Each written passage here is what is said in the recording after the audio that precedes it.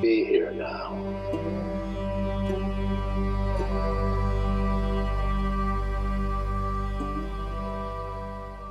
This is the 14th of 36-city tour. And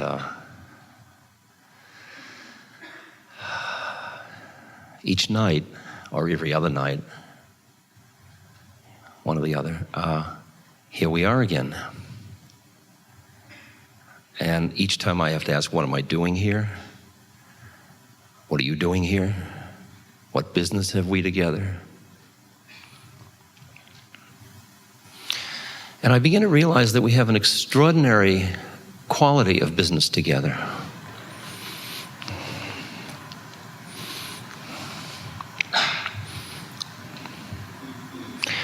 Because you and I both know something, or we wouldn't be here.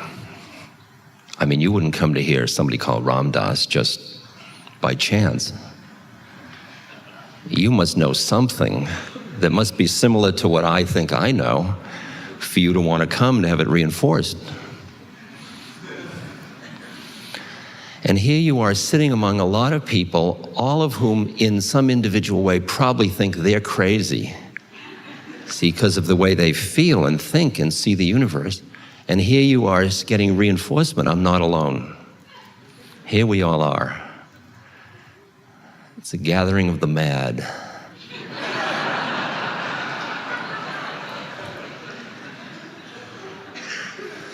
These are the last remnants of a failed experiment.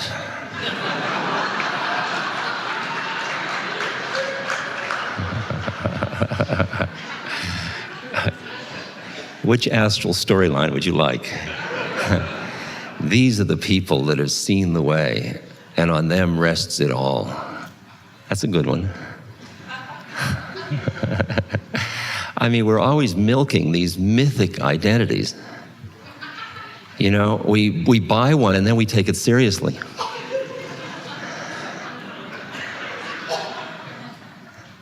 And the horror is when you live out the myth and you win and it feels lousy. I mean, you put all that juice into it. Like there's a study that says that people that make $10,000, this is a study that was done about realizing one's dreams. People that make $15,000 say that if they had $50,000, they could realize their dreams. People that have $50,000 say that if they had $100,000, they could realize their dreams. Now put that with the other statistic. In answer to the question, have you realized your dream? 5% of the people making $15,000 said they had. Of the people making $100,000, 6% said they had. Is it worth it?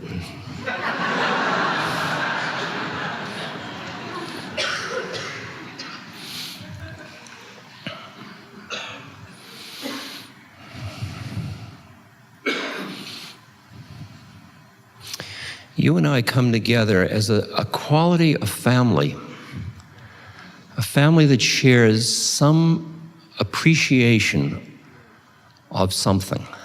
Let's start general.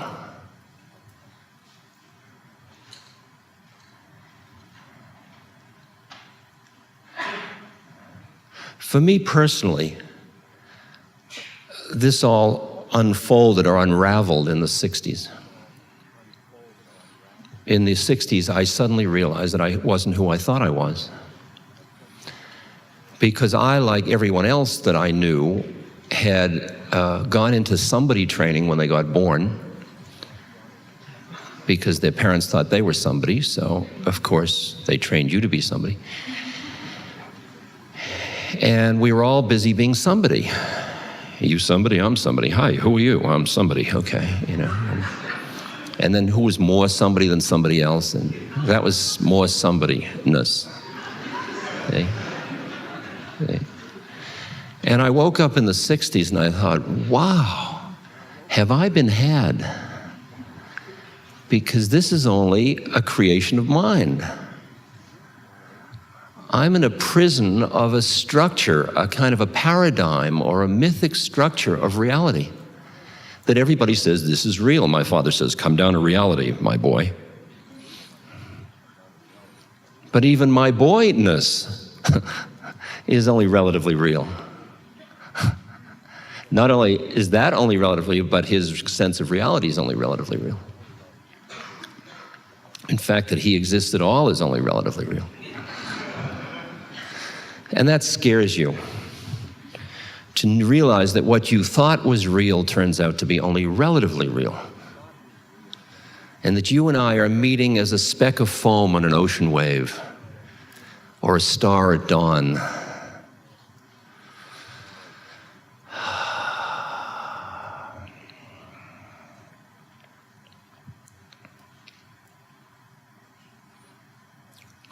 Well, most of us, once we see, we began, what happens first, I think, if you're like me, is you start to get uneasy in your somebodyness. It feels a little claustrophobic.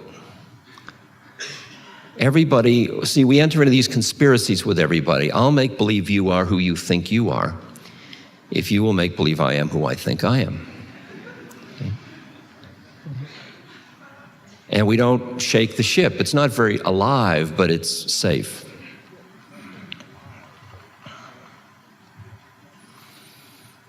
But it feels a little constrained because you are and I am so much more than anything we could think we are. So you begin to feel uneasy. So you realize, Gurdjieff, the Russian philosopher, said an interesting thing. He said, if you would escape from prison, the first thing you must realize is you're in prison. If you think you're free, no escape is possible. It's a far-out image. So something happened to me, and it was induced via psychedelics, and therefore I obviously must honor psychedelics in a time when no is in vogue. So I do it. I say no, no.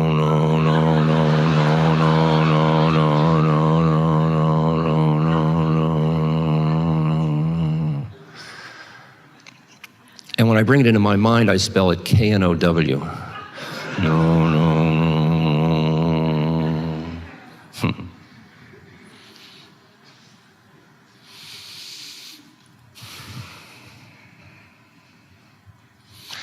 So when you start to realize you aren't who you thought you were because you are able to override the powerful habits of mind that everybody has agreed to as reality.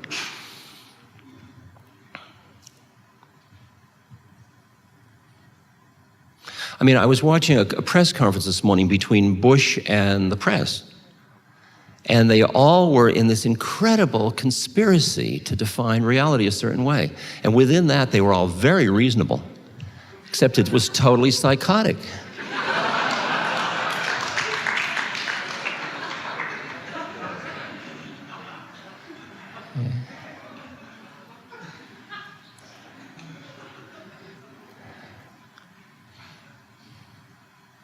Well, when you first feel a little cramped by who you think you are, you go to a therapist because crampedness is usually neurotic. So I feel cramped. And the therapist helps you rearrange the furniture in the prison cell.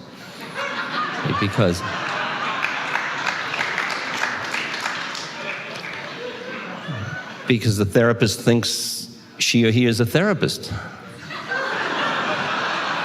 I mean, how can you expect somebody to help somebody else escape? Only nobody can help somebody escape. But the likelihood of a therapist being nobody, well, the really good ones are playing with it.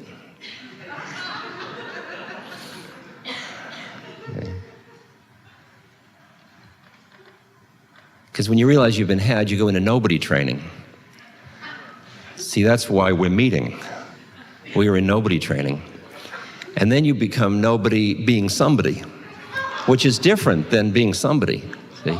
Because the first somebody you really think you are, the next one you don't. As Don Juan said in the Castaneda books, it's called controlled folly. You huff and you puff and you make believe it matters. That's scary, isn't it? Now, wait a minute, it matters. We'll wait. But if it doesn't matter, will I be compassionate? It won't matter. Matters to me.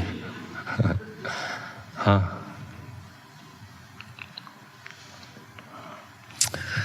So then you go to the therapist, and then you realize finally that you're going to, first of all, what you do is, if you've found a way to get out of the prison cell for like an afternoon in the sun, which you do through all kinds of methods. I mean, people do it through surfing, they do it through sex, they do it through drugs, they do it through eating, they do it through joining groups,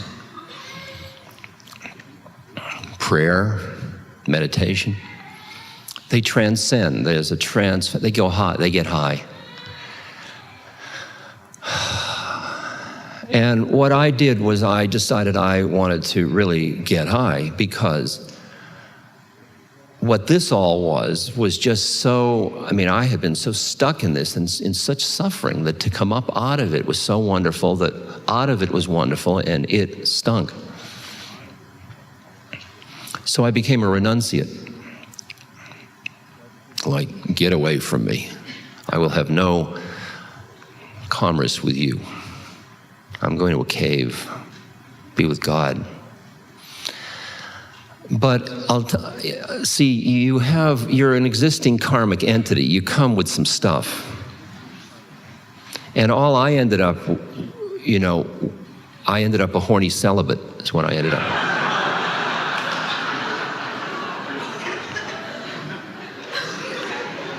It's like, not smoking. I haven't smoked in 2 years, 2 months, 4 hours, and 32 minutes. It's the kind of people that die of not smoking.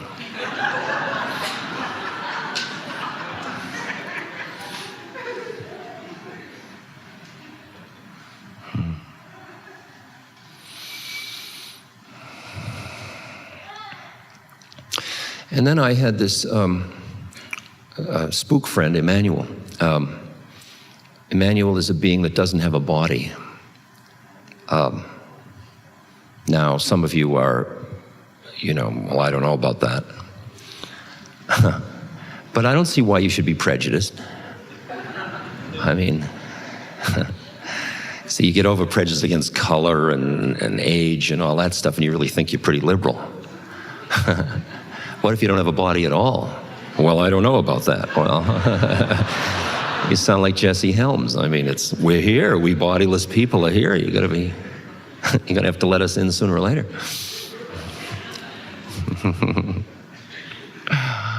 Oh dear. Can God people be political, do you think?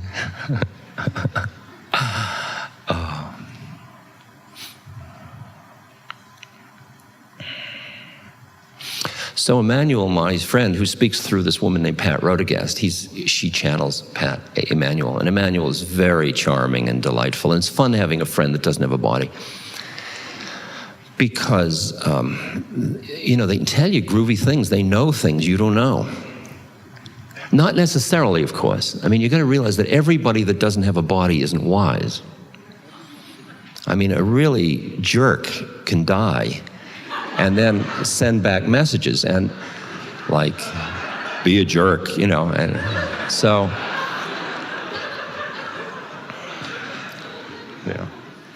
buy Lincoln Savings stock,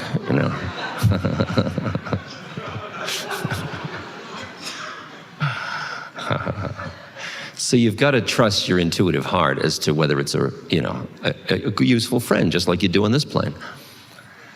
So, but Emmanuel is a delight. I like when I said, Emmanuel, what do I tell people about dying, since I work with dying? He gave me the best one-liner I have ever heard on earth, which is a lot to say. He said, Ram Dass, tell them that death is absolutely safe.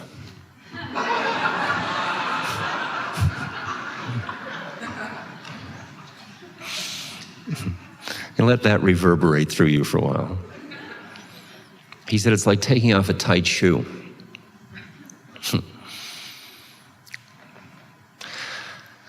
So when I said to Emmanuel, what am I doing here on earth? Who made this mistake? I mean, I'm much too high to be here. This is like,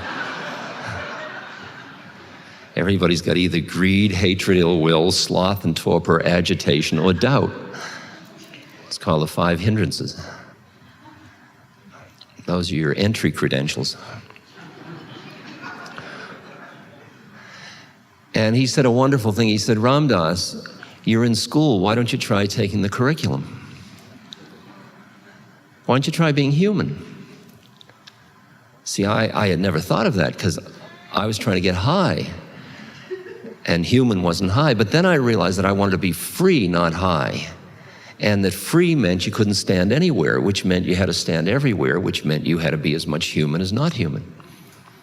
Which is what Christ meant about in the world, but not of the world. So then I did an about face, and I started to absolutely delight in my humanity. Because I realized suddenly that my incarnation wasn't an error. That where you are at this moment is exactly right. There's no errors. But you're saying to yourself, well, except for that, if only I had.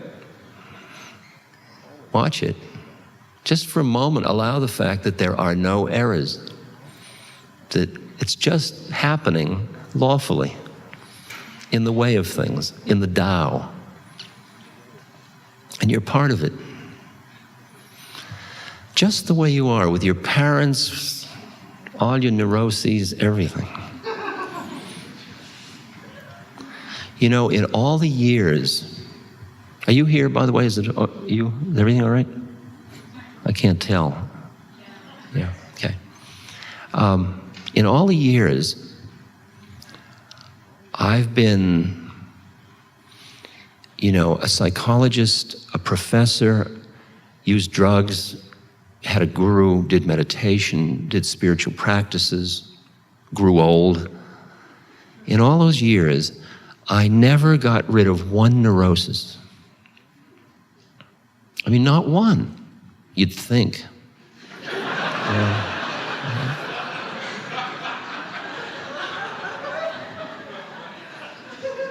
Not one.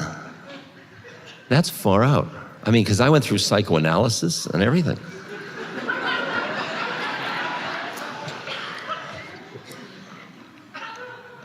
What changed, however, was interesting. Because the neuroses used to be these huge monsters that would come in and they'd take me over. And I'd be smiling and then they'd come, and I'd turn into a this or a that. I'd become a first chakra ripping or a second chakra, I want it, And I watched myself turn into these things. And now, all my neuroses are like these little shmoos. And it's high sexual perversion. Haven't seen you in weeks. Come on in. Have tea.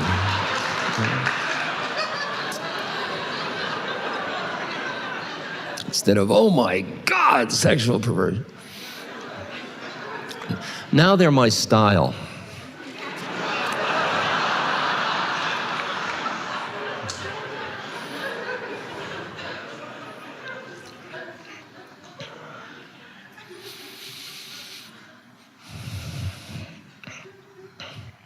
As your faith in relative reality gets stronger and you realize you're not who you thought you were, then you can be more fully that because you're less feeling trapped by it.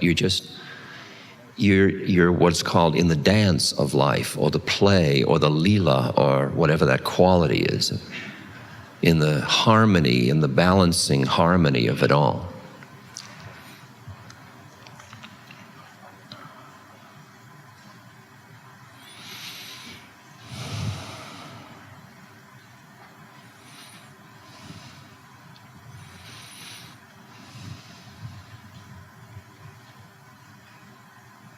Now, there are certain imbalances that you and I are rectifying at this point.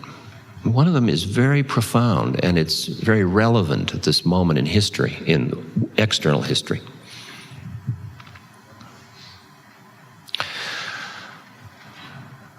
What seems to have happened is that when we became separate and went into separateness training, which is maybe the Garden of Eden or wherever you want to go for that. The instrument for that separateness, it's like you go into a spacesuit, you take incarnation, you go into a spacesuit, and there's a computer control mechanism. We call it the thinking mind. We think it's an isomorph with the brain, but it may or may not be. And the thinking mind thinks about objects. It's within the separateness thinking about everything else. Because you think about things. So there's always, the thinking mind is always one thought away from where the action is. Because it's always thinking about it. I mean, if you sneak up on your mind, you'll see that's what it's doing.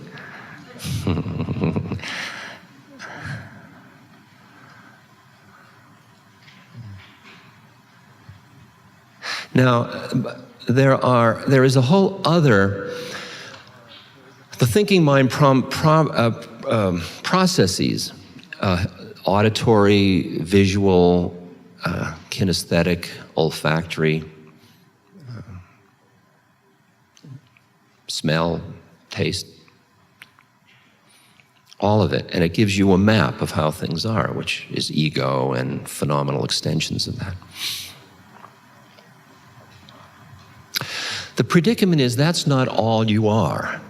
And the rest of what you are isn't within that model. It's not within that conceptual structure.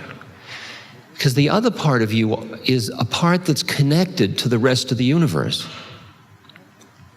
You're part of systems, you're part of energy, you're part of changes, you're part of electrical potential, you're part of families and nation states and communities and ecosystems and sexual identities and species and members of groups of species and part of the cosmology and all of it.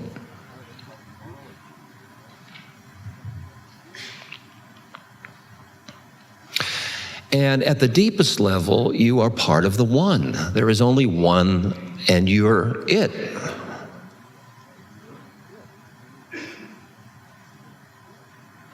So you can see you exist in an awful lot more ways than you think you do when you're in your thinking mind about who you are, no matter how grandiose it is. See, the thought, I am God, is not the same as being God. It's just a thought.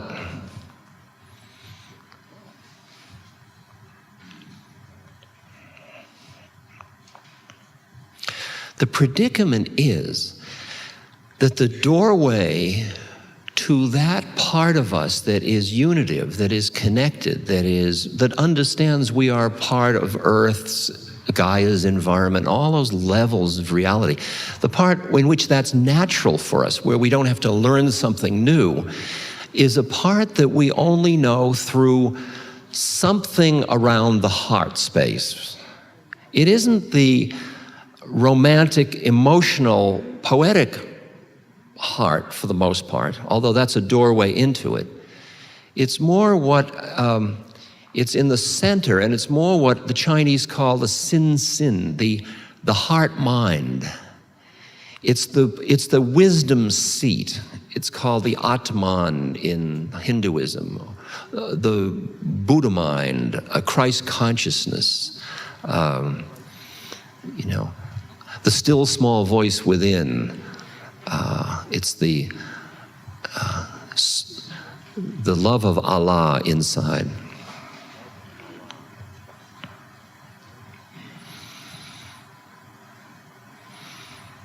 That part of us, which the intuitive heart or mind, we have,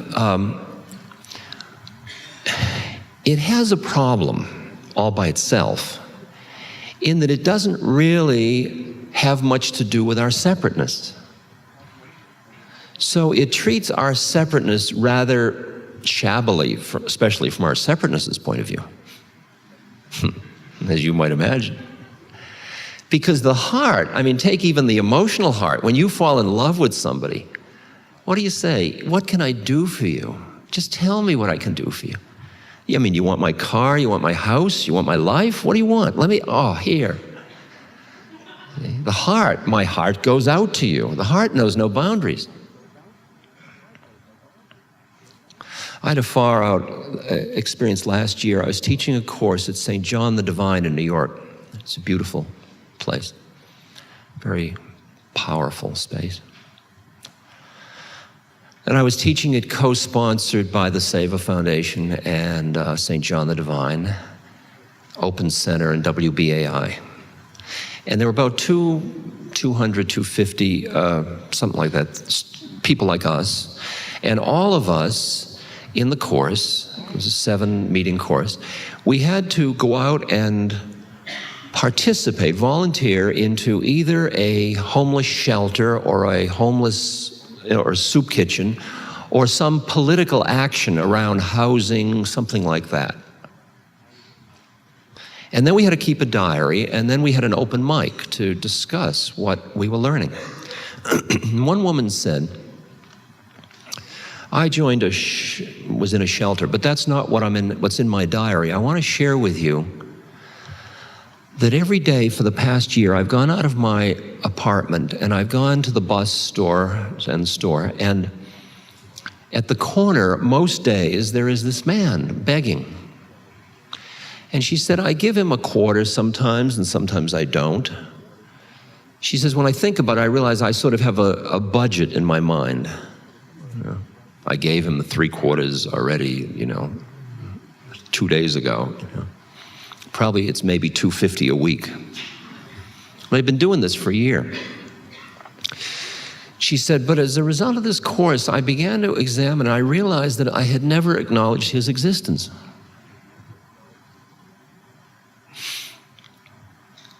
She said, I started to look at why I hadn't, and I realized that I was afraid. She said, so I asked myself, what are you afraid of? And she said, I wasn't afraid he was going to rape me, and I wasn't afraid he was going to steal my pocketbook. After all, we'd known each other for a year. No, she said, I was afraid he'd end up living with me. That if I opened my heart to him, where would be the boundaries? I mean, once you say somebody's family, your family, stay on the corner, I'll give you $250 a week. Okay?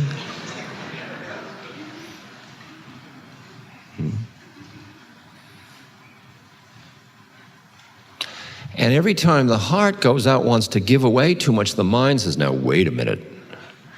The lilies in the field stuff's great, theoretically. But you got health insurance.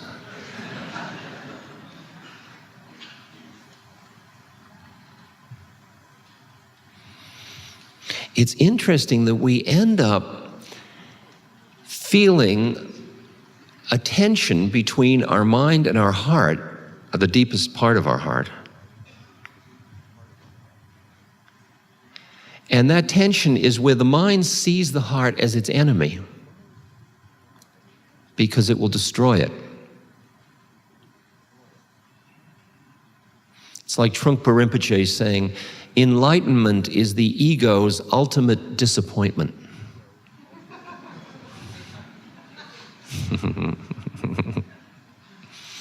So beware. Only somebody heard that. Wavy Gravy, who's a very wise member of the board of the Seva Foundation, he's a clown and he's an extraordinary wise man. He ran, in the last 2 elections, he ran nobody for president. And there were, these great campaign slogans like, nobody can solve our economic problems.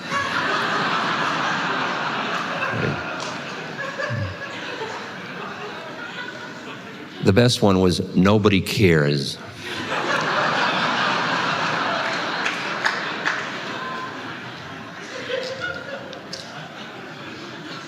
Nobody makes apple pie like mother used to make. It goes on and on and on and on. And he pointed out that nobody got more votes than all the other candidates put together.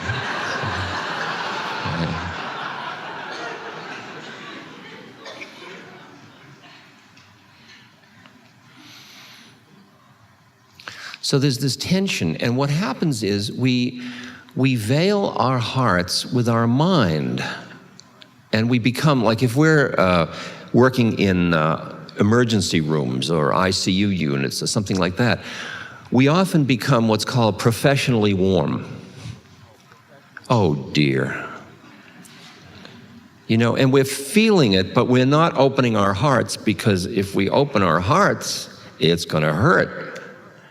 And we got to save something for when we go home, we think.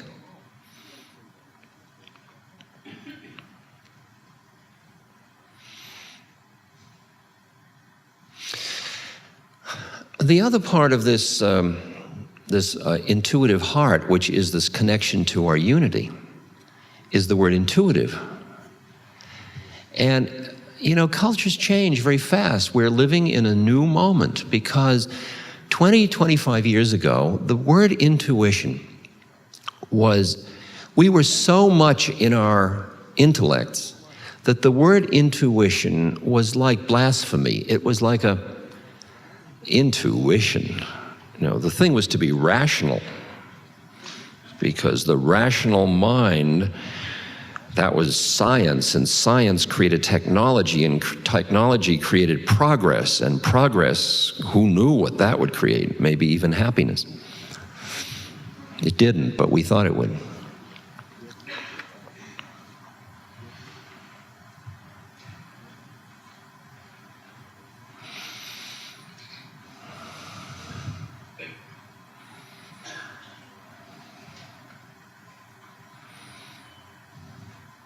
And all of that was being created to ward off the fear of death, because somebody dies. Because who you think you are will die. Turns out who you also are doesn't, because it was never born. But who you think you are dies again and again and again. As Tim Leary said, I die so hard each time.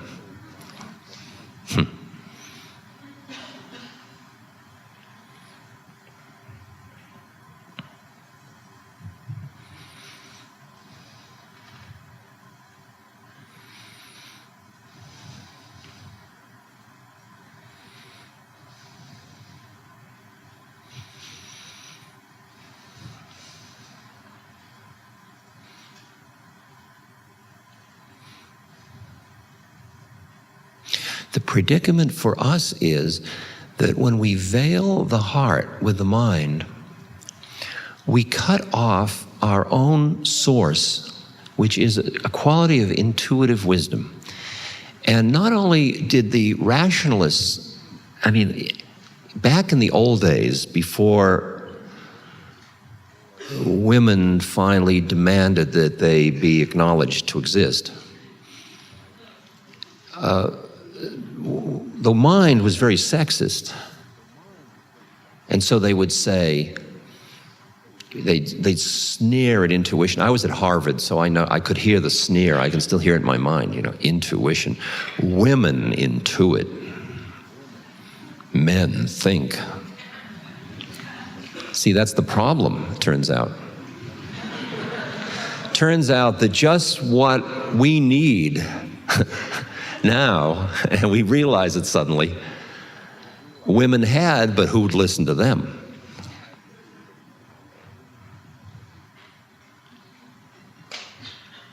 It's exactly like what happened with the Native Americans. I mean, we attempted total genocide. We didn't quite succeed, because they were primitive, you know, simple-minded people, and we just knew much better. But it turns out they knew what we now desperately need to know. And they may or may not say, screw you, you know, or they may be willing to guide us, who knows? Those that we haven't driven into alcoholism by our lack of respect of their traditions, which understood that they were part of systems.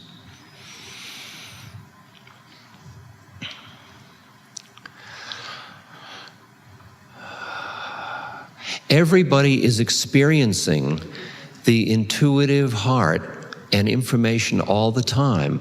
But the power of the mind gets so strong about what reality is that the mind does, the perception does a denial mechanism process where you don't even see this other stuff.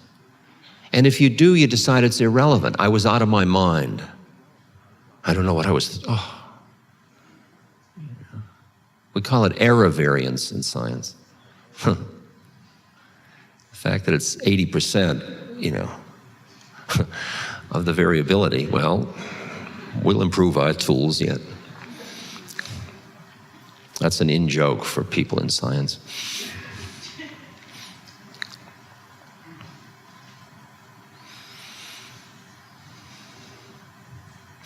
Like, for example, here's a statistic. In the past 20 years, there has been an increase, a continuous increase in polls showing, in the number of widows who report having conversations with their dead husbands. Now, in reflecting about that, I was wondering, 20 years ago, was it the fact that dead husbands didn't talk to their wives?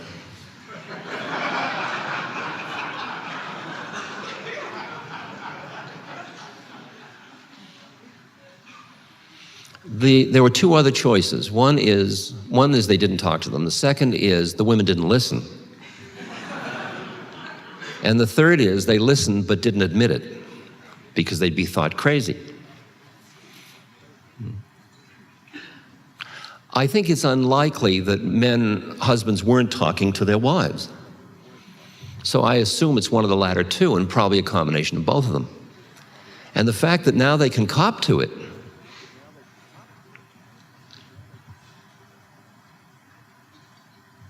I remember once living in a small town in New England, and there was a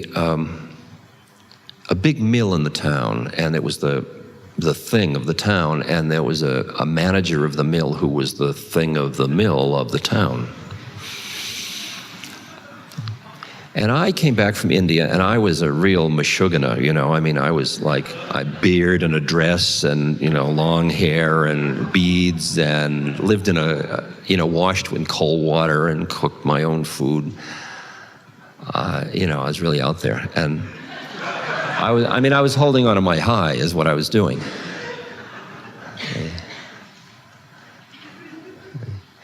And one day, the wife of this man came to see me. It was far out. She came with suede gloves on, little white gloves, and everything perfect. And she drove up in a black, shiny Chrysler. And she came in to see this nut, And she said, there's nobody really I can talk to about what's been happening to me. She said, for the past 10 years, I've had this astral lover. And every time my husband leaves for work, this astral lover arrives. And we're together all day. And then he goes and my husband comes home. And she said, I've never told anybody this. You can see why, can't you?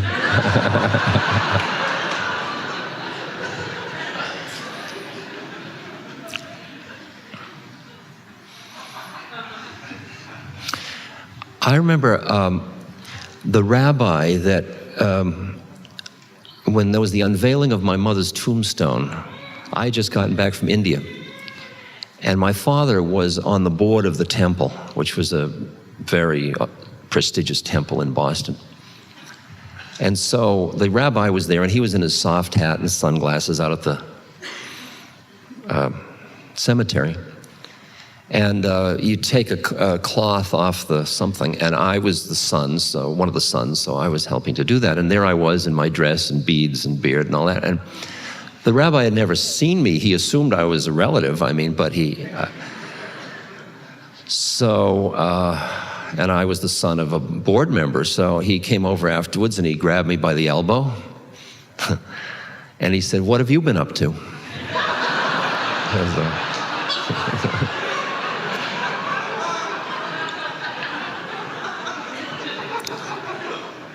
So I said, you want to know? He said, yeah. So we leaned against two tombstones. And I told him about India, and I told him about Maharaji, my guru, and I told him about different things that had happened that were really very out there, sort of what we call miraculous in the mind. And he listened with rapt attention, and he says, you know, he said, when I was studying at the seminary for my exams, I took a little too much no-dose. And at one point, the Bible I was studying fell away, and there I was on the plains, and I was there in the middle of it all with Moses, and his eyes lit up, and he became radiant, you know. I said, what grace.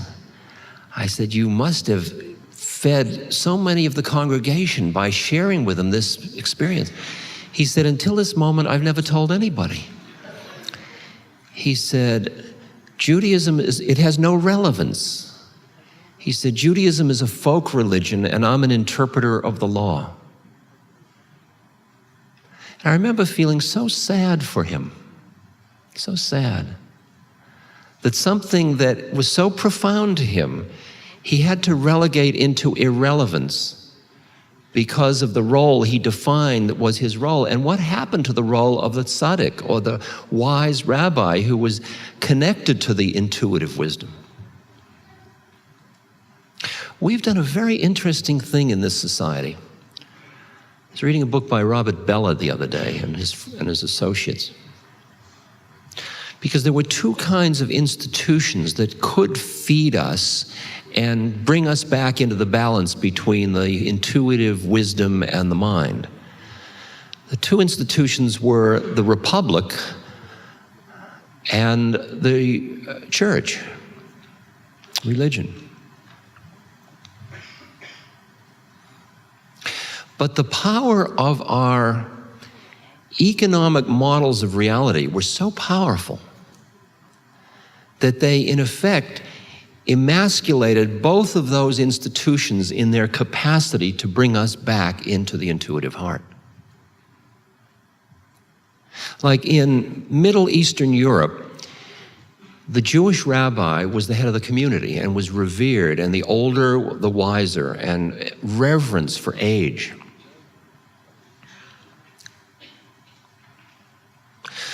In the temples now, the board of trustees hires the rabbi, and they bargain with him about his salary, and he is their employee.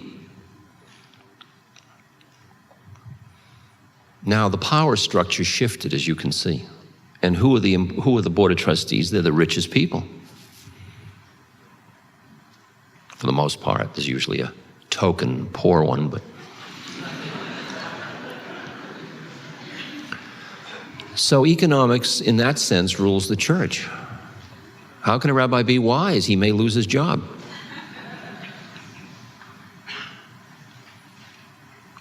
It's interesting in the Republic that in the signing of the Declaration of Independence and the creating of the Constitution, roughly 50 of the 55 people involved in those different documents, roughly that same ratio, 50 of 55 were Freemasons.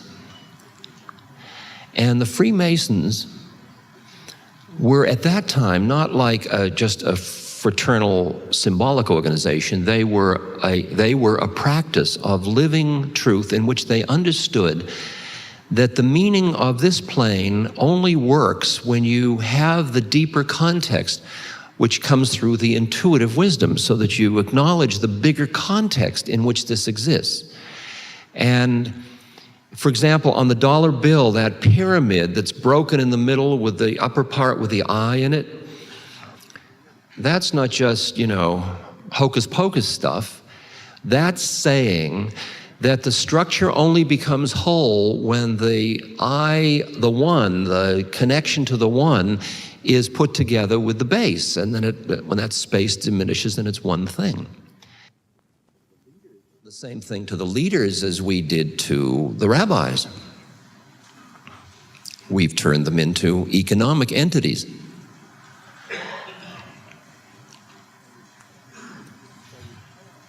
And so we've cut ourselves off. The two institutions that could have reminded us of that place that you and I are connected to all things, which is exactly what we are at this point about to need very much as our myths change. These institutions, see, the predicament is there are the maps of the Declaration of Independence and the Constitution, but in order to read the map, you have to acknowledge this other part of reality. So that you got maps, but nobody can read them. The people that read them to give political speeches, and they can't understand them. The Supreme Court hardly seems like a group of people that meditate.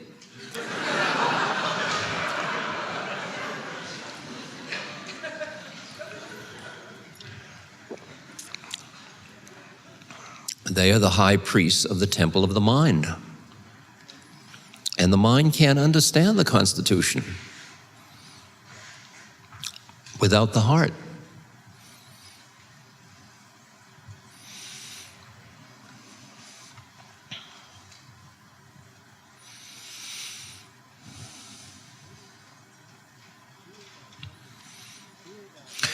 The fear that woman in New York felt was that if she went into her heart, she would lose her boundaries. The boundaries are those that are created by the mind.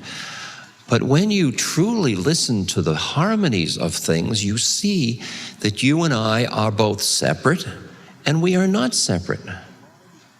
And that the mind is a beautiful instrument for discriminative wisdom that helps us, discriminative knowledge that helps us maintain our separateness and express its uniqueness. At the same moment, our heart is our connection. It's our feeding way into the universe. We're then connected with all things. We then have the energy of all things. It's all part of the same thing. And we are like trees or rivers or, trees don't burn out like I'm tired of being a tree. Jesus, what a drag. Holy God, this must end sometime, Yeah.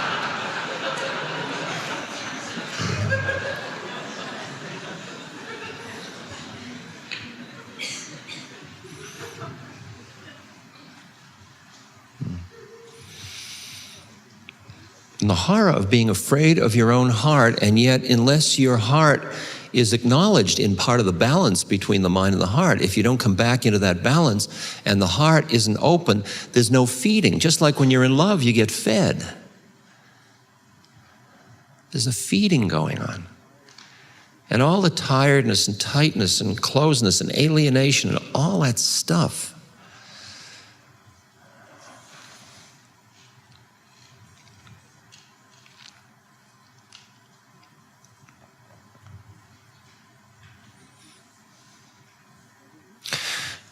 now, the interesting time we are in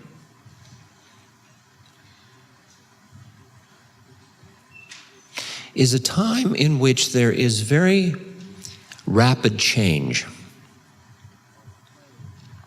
on the plane where people who think they are real live. That reality. There's a lot of change going down. I mean, there's change politically. Really far out changes. And they may be extraordinary changes because what's happened in Tiananmen Square and then in Eastern Europe and in Africa and hopefully in China and Central America maybe soon, Tibet,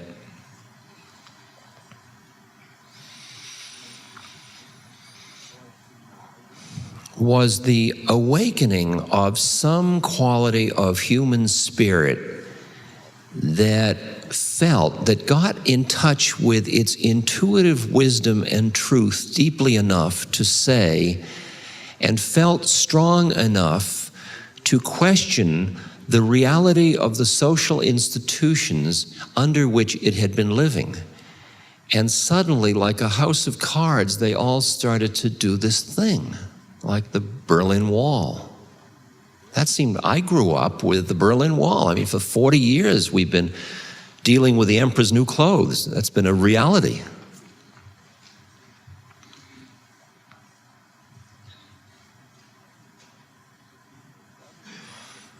And suddenly, in all the people-to-people bridge links, it turns out that over there are other people just like us. You here, I'm here. Say, this is a real mess, isn't it? Yeah, right. Boy, our leaders have really taken us for a ride, haven't they? But they're us, so that's the problem.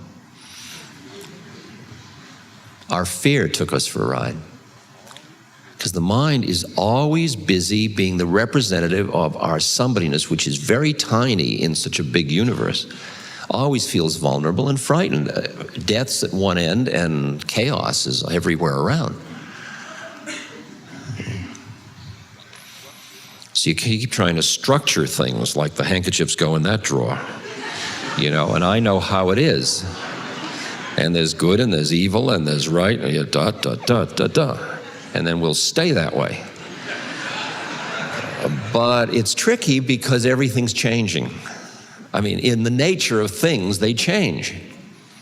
So when you invest in not change, it must be difficult. I mean, that is a bad investment. You know, things will never change around here. Those are usually in grade B movies. Somebody says that, just as the bulldozer drives down the street.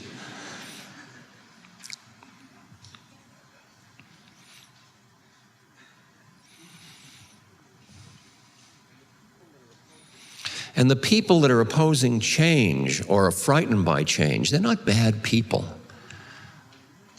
They, in their minds, are doing, their fear of chaos is immense. I mean, it's interesting, like Madame Ceausescu, just as they were about to shoot her, said something like, "My children, why are you doing this to me?" I mean, in this paternalistic, maternalistic patron, you know.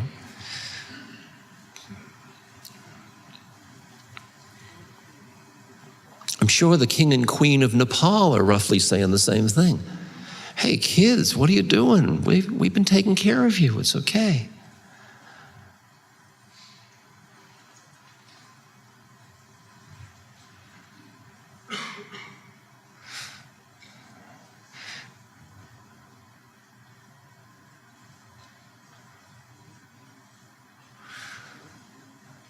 So politically, I mean, there are whole new kinds of role models appearing.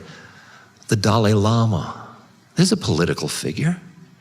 People say to him, "Aren't you angry about the Chinese?" He says, "No, that wouldn't be functional." I mean, that's an interesting politician. I mean, we have President Havel of Czechoslovakia, and he says to our Congress, unless we find a new way of human consciousness, nothing much is going to happen. That's pretty far out for a politician to say to our Congress, and they all wanted his autograph. And there's Nelson Mandela.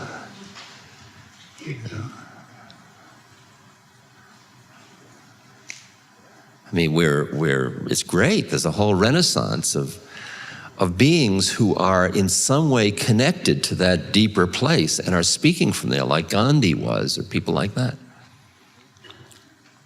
I think Lincoln was, in part.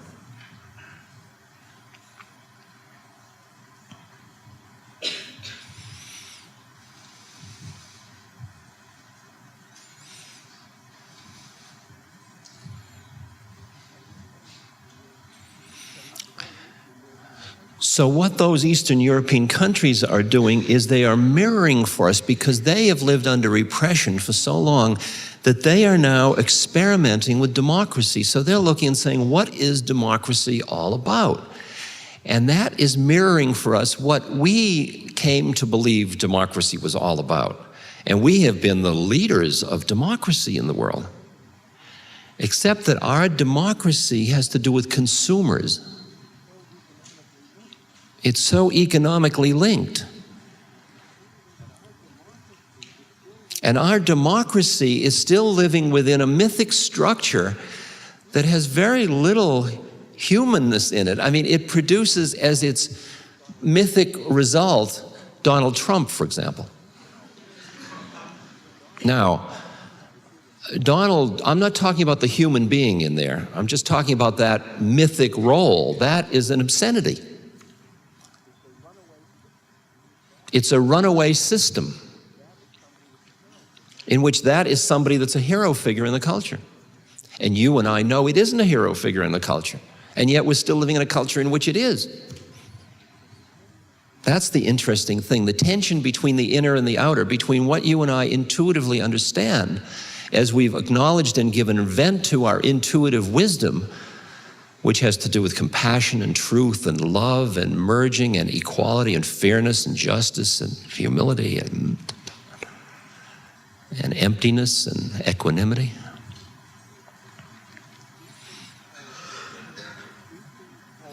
I mean, the increasing polarity in economics, leave politics from economics, between the haves and the have-nots, it's getting staggering. How few people have and how many people have not. And they're not indefinitely going to wait around for the altruistic trickle-down effect. So there is hot breathing at the door, and the north-south debt structures and all of that. I remember being in Guatemala for the Seva Foundation. We work in the highlands with these Mayan Indians who are extraordinarily beautiful human beings. And they are people who, the women have watched their husbands and sons be murdered by the army, which is in the employ of the rich people who control the government, that of course our government backs, which is like about 4% of the population that has about 85% of the land. So the women have watched these people come in and murder their men folk for attempting to get their lives together. They're waiting for the rich people to come in and murder them. And I flew from there to Hollywood, where I had some business. And I found myself in Brentwood, which is a very posh community near Beverly Hills. And I drove down a street, and there on this street were all these huge houses, multi-million-dollar houses, each with big walls, with big iron gates that electrically open and close with monitors and so on. And in front of each one was a little red sign put there by the security agency. And it said on it, "Armed Response." I thought, isn't that far out? I just came from a country where the poor people are frightened, sitting, waiting for the rich people to murder them.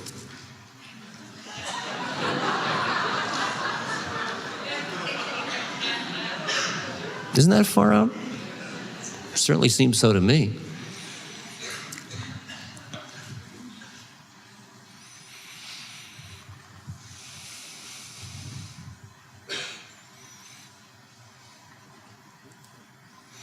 See, the predicament you and I face as individuals is we thought, I want to be happy. And happiness has to do with a certain style of life. And I've got the style of life, and now I want to be happy. But there are a lot of people who don't have that and who aren't happy by those criteria. So the only way I can be happy, really, is to sort of not think about them.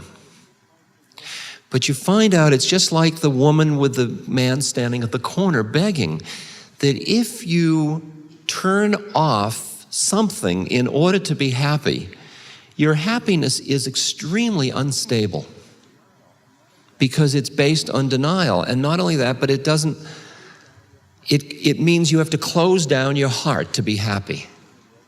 It's like there is so much suffering in the world. Most people say, if I open to the suffering, I would just be in constant, my heart would be breaking all the time. And the answer is, yes, it would. but you would have connected to the deeper part of your heart, that heart wisdom, that sin, that intuitive place that is the quality of love, not loving, it's the presence, it's quality of presence, and there would be a part of you that would be absolutely present and in the state of love, even as your emotional human heart was breaking again and again and again. And when they say that in India, for the saints, all people are their children, I mean, just imagine that at this, every day, 30 to 40,000 mothers in this earth watch their babies die of malnutrition. Are they them or are they us? Are they us or are they me? Where does your mind define the line in order for you not to be overwhelmed by the amount of suffering and to protect yourself and hold on to your stash? It's like, it's interesting because I used to misinterpret a Sufi statement, which is very far out. I used to mistranslate it as, trust in Allah, but tie your camel. See? And then I realized I was translating it wrong. The true statement is, trust in Allah and tie your camel. Very different. And it's in the harmony of the way of things. You stand nowhere and you're impeccable everywhere. You're living on each plane in its appropriate way.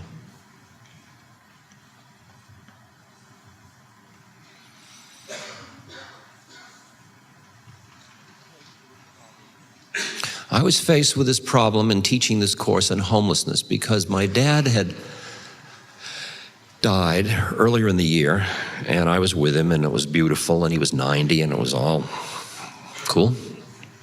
And I dissolved the house, and then I didn't have to be in Boston, where I'd been basing myself to take care of my father for many years. So the group in the Seva Foundation decided we'd all live more closely together, and so there was a vote taken, and I ended up in California, in Marin, near San Francisco. And I ended up in a beautiful carriage house on a friend's piece of land, one of the other board members.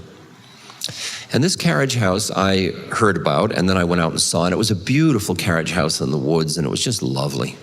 The only thing it was missing was a fireplace to make it an essence carriage house. And it was missing a hot tub because, now, see, in Chicago, that doesn't have the same poignancy as in Marin. Marin hot tubs are like toilets because they have water droughts and you can't use so much water, but this uses the same water, so at any rate, I needed those two things.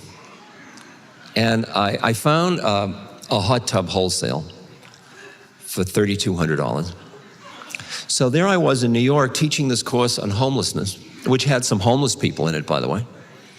And in the meantime, in preparation for when the course was over and I was moving to California, I was having this hot tub installed in Marin. The question was whether I would tell the people in the course.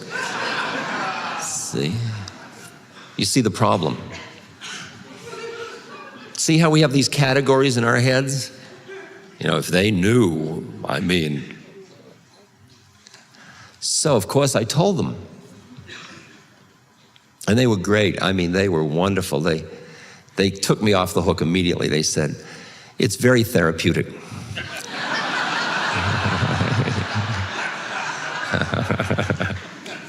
I let them have that.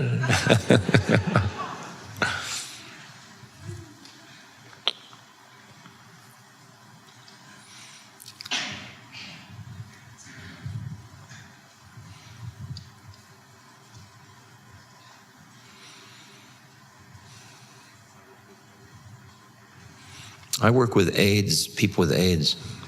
I work with them as they're approaching those that have become very symptomatic and they're approaching leaving their bodies. That's the time I work with them. In fact, I was just at a hospice in Boston that I spent years preparing, helping to get ready, and it's now functioning beautifully, and there are 18 people with AIDS. It's only for AIDS patients, and there are 18 there now, men and women, old and young, needle users and gays and everything. And their average length of stay there is, they're about 30 days, 35 days before they die. So it's incredible space. And when I sit down with such a being, I see my edge. I see the edge in this dialogue I'm talking about between the mind and the heart and so on.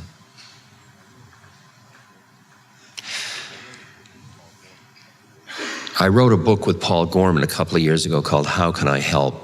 It's very good. I mean, it deals with suffering and burnout and all that stuff. But it kind of got to the edge of this thing, and now I'm just really playing with it in my own life more deeply.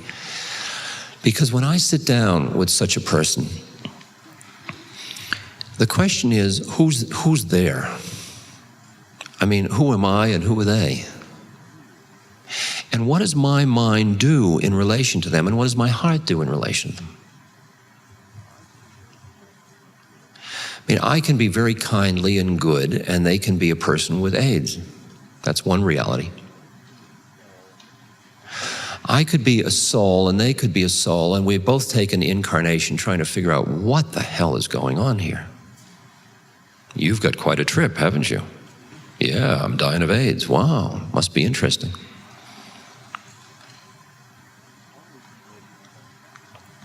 Or we can go beyond our separateness, and there's just presence. In which case, the whole drama dissolve back into the akash, into the emptiness. And here we are.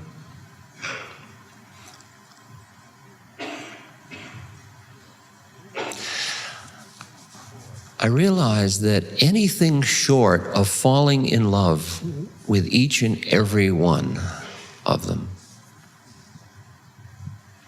was cheating both of us, falling into love with them. Not in the romantic sense, but not in the romantic sense.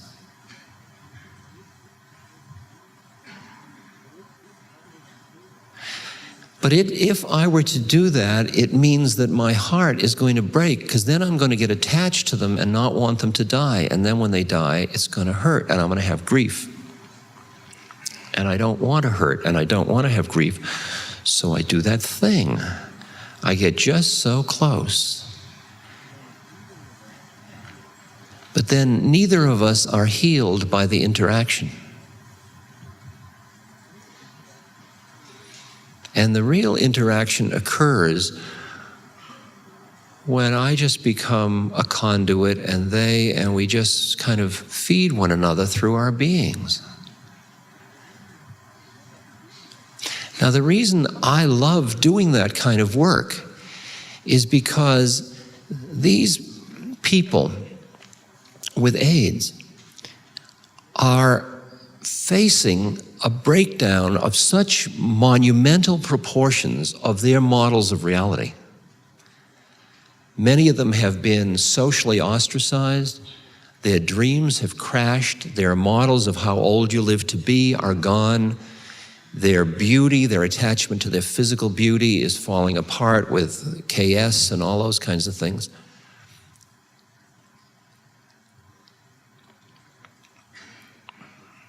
And they're dying. And they can't any longer stand up or move. And their illness is opportunistic. So just as they get comfortable with one set of symptoms, a new one hits them from somewhere else. And at first they take will, and I'm getting better, and I'm taking these vitamins, and this is going to help, and this and that. And then after a while, their will starts to weaken when they keep getting hit all the time. These are those specific ones that are following this course. I mean, there are other people with HIV positive that are not having these kinds of symptoms at all. That's another thing they're facing. It's interesting that those conditions, which from your somebodyness are the ultimate in horror,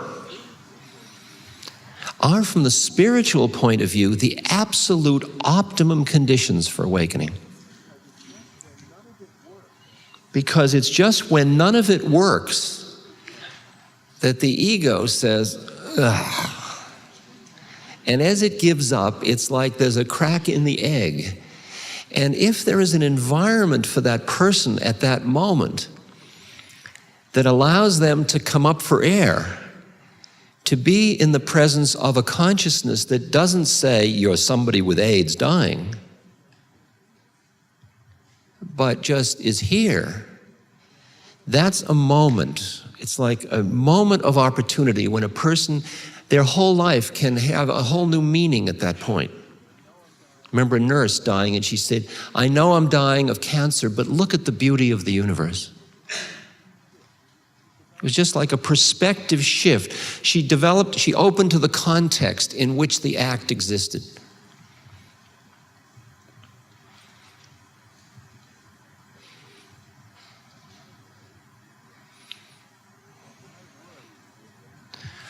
So my work with that person, first of all, when I am with somebody that is dying, truth really reigns, because anything else seems so patently hollow. I mean, the person's usually surrounded with people that are hysterically frightened of death, and so they're lying through their teeth. You're looking better. New treatment's really going to work.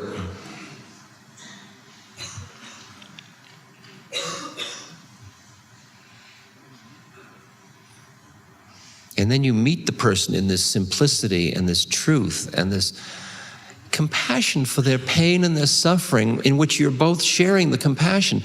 Just like I feel about my own life, how poignant I am. Beautifully poignant.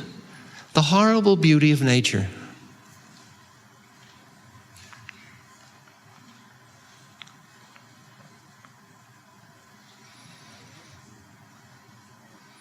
My edge is that I have to fall into love and realize my heart is going to break and I am going to grieve, and do it again and again and again, and rest in the part of me that sees that the universe is as it is, and there are no errors in it. My guru used to say to me, Ramdas, don't you see it's all perfect?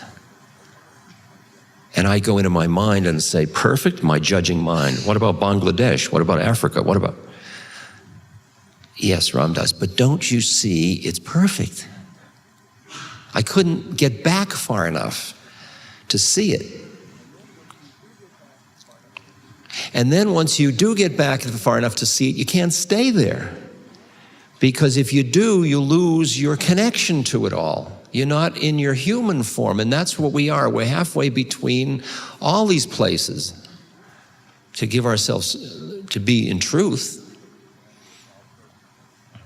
So you're standing where it's all perfect and somebody falls down and you say, karma. Okay. But if you're just in your human heart and they fall, oh my God, you fell, oh, and then it's, and your heart's breaking, and finally you can't stand it anymore. You burn out and you get cold or cynical, or you phony or something. You go into your mind, you do something to protect your heart because you can't stand it anymore. And you get cold and whatever happens under those things, and alienated and all that stuff.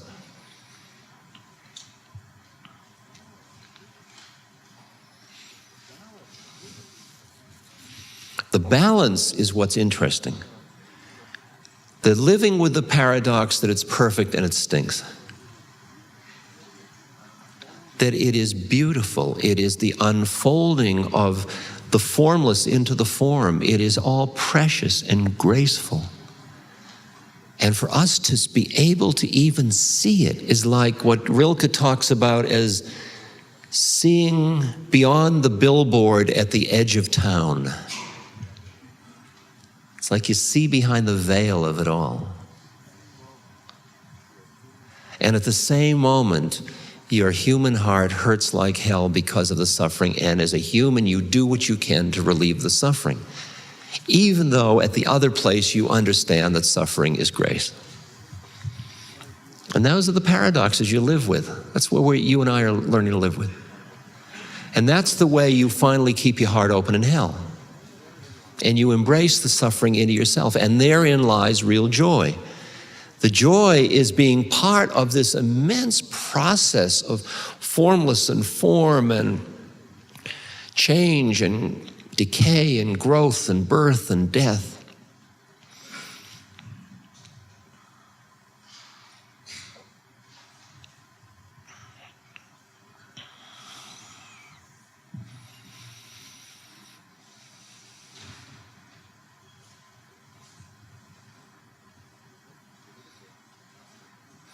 If you think the political and economic things are creating changing conditions in life, try ecology.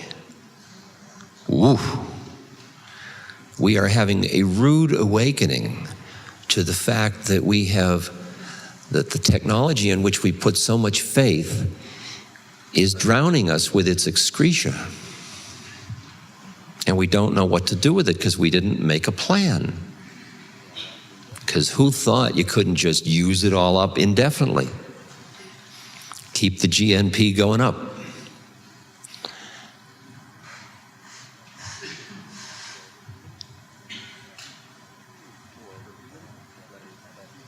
I mean, poor little minds, you've got to expect a problem. I mean, the political structure is like 2 to 6 years long. You know, take nuclear waste, that's a good one. I mean, nuclear waste has a toxic life of 250,000 years. We don't know what to do with it.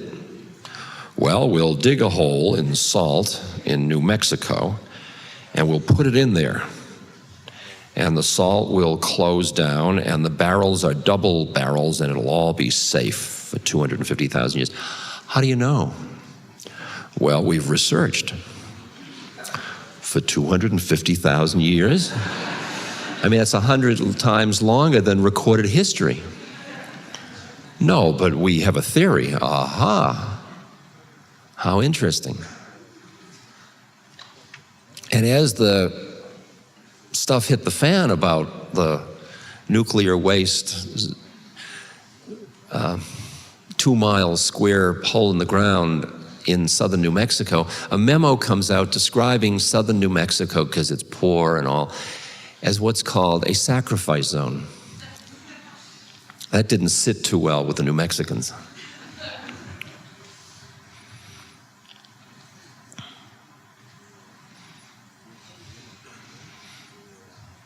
We're facing a situation where we are polluting at such a rate and using up our resources at such a rate that we have taken billions of years of something and in a couple of 100 years just completely done it in, almost. And it's going to mean, if it's to change, a basic change in our lifestyle and our myths.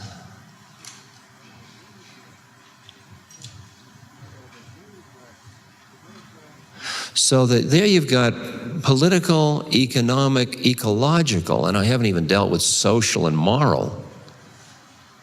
You've got changes everywhere. And how do people respond to change? People who are busy being somebody and identifying with what they've got are going to get frightened. And when they get frightened, they get very difficult. They get judgmental, they get repressive, they even get violent. And when they push against the change, and the change is so powerful that it inevitably has to happen, it forces the revolutionary process, that one thing has to overthrow the other for it to happen. But change doesn't have to happen through revolution, it can happen through evolution as well. It can happen because enough people, or some people, or whatever it is, whether it's the 100th monkey or whatever you want to call it, enough people dwell in another kind of reality so that one reality just kind of flows into the next one, and suddenly we are living in a new reality. I mean, it has happened dramatically in the last 30 years. Like 30 years ago, I would tell a story about something that had happened to me under 1,000 micrograms of acid. You know, and I tell it to the club of people who'd either tripped or had been to India or, you know, read holy books or Alan Watts or something. And we'd be a club, and everybody would understand, yeah, right, wow, far out. Now, I can speak to any lecture hall of people, I'd say 70% of them never took grass, never went to India, never read holy books like that. And I can tell the same story and they all go like this. Now, how do they know? It's interesting to watch a shift in consciousness creep into a culture.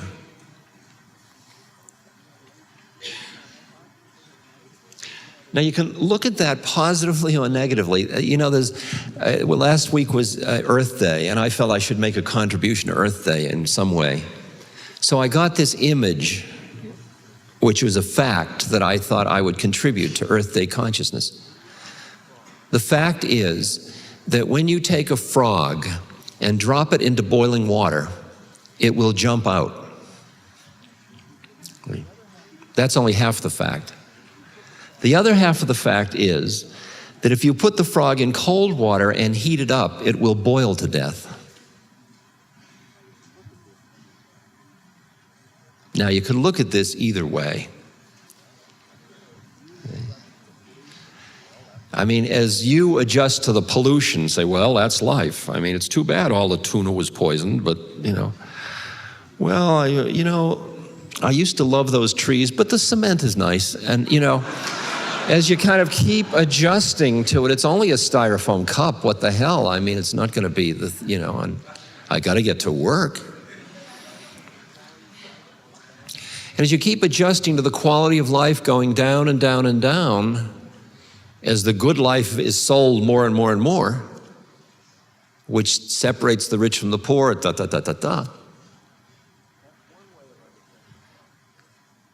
That's one way of understanding the frog story. The other way is that the evolutionary changes are happening and nobody's even noticing. And that the thing is so gentle, and there are Dalai Lamas, and there are Havels, and there are Nelson Mandelas, and there are people like Mother Teresa, and there are wisdom beings that emerge in which the whole process goes softly, it goes gently, it goes lovingly. It is not ruled by fear, it's ruled by love. It's ruled by compassion. It's ruled by caring. It's ruled by the compassion that arises out of an identification with all of it. It comes out of the wisdom that you and I have been working to cultivate and acknowledging in ourselves all these years. It puts you and I in an interesting role in the dance. Because of all the people who are afraid of change, perhaps we are a little less afraid of change than other people. And as Gandhi said, when somebody said, give us a message, he said, my life is my message.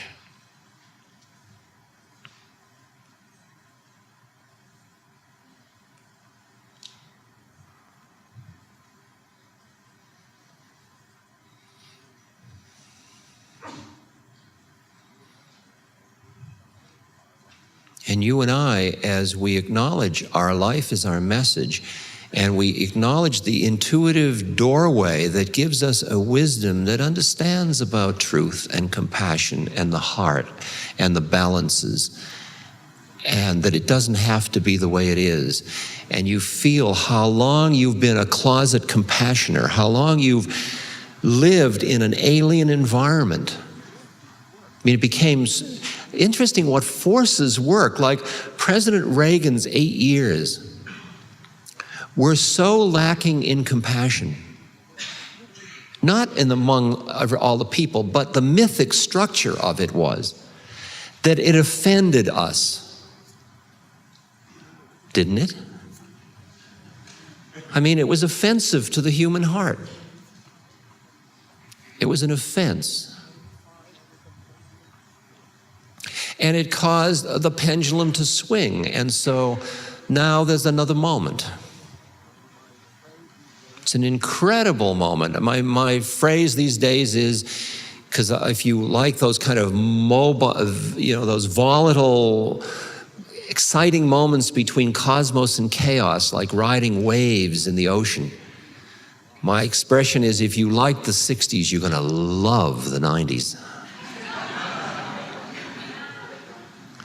Because it's here we go.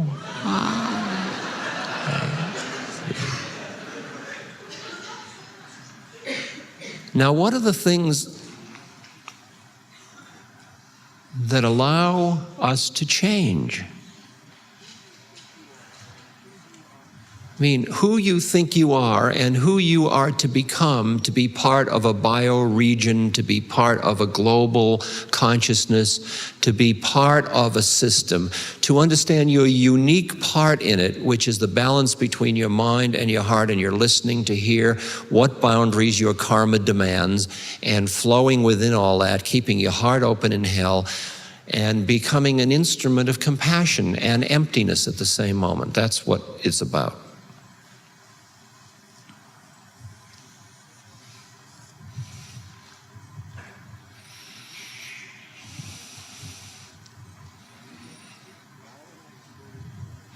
And in this kind of volatile period of change, that dissonance between the inner and the outer, there is a new moment when we hear resonance from outside, like Eastern Europe, like Tiananmen Square, like South Africa, like where the dignity, the concepts of democracy or of human potential realization, whatever that quality is, about honoring species, honoring systems, being part of systems, all of that has another opportunity to play. It can come out a little bit. And we start to make the inside like the outside. Now, one of the ways those changes go from who you thought you were to who you're to become are through rites of passage or rituals. In many tribes, when you want somebody to change that way, you pull them out of the context, keep them out for a period of time, do a retraining, like they take a young male in the tribe who would have been with his mother for the first 7 years, and then the men would come and take the kid and pull him from his mother and go off to the woods for a year, and then he'd come back and he would be an adult male of the tribe.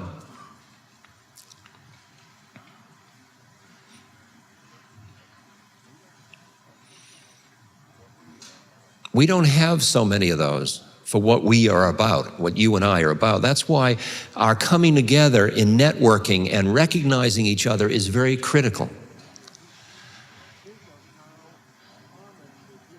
I mean, think of how common the dis-ease was for how many years in Poland, Hungary, Czechoslovakia, Romania, etc. before this didn't come out of nothing.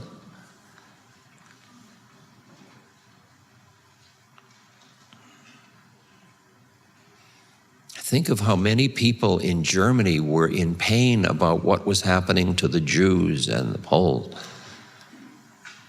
and yet you couldn't acknowledge it.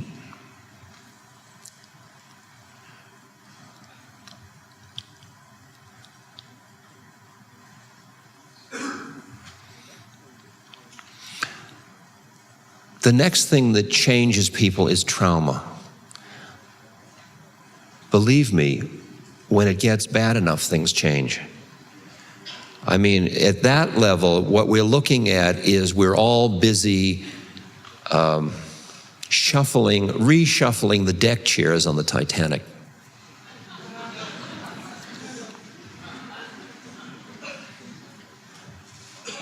Suzuki Roshi said in relation to that, he said, life is like setting sail aboard a boat that is about to go out into the ocean and sink. That's irrelevant to this discussion. It was just a nice line.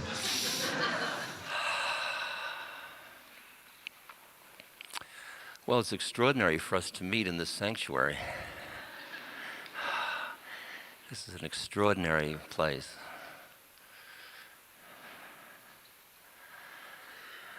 And I appreciate the church's willingness to have us be here.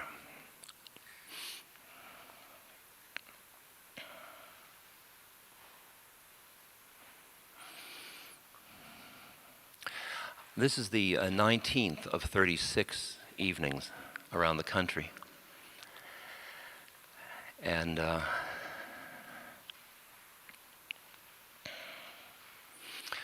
for me, what they have become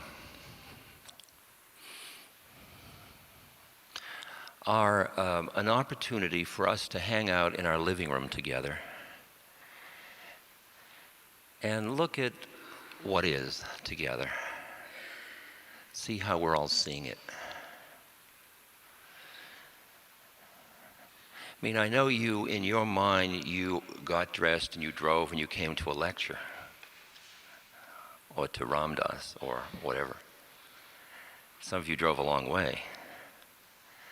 But now imagine you didn't drive at all and you're just sitting in your living room, comfortable, and I drop by. And I'm a really good storyteller. And you say, come on in, let's have tea. And we have a cup of tea and the lights are soft and the evening is coming and we just reflect together. Because this model of lecture and audience is in our minds, that what we're defining this as. What I experience myself is a mouthpiece for us. I say it well. That's my business. I'm a rent-a-mouth. I mean, I don't assume I know anything you don't know, and yet you paid to hear me. So it's clear that it's not me you're paying to hear, it's us. It's a resonance in ourselves so that we sort of all trust the feelings we have together.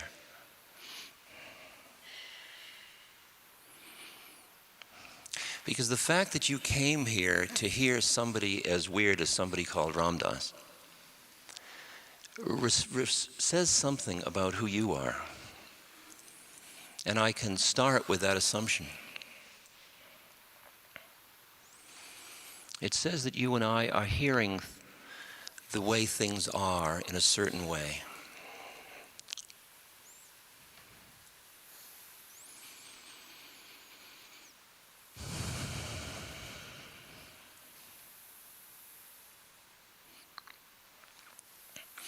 Recently, I was teaching a course last year at St. John the Divine Cathedral in New York City. It was co-sponsored by St. John and Seva, the Open Center, and WBAI in New York.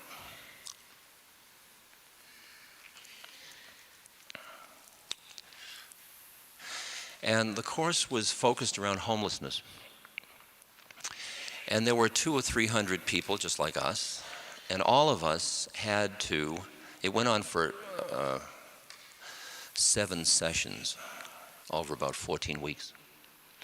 All of us had to agree when we took the course, including me, to participate in some kind of service activity around homelessness, either shelter or a soup kitchen,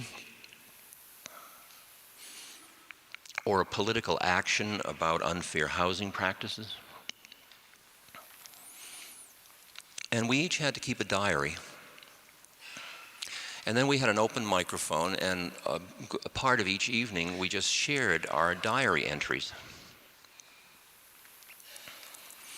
so that we could hear how we are.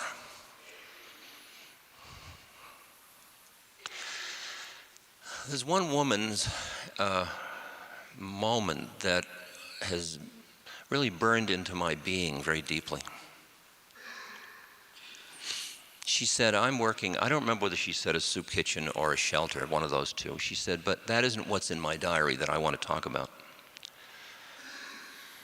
She said, every day for the past year, I've left my apartment and I go to the bus stop or to the store in the same direction. And at the corner of my street, most days during the past year, there has been this same man begging. And she said, sometimes I give him a quarter, and sometimes I don't. And then she said, I'm a little embarrassed to admit it, but I sort of have a budget for him, like $250 a week. And so I give him a little, and then I don't, and then it all evens out. She said, but as a result of this course, I realized that I had never acknowledged his existence.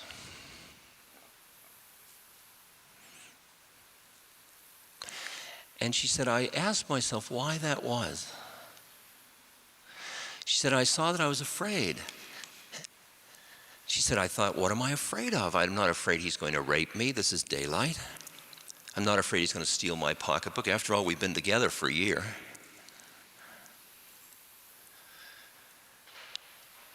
She said, no, I was afraid that if I acknowledged him, he'd end up living in my house with me.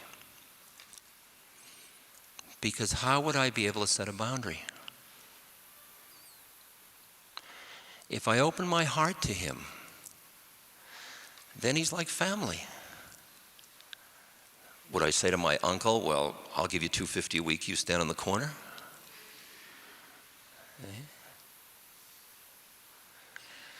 She was afraid, interesting, she was afraid of her own heart. Isn't that a bizarre situation?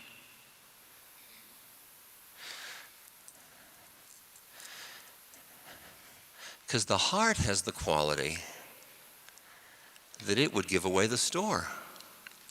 When you're in love with somebody, what can I do for you? You want the car? You want the house? You want me? What do you want? Want my bank account? Take it, take it. I love you. The mind, on the other hand, is saying, now wait a minute. You have health insurance to pay.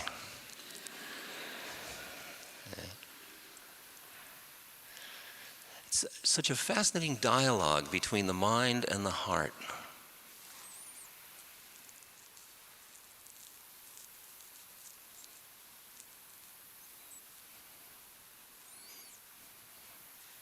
Because the mind is the instrument that protects you as a separate entity.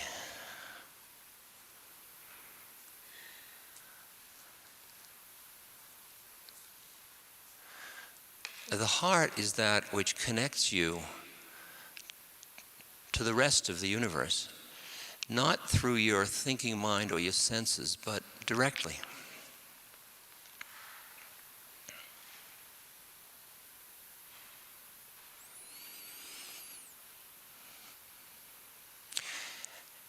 And what has happened to us, interestingly enough, is we have gotten out of balance. The mind has taken over.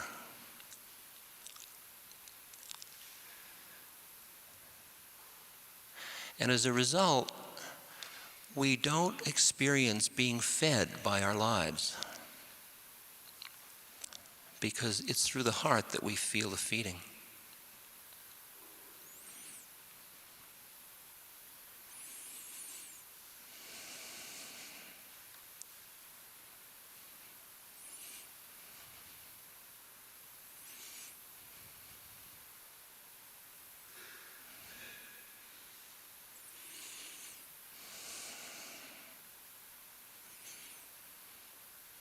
For that woman to close her heart to that man on the corner, she doesn't escape free in doing that.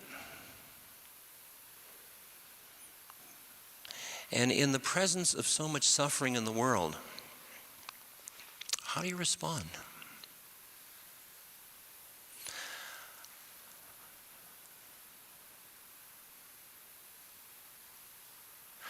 How do you close your mind in order to have fun?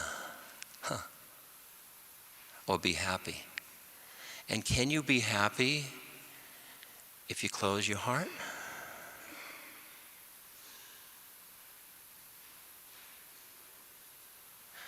I mean, just today, 30 to 40,000 women watched their babies die of starvation. Can you experience the pain of that? Of even one of them, let alone 35,000 of them?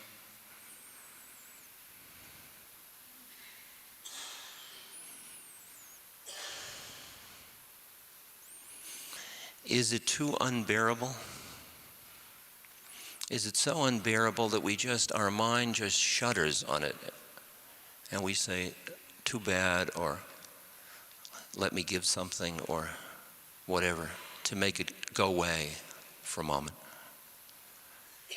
And yet tomorrow, 35,000 more women will watch their babies die needlessly of starvation. Needlessly in the sense that there's obviously enough resources in the world to feed those babies.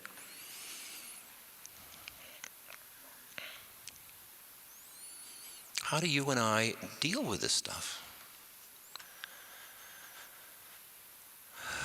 How do we set boundaries? How do we live our lives so that we're not afraid of opening our hearts?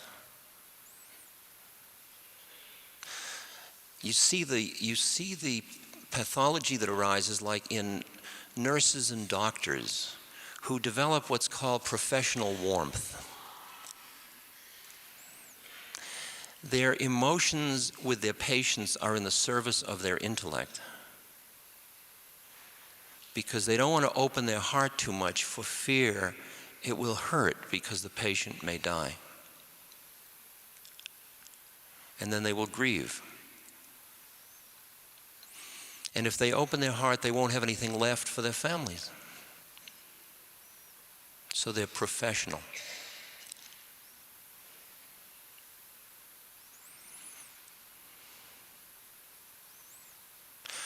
But when you look at the relationship between two human beings and you say, what heals? What heals is that we are together in love, that our hearts are open with one another.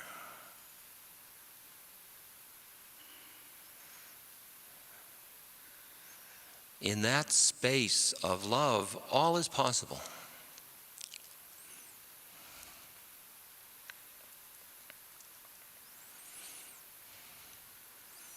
I work with people who are dying of cancer or of AIDS.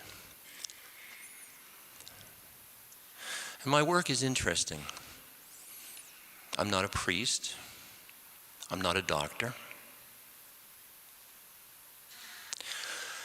I have no right to tell another person how to die their death. I have no moral right to do that. They have to do what they have to do. What I am is an environment for them. My mind and heart are an environment. I just have to be here with you. And then you go through what you need to go through, and I'm just here with you. And you will feel my presence here with you. But the interesting thing is that if you want to come up for air, I'll be here too. Like you take somebody that is in the final stages of severe AIDS symptomatology. There's a person who was a child like us, who grew up with dreams and hopes, who's young, who's now facing death, who feels stigmatized by a large segment of the society just for existing the way they are, who's got an opportunistic illness that keeps striking in different ways, so that the minute you feel better one way, you get hit another way.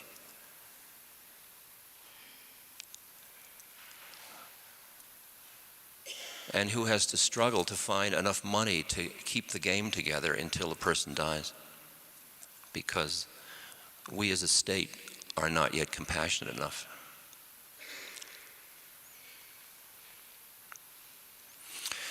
Now when I'm with that person, and they're right here, in bed and I'm holding their hand or rubbing their feet or massaging their shoulders or just sitting quietly with them.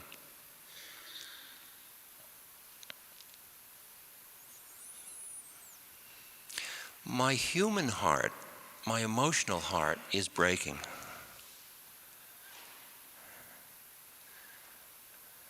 Because in the human drama, this person is having a hard round, is suffering deeply, psychologically suffering deeply.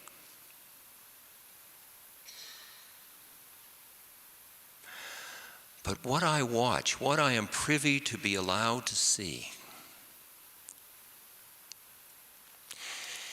is that often, as all of the defenses dissolve, as the person's sense of somebodyness starts to disintegrate because they can't control anything anymore, they can't lift their arm by themselves, they can't control their social situation, they can't control their future.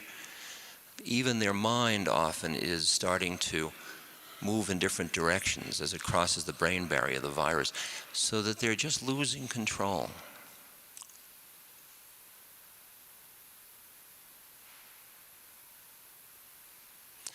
And often at that moment, it's like witnessing an egg breaking. And who that person thinks they are dies. They give up.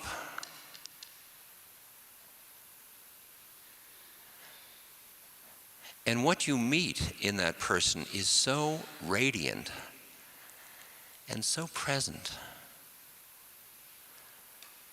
It's as if an airplane goes through the clouds and then breaks out into the sunlight. It's just as if this being just came up for air and you're right there.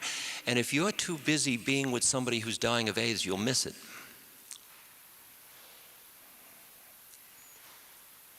One nurse said to me, she was in her final stages of cancer, and she said, this happened to her, and she said, and she had been making everybody's life miserable with her dying, I mean, with her needs and fears and anger and all that. And then this process happened, and she said, in a very conversational way, yes, I know I'm dying of cancer, but look at the beauty of the universe.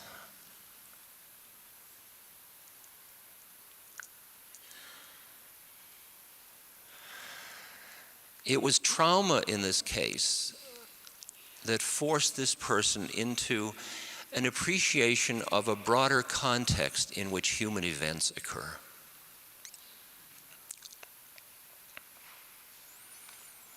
In which even her own death was just another event instead of my death. And she came up for air. She was right here, and I was right here, and we were together. It was this, wow, it's sunny out. And at that moment, she and I are meeting on two levels at once. I am the person sitting with the person dying of cancer or AIDS, as the case may be. And we are also two beings, two awarenesses that are experiencing together the dance of life, the quality of life.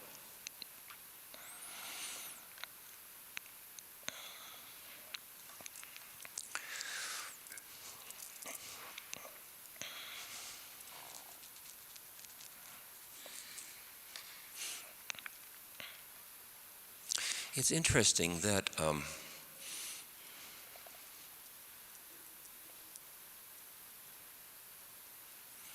that deeper context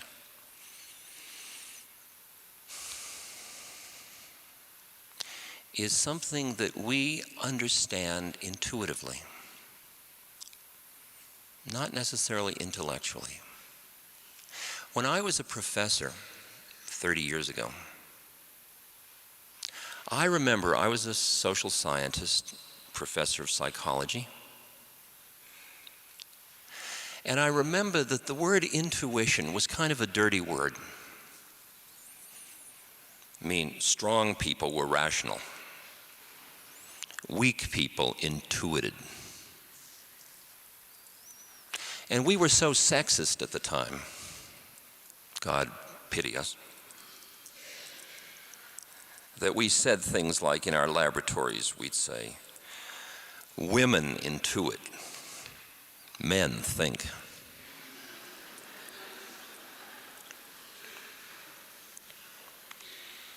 Isn't it far out how it's turned out? That the thinking mind and its handmaiden science and technology have created this situation in the world in which clearly something is required more than the mind. It looks like the mind just keeps digging the hole deeper, doesn't it?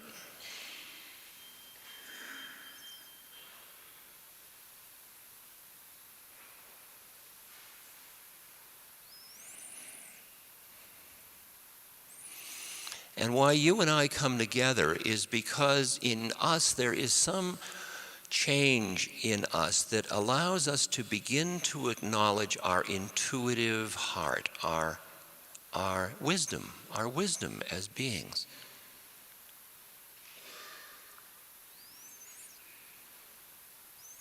To listen to the universe in a different way and to trust our intuitive heart.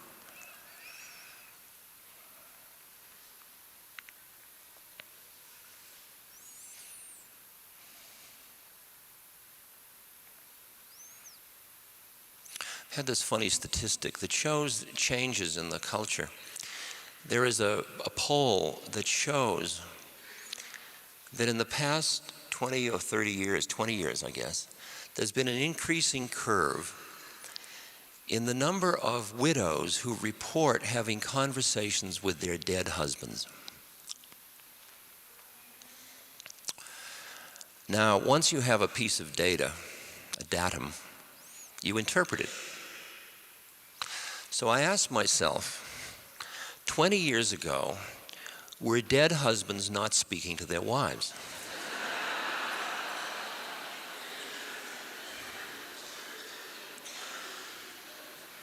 I mean, this is just a fact I'm dealing with now. I'm not making this up. Well, I can't see any reason why that would have been the case. There are two other alternatives. One is that the husbands were speaking to their wives, but the wives weren't listening.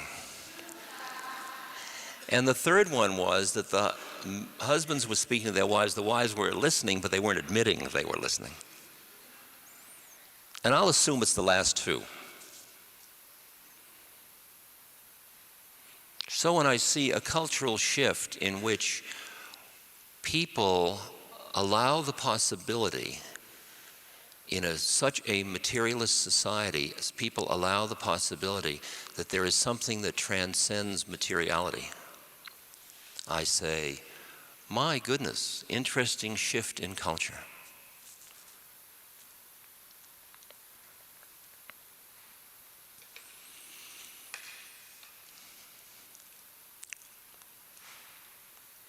At different times, in different periods of history, in different cultures, there are moments when it appears as if there is a flowering of a certain quality of intuitive wisdom and compassion in the culture.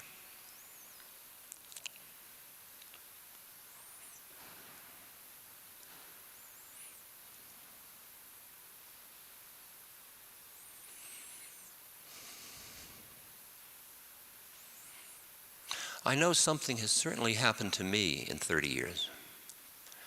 There is a much deeper balance between my intuitive understanding of the universe and my intellectual analysis of it.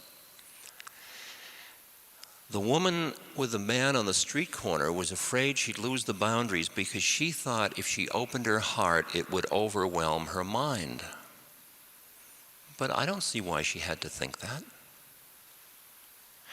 The way I experience it is a deepening, as you quiet down, you hear you are in a form and you must honor that.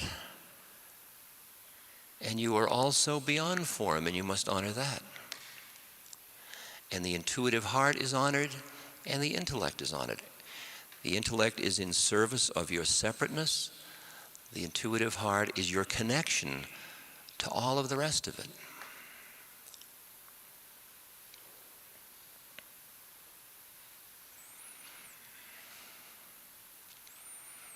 And to be fully human is to have that beautiful balance of head and heart.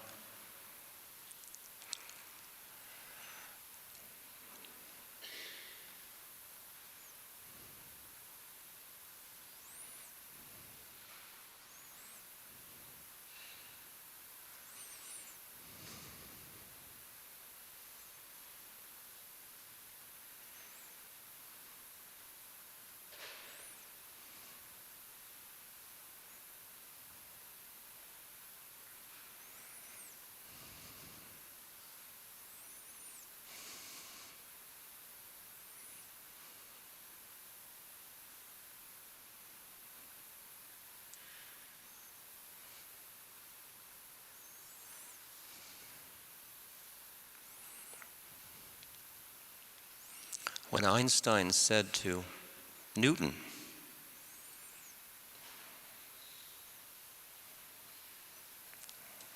ooh, ooh, that must have hurt. Ooh.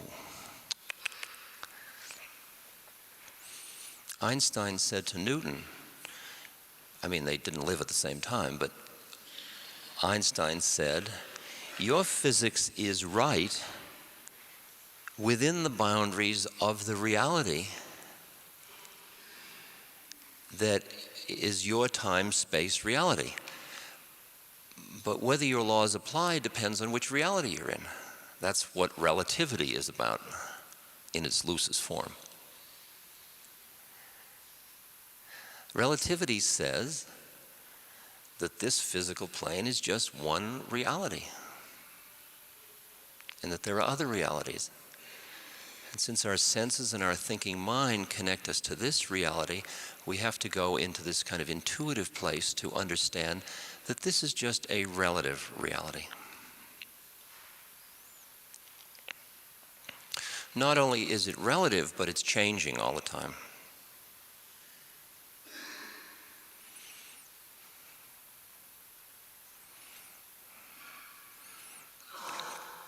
And Christ warned us against laying up our treasures where moth and rust doth corrupt. And what's interesting about this moment in history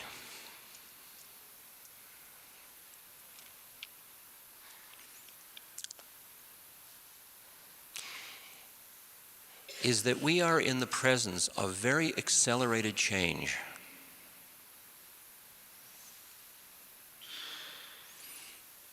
I mean, if you like the 60s, you're going to love the 90's.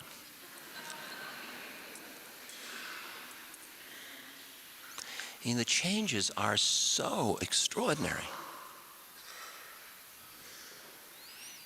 Did you expect the Berlin Wall not to be here? I mean, didn't that seem like an institution like the Mint or the Pentagon or the Queen of England or something?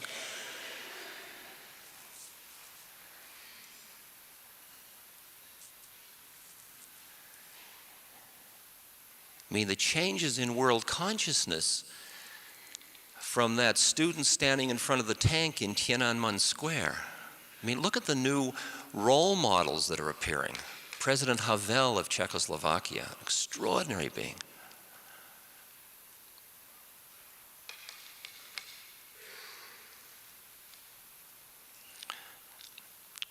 When he addressed a joint session of Congress, he said, without a global revolution in the field of human consciousness, nothing can change for the better. Imagine saying that to Congress. And they all asked him for his autograph.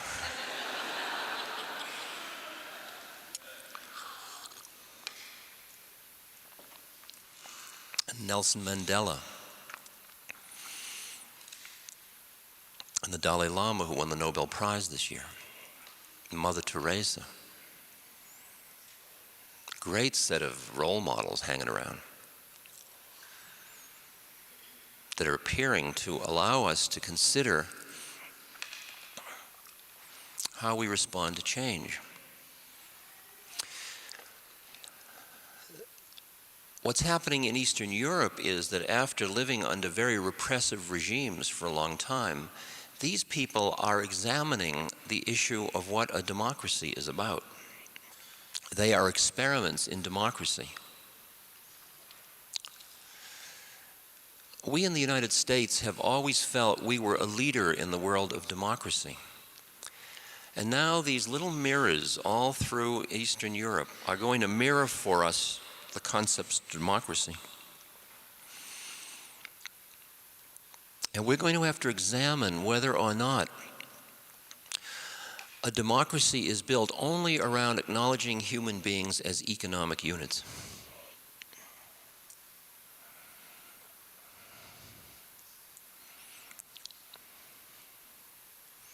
Our own democracy is up for re-examination.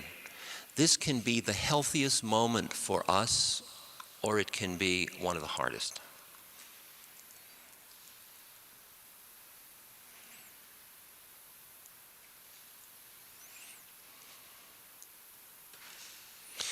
It's interesting about, just politically, one more minute,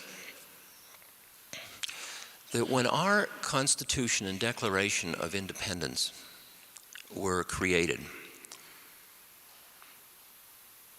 of about the 55 people that worked on it, on each one, almost 50 of them were Freemasons. And Freemasonry was not a social order like the Masons today. It was a spiritual system. It was a system that acknowledged that our human endeavor must be placed in the context of a larger set of laws, what would be called a spiritual context. And that if that didn't, and it was up to the leaders to represent that link. And if that link wasn't living, the institutions weren't healthy. In fact, on the dollar bill, that pyramid that has the broken space and then the eye in the upper part, that's a Freemason symbol, and that says that the full pyramid requires that one looks into the higher realms of consciousness in order to bring it together with the earth plane. So all of those documents, which are maps, like the Constitution, the Declaration of Independence, are really only readable by people who have that kind of orientation towards the world. And as you lose that orientation, as you get too caught in the materiality of life, you no longer can read the maps. So that one of the major sources of our myths, we have two major sources of the myths in this culture. One is the old Bible, the Old and New Testament, and the other is the Republic, the laws through the Greek and English law and so on.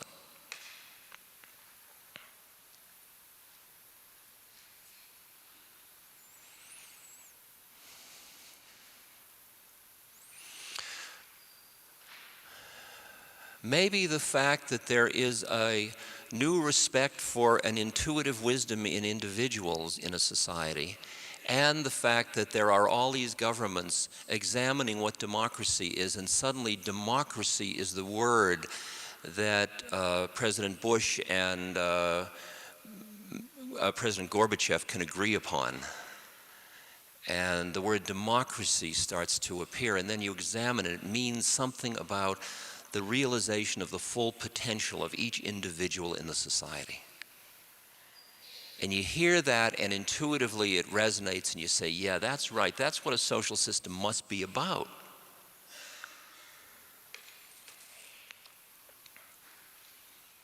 But then you look at the economic realities. Have you noticed lately there are an awful lot of have-nots for the number of haves in the world. Have you noticed that it's increasing, the discrepancy between the haves and the have-nots? That as the multinationals, as it all works, more and more money is concentrated in fewer and fewer people's hands, and more use of resources is concentrated in fewer and fewer people's hands. In our culture and around the world, there are more people in poverty than not in poverty, by far. In neither of the texts that come from the Republic or come through the Bible do either of those approve of any kind of social structure in which there is a large discrepancy between the rich and the poor. So in a way, we've cut ourselves off from our mythic sources in order to live in this world of individualism, progress, modernity, in which the individual over all. I mean, I hate to share with you, but it is true that one of the mythic figures of this culture is Donald Trump. I mean, you may feel uncomfortable about that, but he is still one of the mythic figures. Somehow when I watch that, I suspect it's a little like those tribes where they would take a maiden and honor her for a year and then boil her or stab her or something. We sacrifice people into our myths. I mean, poor Donald Trump, I mean, it's not him. He's just caught in a myth, which he thinks is real.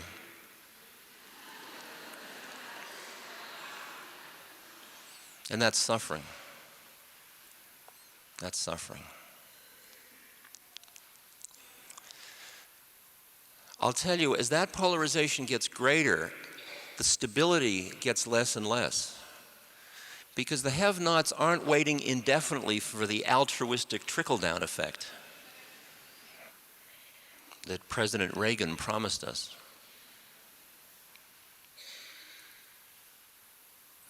I had an interesting moment.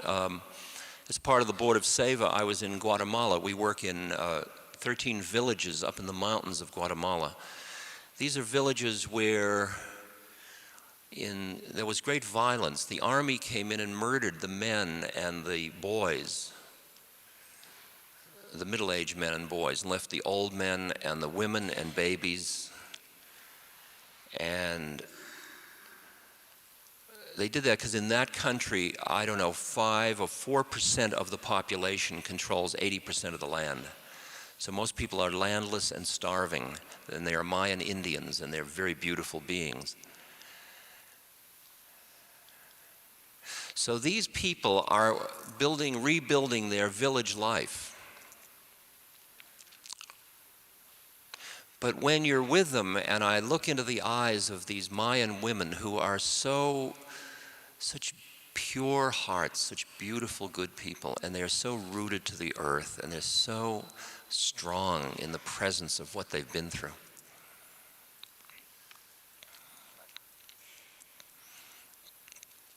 I can feel the fear that if they get strong, it will be a threat to the wealthy, and the army which represents them will come in and kill them.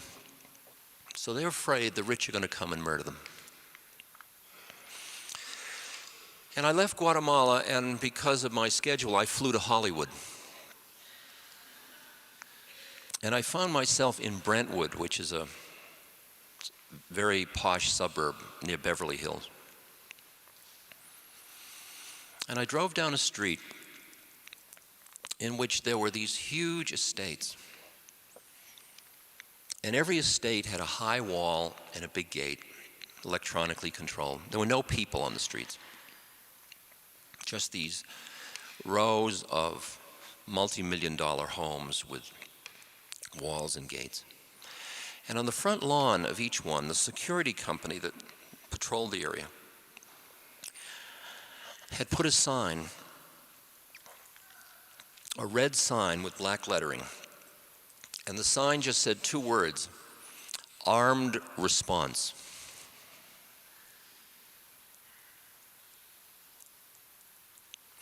And I thought, isn't that extraordinary? I was just in a place where the poor are afraid the rich are going to come in and murder them.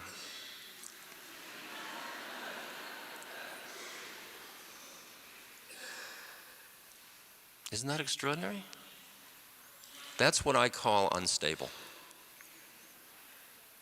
See, and the thing is, as we're going to get to ecology, as we go from politics and economics, economics is so far, you can play with that indefinitely. Here's a wonderful study to give you pause.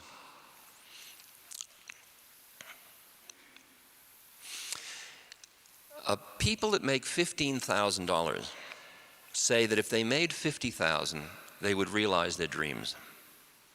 A significant percentage of them do. People that make $50,000 say if they made $100,000, they could realize their dreams. The other half of that statistic is, in terms of the question, have you realized your dreams? Of the people that make $15,000, 5% say they have realized their dreams.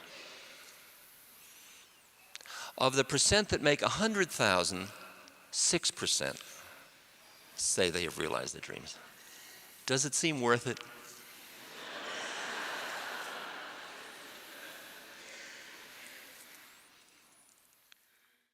Look at the cocaine use in the middle class in America, and what you see is a symptom. Now, I'm not talking about crack in the inner cities, I'm talking about cocaine in the middle class. What you see is a symptom of people who played the game to win at the cultural myths, and they win and then they don't feel good. They are not content, and they are not happy, and they are not fulfilled, and they therefore yearn for something else. They want more, they want to escape from it.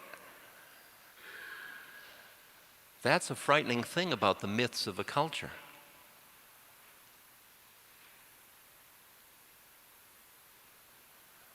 Crack use in the inner city is a different matter. That is the underclass. That's the people that don't have the opportunities of our democracy. There's no way out. There's a ceiling on the top, and then they escape because it is very painful.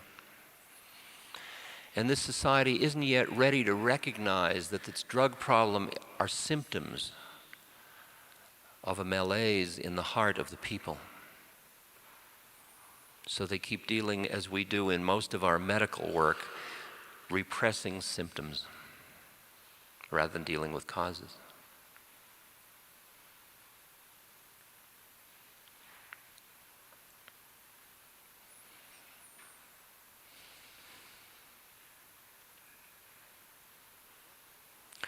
So what we're facing in our world at this moment are political waves that are very, very liquid. How is the United States going to deal with not having an enemy? I mean, we always have an enemy. It's what draws us together. We were never so closely together as in the Second World War, when we all felt righteous and had an enemy. Vietnam was obviously a little more complicated.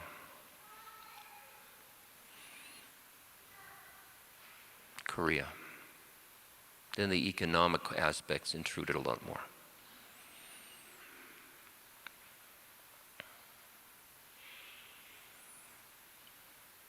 I mean, is a society that measures its health by the gross national product really a healthy, is that a democracy?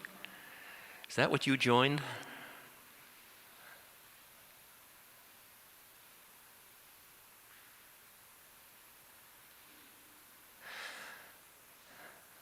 And as our mind and all of its technological advances keep moving on, we realize how little we anticipated all of the stuff that would create.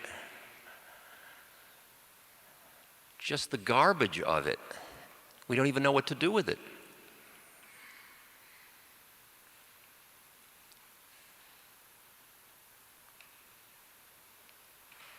And then we as a world of humans made an interesting, let's say, era or interesting turn of events by thinking we could split the atom and get free everything without any cost. And the bill's just coming due. And the bill's an interesting one. Speaking of ecology. Because while our political system works on 2 to 6 year terms, nuclear waste stays deadly, toxic, for 250,000 years. It's hard to have a political policy about it. Well, what we're going to do is we're digging a hole. We've dug a hole. You've paid for it. We've dug a hole 2 miles long and 2 miles wide in the Carlsbad Salt Caverns in New Mexico. And all the waste we'll put in double cans and put it under there, and then the salt will keep growing and compress it all, and it'll all be safe. For 250,000 years? Well, our research suggests, have you studied it for 250,000 years? Well, we have these double barrels. 250,000 years is 100 times longer than recorded human history. That's good research.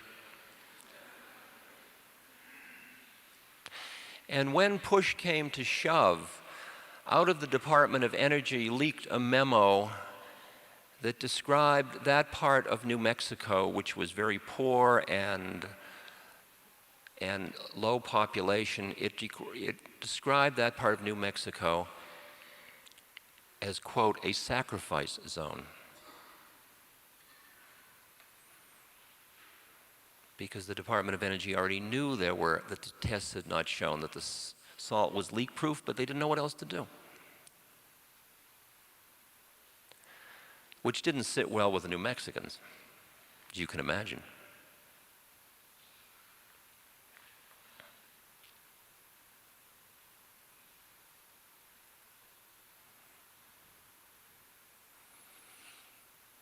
You and I have been eating into our rainforests. We have been polluting the earth with fossil fuels. It happens so gradually. You know, I'll give you a fact that just seems so appropriate in view of Earth Day. When you drop a frog into boiling water, it jumps out. That's only half the fact. The other half of the fact is if you put the frog into cold water and heat it, the frog boils to death.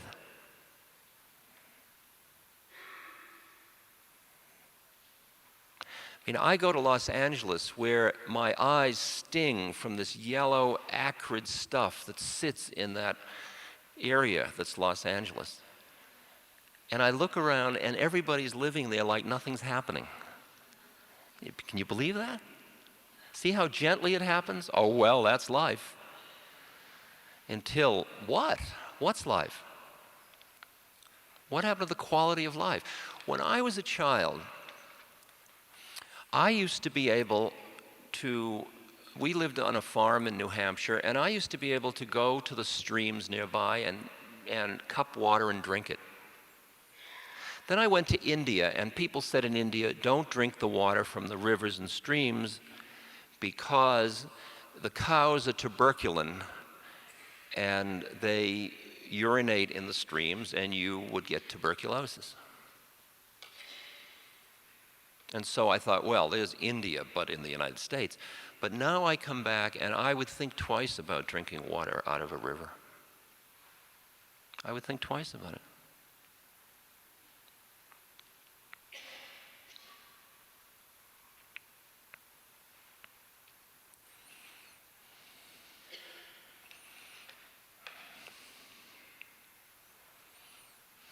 Some of the ecological changes that are occurring in the world today have such implications that they are going to change the lifestyle of everybody. I mean, recently I drove down that same street that has the sign Armed Response, and I wanted to give you a gratifying image. Next to the sign that said Armed Response, or at the curb, were paper bags full of plastic bottles, glass bottles, and newspapers. In the night, they must have opened the gates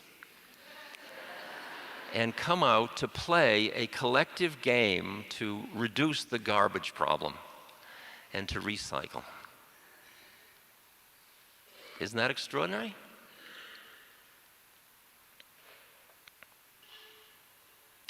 You see, what's required of us is kind of interesting. What is required is, because what happened with our myths of separateness, we pushed away everything. We could use everything because our mind takes things as objects. We could manipulate the nature and people and everything to get ahead so that we would be the top. We would be the most special somebody. And then we rewarded them and we say, yay, you made it, good going. But in the process, what we sacrificed was that feeling of at-homeness in the family, if you will. The family of the immediate family, the family of the community, the family of the species, the family of all species, the family that inhabit the earth, that dwell on the surface of the earth.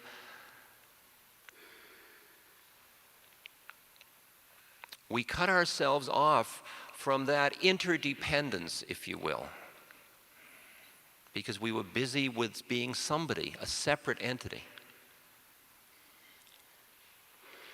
I recall, and I've talked about this in many lectures, I recall the point at which my father became old and so feeble, and my stepmother was ill, that I felt that it was appropriate for me to live in their house in the basement, or base camp there anyway. There was funds for help, but to oversee the whole thing.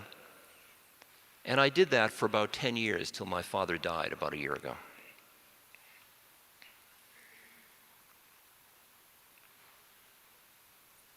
And I remember people saying to me, "Isn't that good of you? Isn't that kind of you? Isn't he wonderful taking care of his father?" And I remember realizing that that was being said from a place where people saw that I was sacrificing my independence in order to be part of my family. Can you hear the issue? That they were feeling that because what I experienced was that I went through that one of, oh my God, I've got to take care of my father. And then I started to do that, and then I started to see what I had cut myself off from, and I started to open it, and Dad and I grew immensely like corn in the night together through those 10 years. And when he died, there was just such a great peace between us and a love, and I felt so graced to have honored my form, my life form, my family in that way. I didn't feel like, I felt I had come into a deeper harmony in my being by being part of it.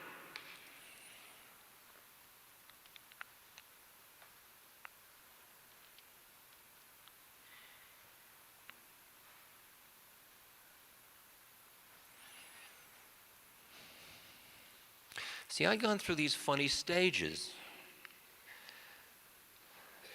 because as I was born, I went into somebody training just like you did. I mean, your parents thought they were somebody, and they would obviously train you to be somebody. Train me, and I became somebody, and I cultivated it, and I was really somebody. And I had degrees, and I had a lot of literature about my somebodyness.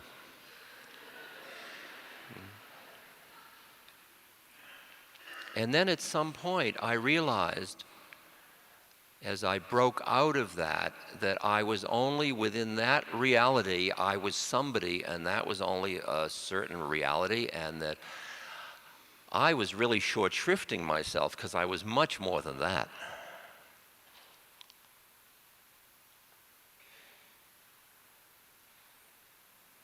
That somebody was just a personality in a body. I was much more than that.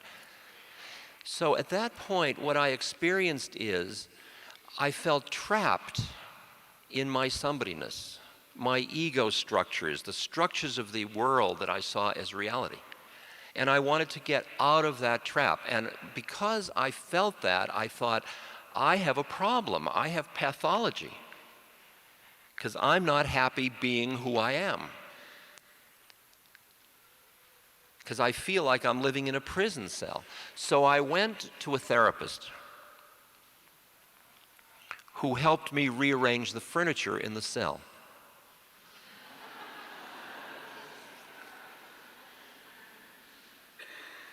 Because the therapist, of course, thinks they're a therapist. And if you're somebody, how can somebody help you become nobody?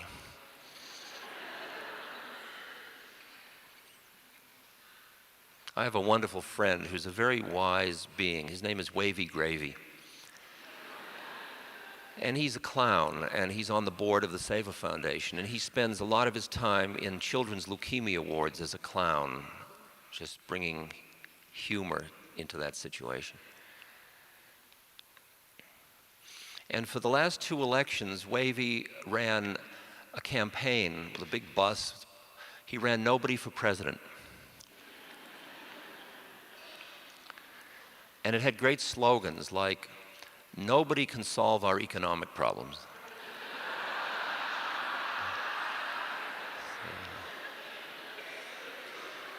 I mean, you can make them up yourself. There are dozens of them. Nobody makes apple pie like Mother, you know. One of his best ones was, nobody cares.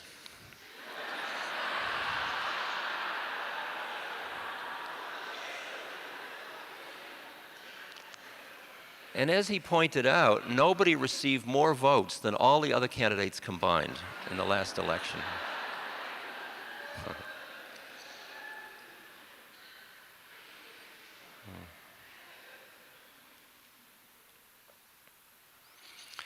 So when you begin to realize you aren't who you thought you were,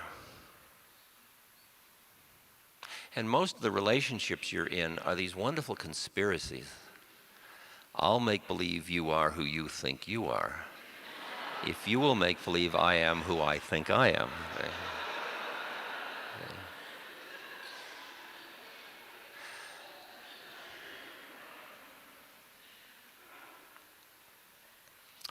So I decided that I better renounce life, my humanity, in order to get into this freer space.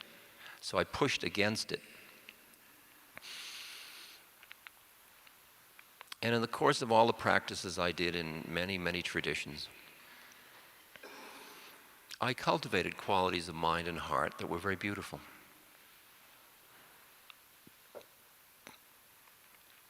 But I also became, in the,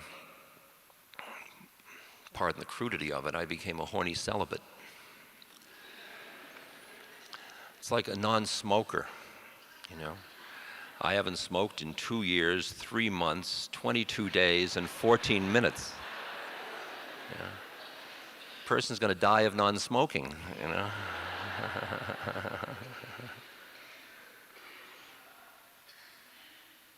And there was a point that I realized that if I pushed away my humanity, something was amiss. That maybe my humanity wasn't an error. Maybe the fact that I took an incarnation wasn't an error, that I was on Earth.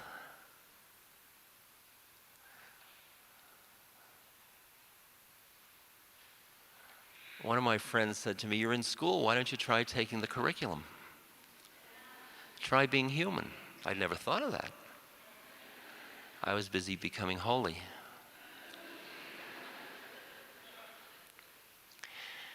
And then I began to see the form that you become free through your humanity, not in spite of it. And that there was an art form of being an impeccable in your humanity. I mean, I am my father's son. He was sick. I take care of him. I am part of the ecosystem. Thus, da da da da.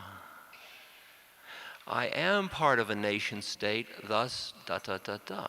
And I realized that in the fulfilling the forms, whichever way I uniquely had to fulfill them, which might be, like in politics, it might be voting, writing to Congress people, or sitting on railroad tracks, or civil disobedience. I don't know what it might be. Whatever it would be have to be with my heart open. But I saw that if I could fulfill each part of my humanity without the clinging that comes from attraction or aversion, but just do it, that I would be, that's the meaning of becoming free through form. So that you don't feel that form is imprisoning you, because the way you're in it is that you are form and yet you're formless.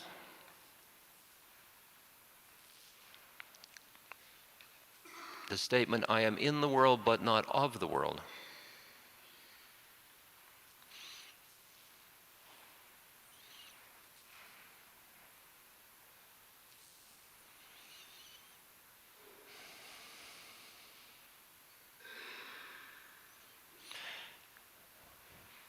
So what I've experienced over the past 10 years or so is figuring out, or listening, or tuning, or intuitively feeling my way into that balance between form and formlessness, between my humanity and whatever that transcendent quality of my being is. Learning how to balance that in the way I live my life.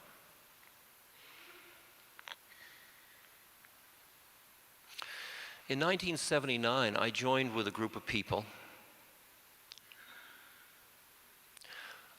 and we each said what we would like to do is to relieve suffering in the world.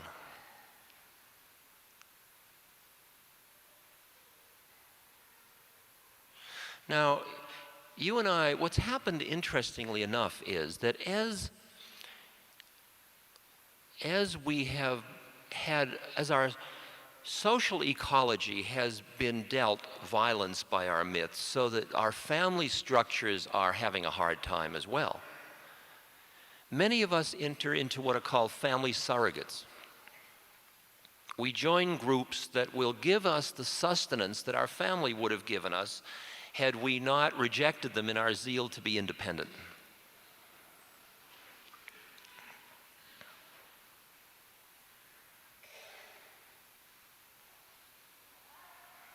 Oh,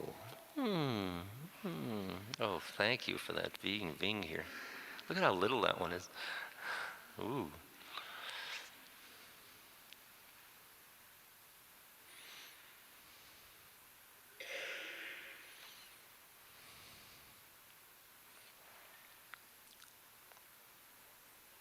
Now, it's interesting because what many people do is they join a family surrogate based on their pathology.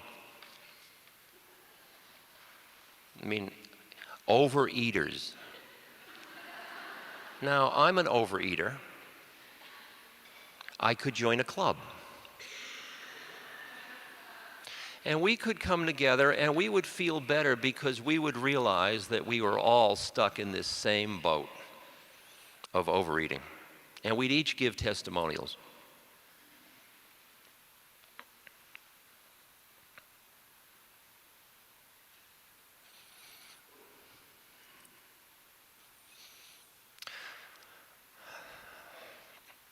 But what I chose to do was to see what qualities I wanted to cultivate. And one of the qualities was compassion. And so what I did was I joined a group of other people who wanted to express compassion. It was an intentional choice to be with this group of people around dealing with suffering. Because I saw that I had to learn how to deal with suffering and keep my heart open. Because most of us are so frightened of the immensity of suffering, we close our hearts.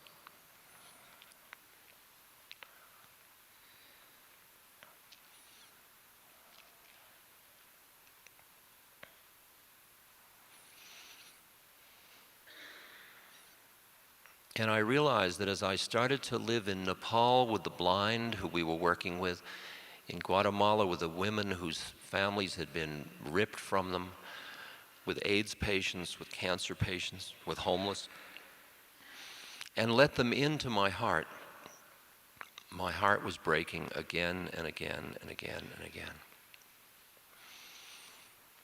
And I began to understand the term unbearable compassion. That you just can't bear it, there's just so much of it. And yet, you do.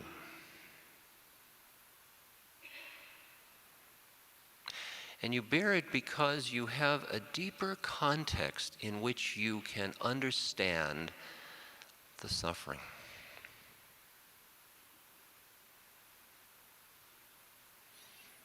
You have another context. You may get that context from your religion. You may get it from your philosophy.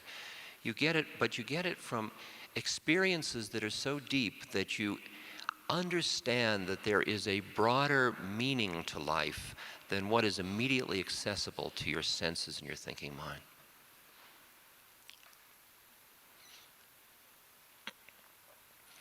And that context makes suffering bearable.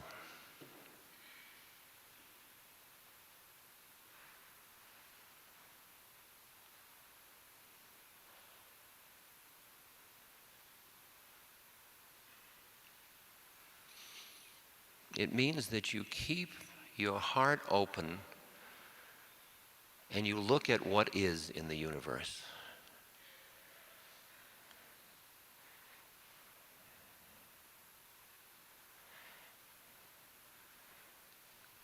And your presence, the way you live your life, is not through denial. You live your life replete with grief and joy and hope and hopelessness, and all of the feelings of life are all present in every moment. And in that there is a deep joy. A joy about the awesome way in which manifestation works.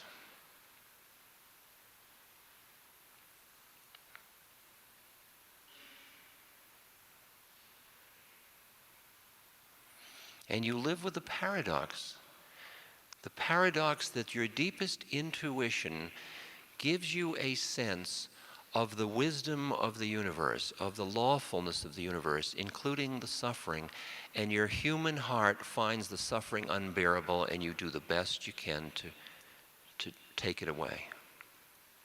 And you live with that paradox. It's perfect and it's horrible.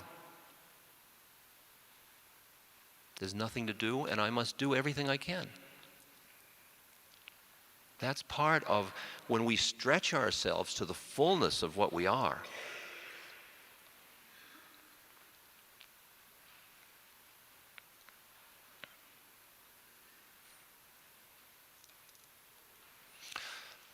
So we joined together, but what we found out was interesting.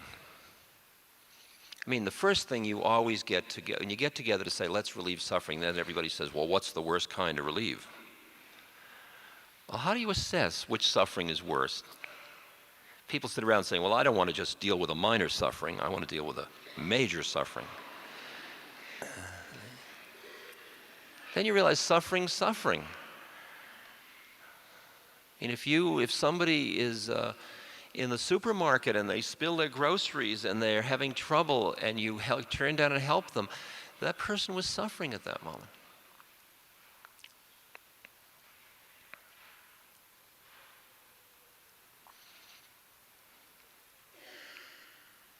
Well, one of the women in our organization who was a Swiss physician who had been the head of the World Health Organization Southeast Asia smallpox eradication program. In fact, a lot of our members on the board were epidemiologists or doctors who had been part of the smallpox eradication program.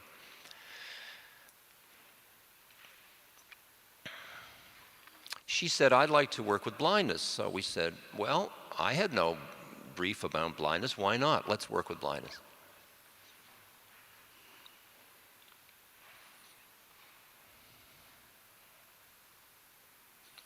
What we found out was that it's easy to do good, but it's hard to do good well. That in your zeal to solve problems, you often create problems. You're often unwittingly like Typhoid Mary. She was just cooking for everybody. Isn't that horrible? Thought? You know?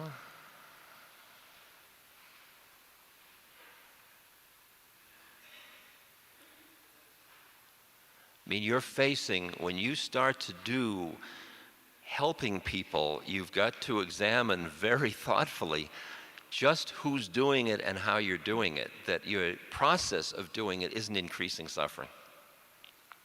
There are some obvious ones that we've had to face. For example, in the refugee camps in Mexico that are made up of Guatemalans, most of them want to go back to Guatemala when conditions are right because they feel a kinship to their villages and so on. And in order to help them survive in Mexico, we help them get strong and build organization and be able to feed their children and get rid of vitamin deficiencies and help them get strong. But in just our doing that so they can survive from day to day in very harsh conditions in Mexico, we are reducing the likelihood that they can ever go back to Guatemala without getting murdered, because if they get stronger and go back, they will be more of a threat to the government. You hear that? Isn't that an interesting predicament?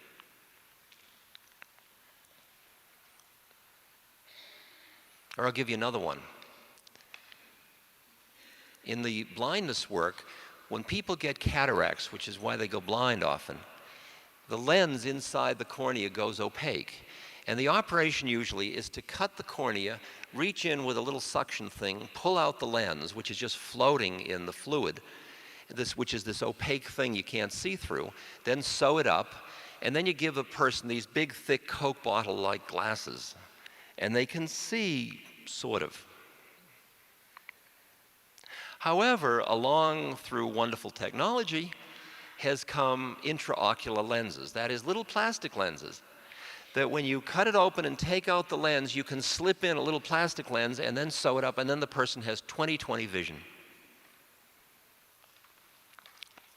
That operation costs between $1,500 and $3,000 in the United States. In Nepal, it costs about, well, the operation with the Coke bottle lenses costs now about $25 in an eye camp. The intraocular lenses cost more because they are expensive, and we've got to bring them to Nepal and India. Okay, now, this is a little complicated, but there's 100,000, say there's 100,000 people waiting for cataract operations, and they're blind in a country where there aren't many roads, so you're walking over things like this all the time. It's not easy to be blind. No seeing eye dogs and stuff like that.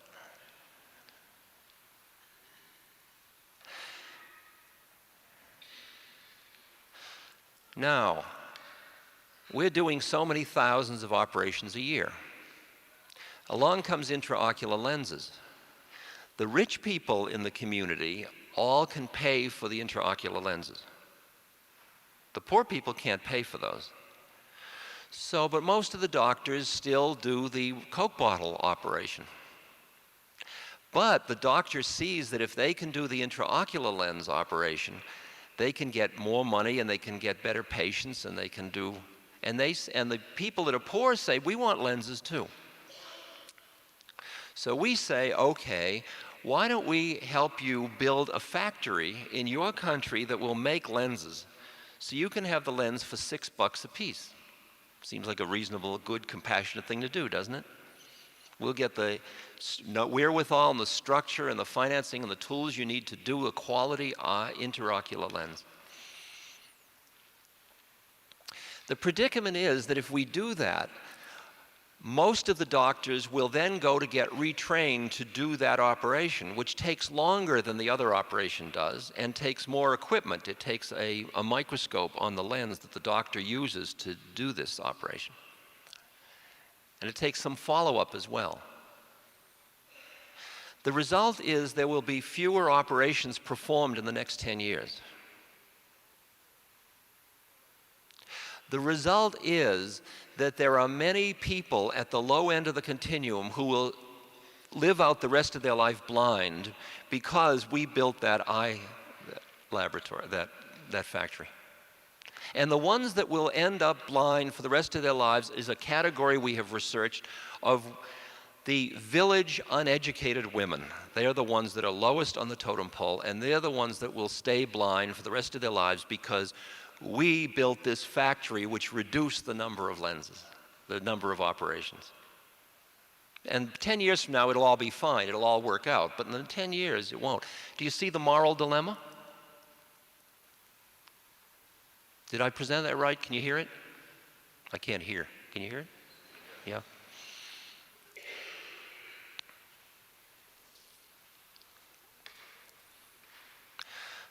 But the way in which you do service is even more interesting than that, and that's why Seva has been such an incredible experience, because that's why I did the book a couple of years ago called How Can I Help with Paul Gorman. Because how you help another human being can, in the very act of doing it, disempower them. You can do service out of your need to be righteous. You can do good to another person and make them feel helpless by the way you do it.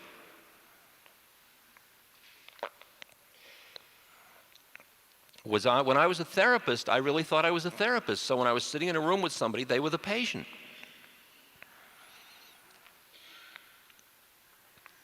It reinforced their patientness because I was busy being a therapist.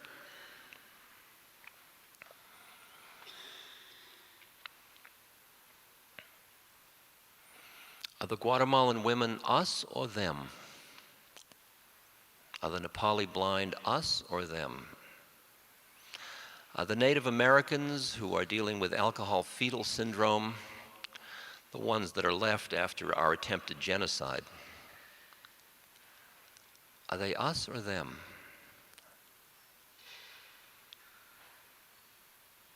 In Seva, we have to keep asking that question. So when we have our board meetings, the Nepalis come and the Guatemalans come, and we're all a family, and we figure out what to do together.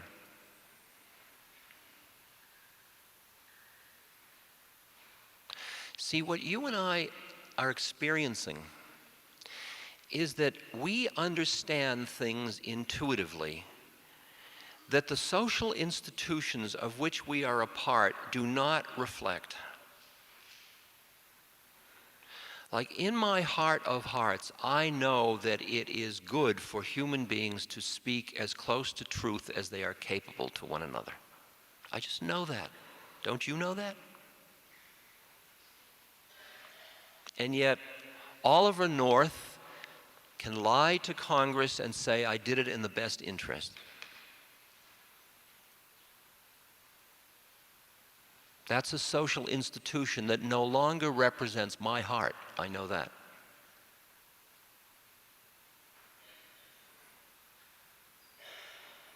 I know that my country's political position in Central America, it does not represent the compassion in my heart.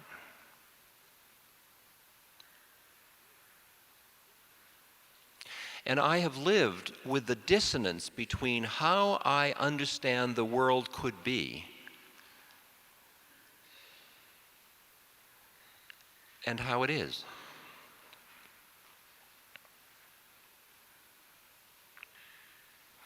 And each of us attempts in the social institutions we are part of to bring those institutions into harmony with our inner being, because there is a yearning for an integrity across those domains of the inner with the outer.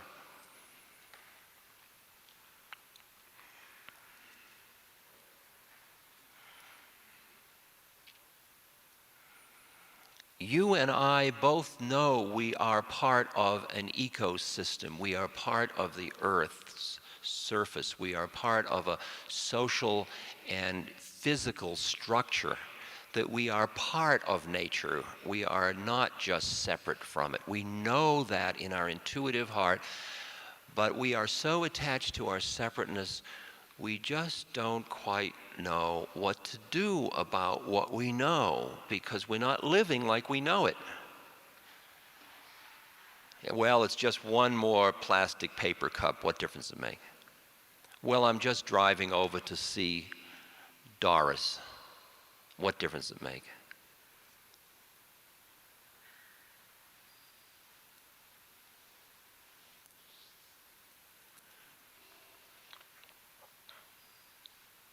We are in like a massive denial. The Greek Livy once said about the Greek Empire as it was starting to fall apart, he said, "We can't stand our vices and we can't stand the cure." Yeah. Right. I think it's funny too. Wavy Gravy, my revered wise friend, who deals with so much suffering all the time, he said another wise thing, which I find a really great spiritual teaching. He said, if you don't have a sense of humor, it just isn't funny.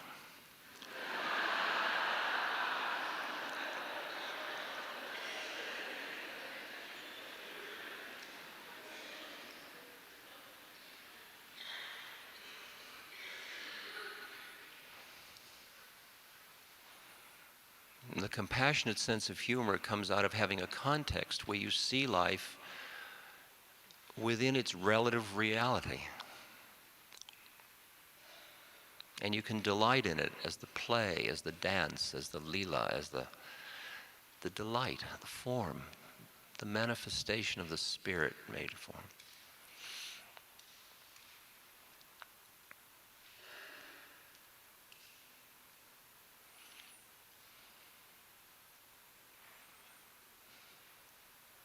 We realized in Seva that if we were going, what I've learned is we had to deal with truth with each other, because it was so easy.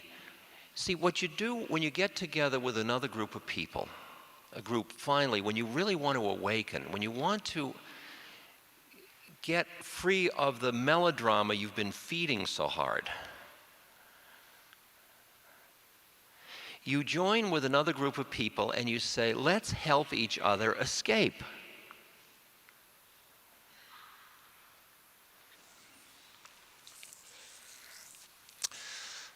So in Seva we say, let's help each other get straight so that we don't get caught in righteousness. We don't get caught in milking our doing good for the feeling of I'm doing good, which makes somebody else the person for whom good is done. If you notice, that lurks in most of us, by the way. Righteousness is one of the last ones to go. I mean, notice how hard it is for most of you to accept help from other people. How much more your ego is gratified by giving help. Oh, I'm doing so much. But what I appreciate is when I'm working with somebody as they're dying with AIDS is the gift that that person is giving me, because they have opened and our hearts are meeting and I am being fed as if I'm drinking at the well and they are being fed, and we are all just together in this quality of presence together and this deep love, and they are giving me an incredible gift.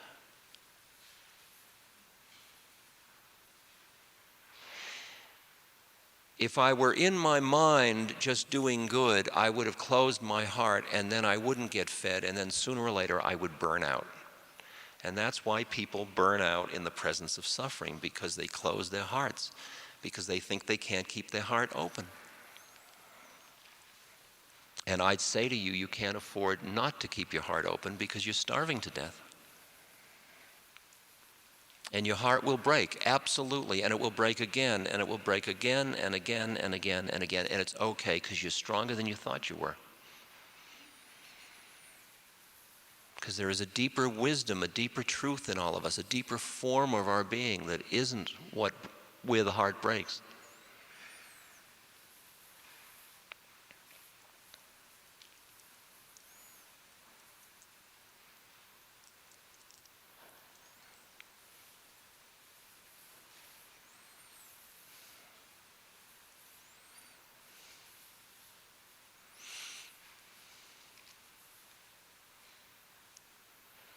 In a situation where things are changing so rapidly, politically, economically, ecologically, and social ecology, how do you respond to those situations? Well, I'll tell you. If you have laid up your treasures where moth and rust doth corrupt, you are frightened. You're really frightened. If you're identified with your body, with your personality, and with your possessions, and you see all those have-nots at the door, and you feel as the United States loses its economic hegemony in the world and it just becomes part of the family, as all these changes go down, as we have to change our lifestyle because of the implications, ecological implications of the way we live, people for whom their body and their material possessions are who they are going to feel life threatened. And when you get threatened like that, interesting things happen to the human personality. You get defensive, you use denial, you get repressive. Ultimately, you get violent.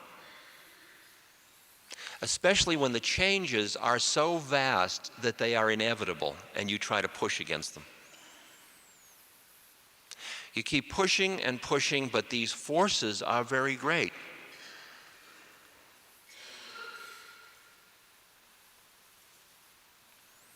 And if you push hard enough and just resist as hard as you can and get tighter and tighter in your resistance, and that's what happens to many people when they're dying.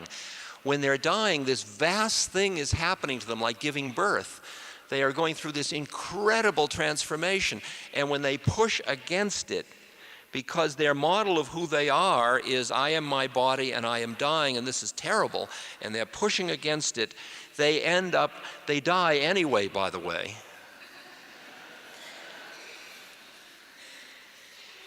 But they die in a paroxysm of rejection.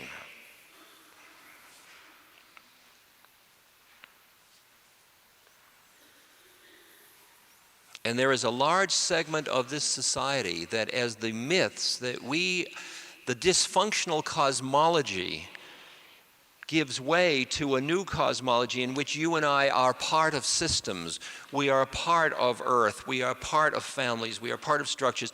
And where the individuality that we have been worshiping and nurturing and cultivating finds its balance back in the harmony of things. And these are big changes in the culture.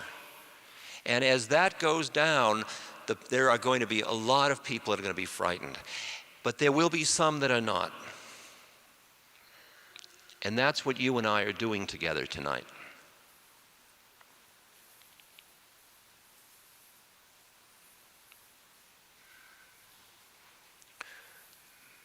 Because to the extent that you and I have touched something in our beings that gives us a doorway into the bigger context in which we exist, you and I can handle the changes that go on in the physical plane with equanimity perhaps, with curiosity, with creativity, with a gentling quality that allows the processes to be evolutionary rather than revolutionary.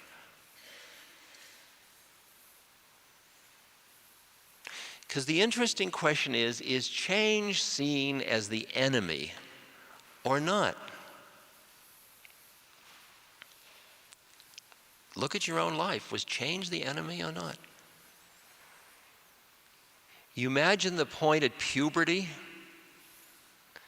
when dolls and baseball cards started to lose their power over you? Was change the enemy? It seemed like it. And you'd push against it, and then it overwhelms you, and it takes you into new domains.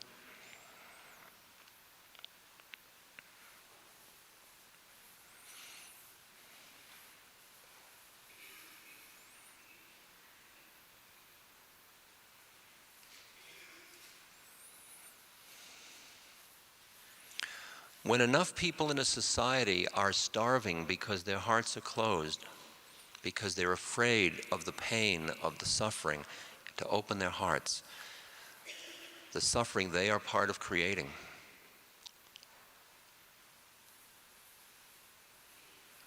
then the whole system gives way to something else. And that's a moment in which it's as if the society rights itself. It corrects a mechanism. It's a healing quality that comes in.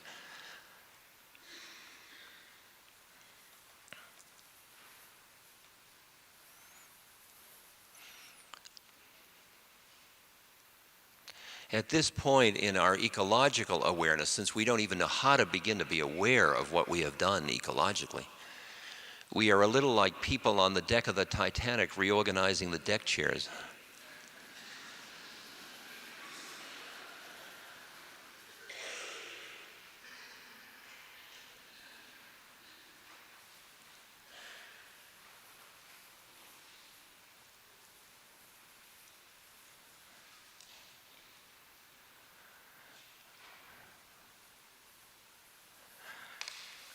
I really invite you to have the delight to examine change and to examine how you respond to change and examine how you grow through change and examine how to facilitate change. Say you're going to go from where your primary system was an ego system to your primary system being an ecosystem. Let's say that were going to be the change. How would you do it? See, in primitive tribes, what would happen is you go through a rite of passage, an initiation rite. You'd be pulled out of the ecosystem structure, taken off to the mountains, you'd go through some ritual, and then you'd come back and you'd be the new person.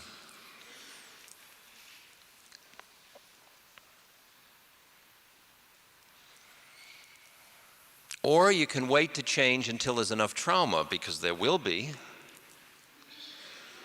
Don't worry. The SNL is just the beginning. I mean, we've taken all the 7 vices and made 6 of them into virtues thus far. I don't think we've got sloth yet covered.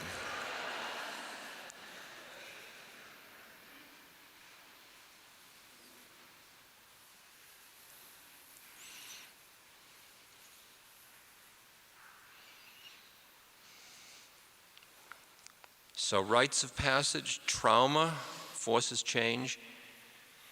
Having a bigger context allows change to go easily. And that's part of what we are about here, you and I, is recognizing our intuitive hearts together. Because many of us have been what you'd call closet compassioners.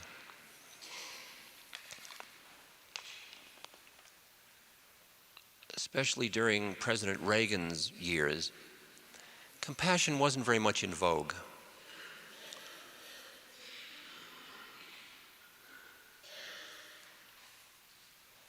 And it hurt our hearts. And it's why President Bush said, "I want a gentler and kinder nation."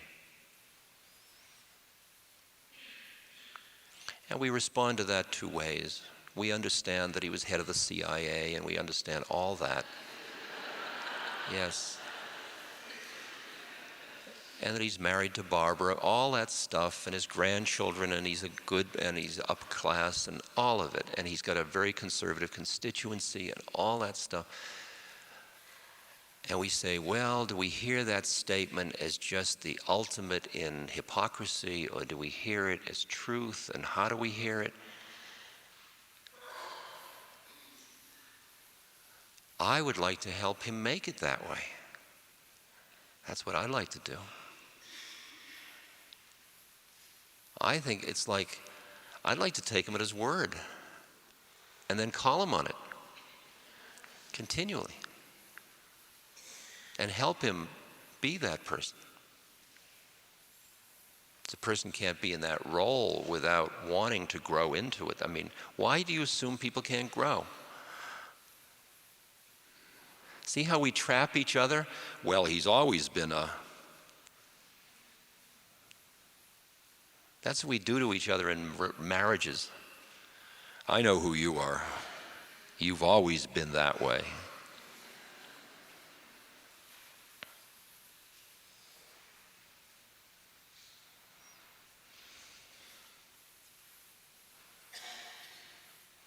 Like when we have a board meeting at the Seva Foundation, we spend the first 2 days just being quiet and meditating and then circle sharing, like a Gestalt group encounter, where we go around the circle until we're straight with each other so that we can work out of truth. It's hard, it's painful, it's embarrassing, it's everything. It's not like the usual board of trustees works. It's an experiment in forming a social institution that represents the truth of our inner hearts.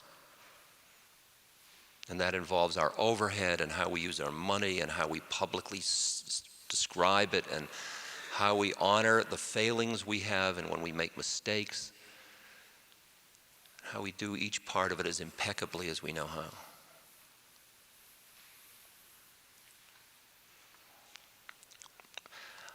For 12 years I'm in that experiment, and it seems to me that it's one of the parts of my life that is staying living truth. And that's hard to say about social institutions. Their half-life is very brief. They start out so living, and then when they get successful particularly, they start to get encrusted. You no longer can have the truth of the moment because we've got something to protect.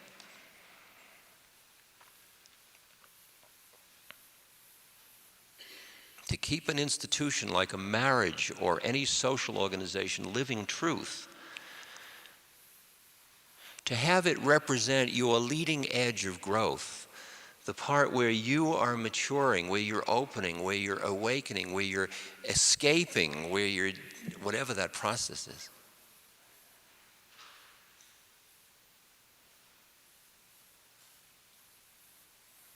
I yearn to be in love with the universe. I really do yearn. And it is scary. It's scary because it has the dealing with the suffering and it has the dealing with the pleasure. And I have to honor all of it. And that's the way, I'll tell you just one little story and then we're going to take an intermission. When my father died, I then could dissolve the household that had been there to support him. And then I was free to move to base somewhere else. And a group of us in Seva said, let's live more closely together so we can work from a deeper part of our beings in doing service. So the vote was that we would move to California, so I moved to California. And somebody, one of the board members, has a family, and he bought a house, and it had a carriage house on it, and he called me and said, would you like to rent it? I said, I'd love to. So I suddenly found myself about to live in a carriage house in Marin. Those of you that don't know Marin, it is a gentle, liberal, easy lifestyle. It's kind of the land of I don't know, I don't want to put it down. It's not the land of the lotus eaters exactly, but it's very sweet living.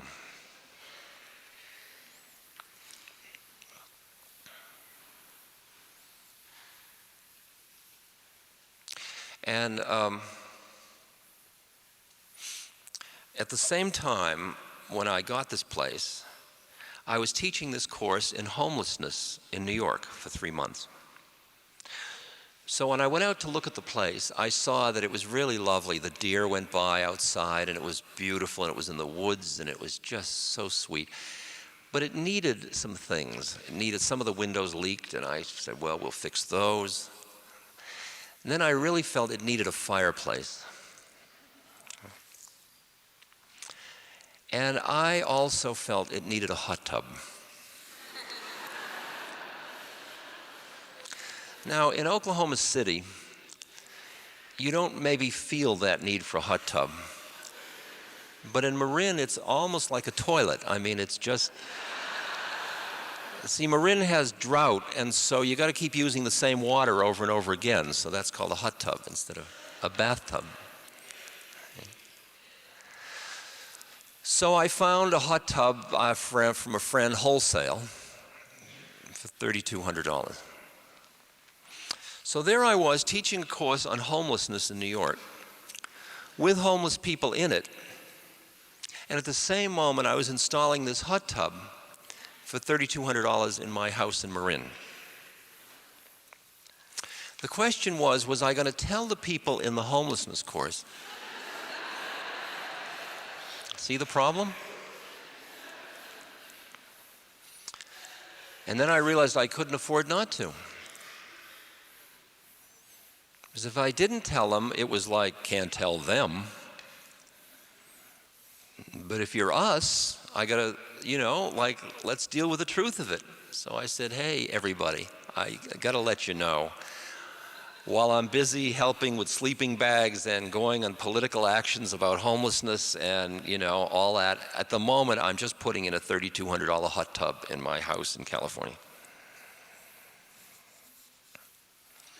And they handled it in their own way. They said, sounds therapeutic. And I let them have it. I mean, if they want to do it that way, that's fine. And they all nodded, because they like me.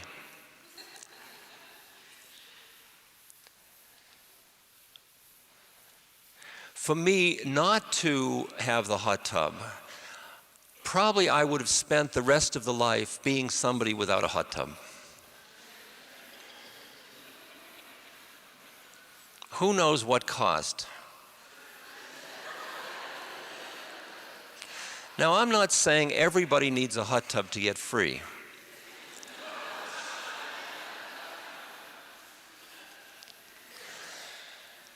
See?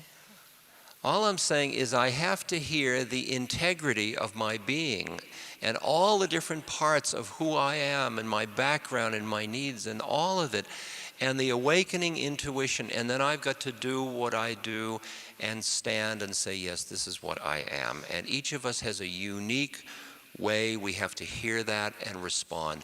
And I can't tell you how to respond, and you can't tell me.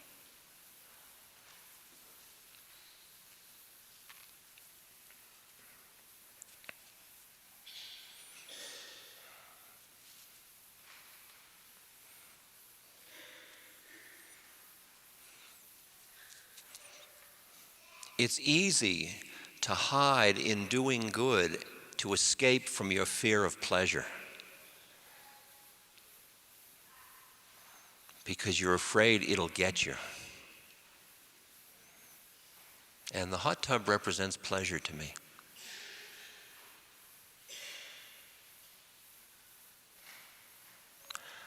But I really want to be free. And I don't want to be afraid of suffering, and I don't want to be afraid of pleasure.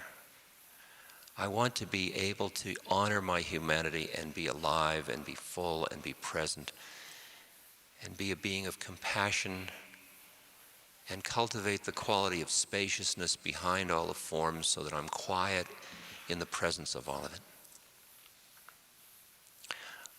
I speak at so many benefits for peace groups, and I'm amazed at how angry they are. How can that be? We've got to have peace. Does that sound good? Doesn't sound quite right in my heart.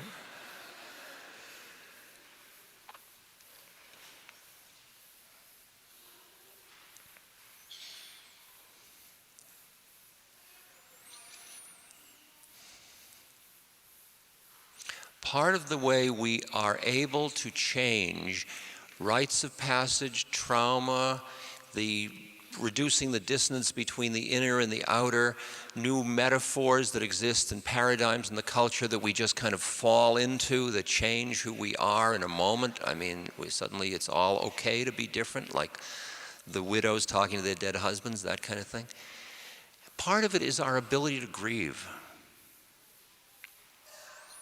Because ways of life that we have invested in die, and they give way to new ways of being in the world. And it's extraordinary how, unless you can grieve for what you have lost, it's hard to go on to what is next.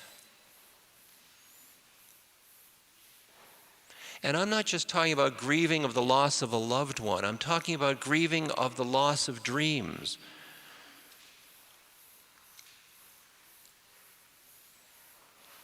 The whole dream that underlay the myths of this culture that got solidified in the Industrial Revolution and in the whole idea of, that was an extraordinary myth, and it is dying, and as it dies, there has to be grieving for it.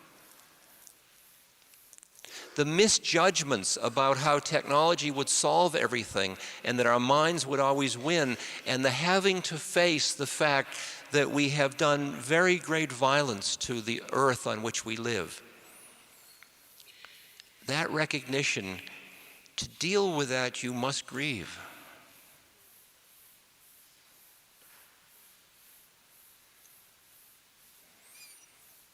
And that's as much part of being able to change as seeing where you're going next. It's working through what you're just leaving.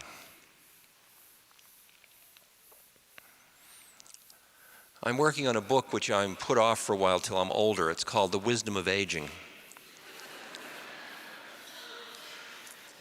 Because it's so extraordinary how we deal with aging. I mean, we always, as you get older, you begin to think it's an error. Isn't that far out?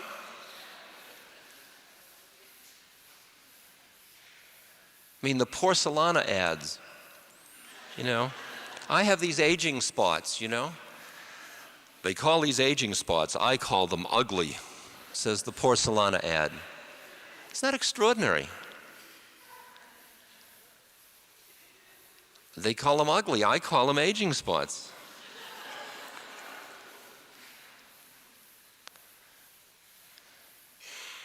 And it's interesting, as you get older, you get deaf, you get blind, you can't move around as much. It's the absolute optimum conditions for meditating.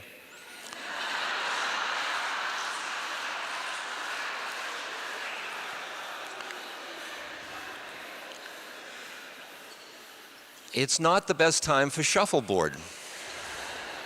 And yet there we are. Because we didn't grieve for the loss of youth, and yet that which would allow us to open to the depth and beauty of the aging process. All of it. Each to its season.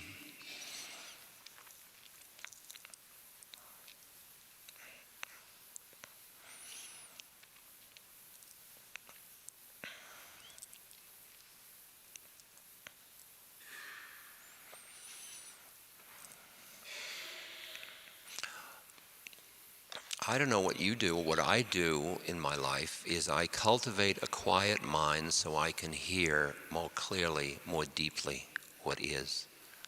At every level, physical, psychological, spiritual, all of it. And then I practice opening my heart as deeply as I can to everybody in each situation.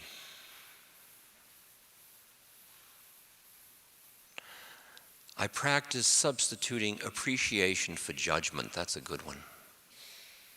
You know, when I go out in the woods, I look at elms and oaks and pines. I don't sit around saying that pine should be an oak. I appreciate them, gnarled ones, straight ones, but the minute I'm dealing with humans, it's really funny. You ought to be more like, you know. Till you finally appreciate the courage and the beauty of each human soul as it takes birth and it has its work to do and how it's doing it. And you feel such love for your fellow being.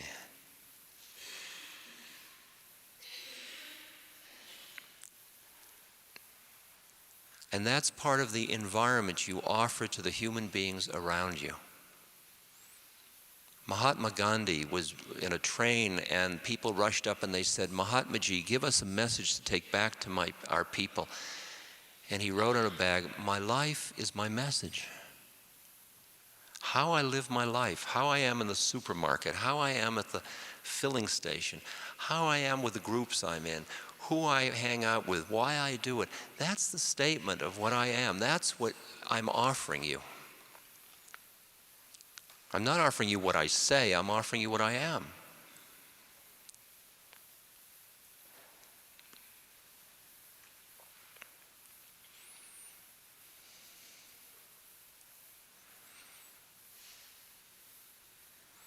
So what I do is I quiet my mind, I open my heart, I honor all of the social forms I'm part of as best I can, as cleanly as I can, as much listening to the deeper wisdom as I can.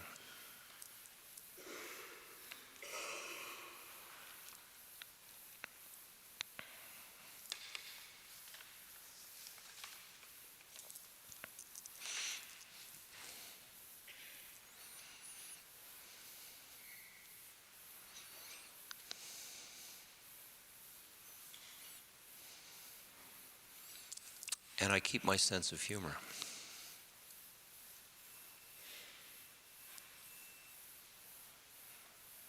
On the table at our board meetings in Seva, we have these Groucho-marked glasses. And if anybody uses the word serious, we have to put them on so we don't take ourselves too seriously.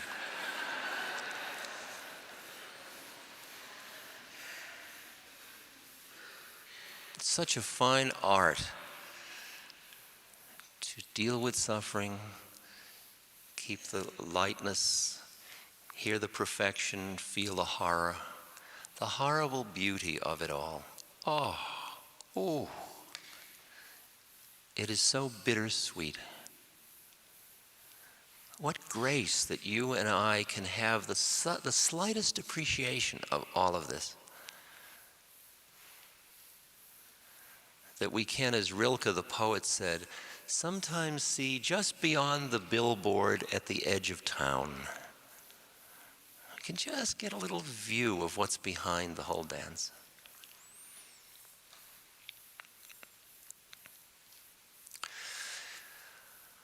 Part of why we come together these evenings, as far as I'm concerned, is to recognize each other. As I said, I'm a mouth for process. You're here too. The Dalai Lama said a very beautiful thing. He said, I think he cleaned it up for Western consumption. He said, act as if everybody you meet you already know. I think the way he says it in Tibet is, act as if everybody you meet is your mother. But I don't think he thought it would sell in the West.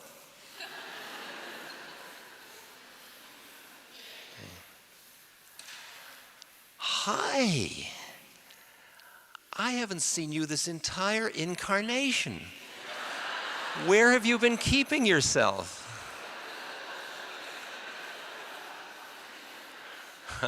See the flick of consciousness? How playful it gets? I like to let the bell take me into the silence. So that's part of the silence. Nobody said the silence is quiet.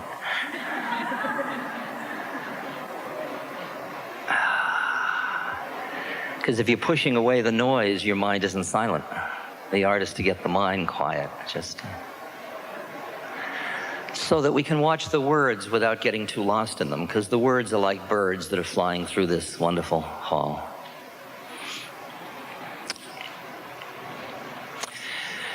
And usually these days, I always start by introducing myself as Ram Dass. Das means servant, and Ram means it's a name for God, one of the names of the nameless, one of the 1,000 names that can't be spoken. But I also use the name Ram as an acronym for rent a mouth.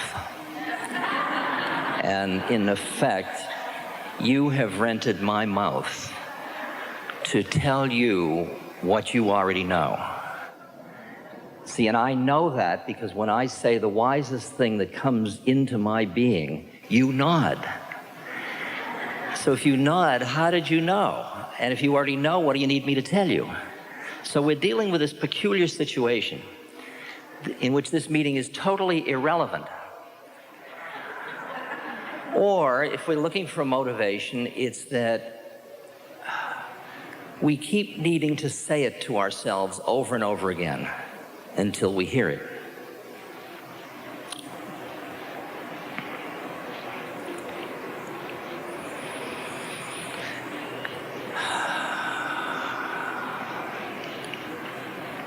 I've been asked over the years many, many times, is this the onset of Armageddon?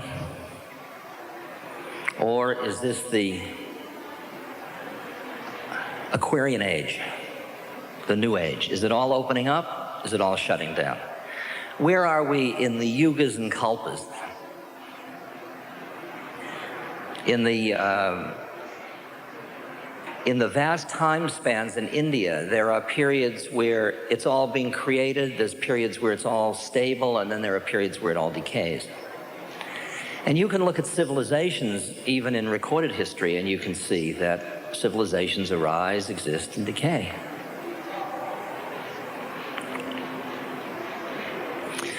So it's reasonable to ask, as you look at the state of our insensitivity to the earth, as you look at our insensitivity to one another, to the animals,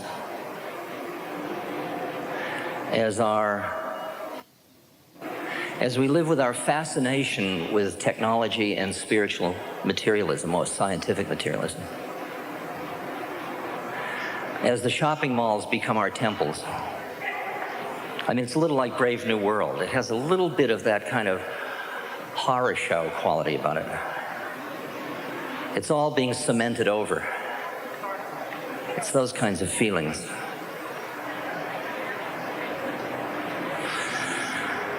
When you look at all that, it's not hard to see the model for it's all coming unglued. And this experiment we will write off. It just didn't work because humans were too greedy. The quarterly report was more important than the sustainability of the rainforest. They made that decision, that civilization. Do you remember? That's us. That's one take.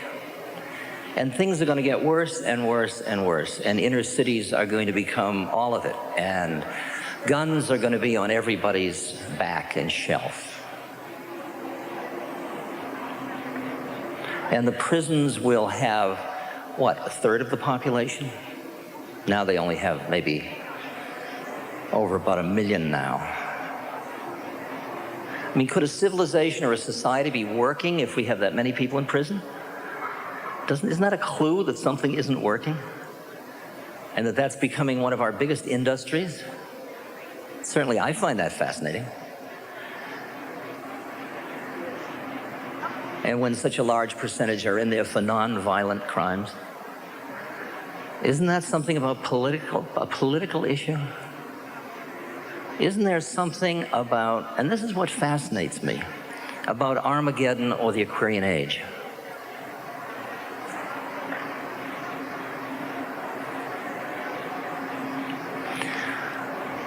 First, let me say that whichever one is happening, whether it is all blossoming, the information age is with us, we're democratizing communication and information, there are all kinds of reasons. We are getting smarter about environment, more and more like Robert Mueller, who used to be assistant head of the United Nations for 35 years, said to me, I said, aren't you worried about the future of the environment? Because he's the head of the Peace University in Costa Rica. And he said, well, when I went to the Stockholm conference on the environment in the, I guess, the 70s, he said there was no government that had an environmental ministry. He said, when I went to the Rio conference, 118 or 138 did. He said, that's the way things change. Things are changing. Now, if you just stood back and said, well, this is going through a transformation, it's all going to be beautiful. I ask myself, if it's Armageddon or Aquarian age, what difference does it make to me now? What will I do different? What will I do differently if I think it's all going to go to hell in a handbasket? Versus what will I do if I think it's just about to happen? And about 10 or 15 years ago, I realized that it didn't make a hell of a lot of difference to me. Because what I had to do, if it was going to be the new age, what did I personally want to bring to the new age? I wanted to bring a quiet mind that had wisdom. I wanted to bring an open heart that had compassion. And what did I want to do with my time? I wanted to do whatever I could to relieve suffering in the universe.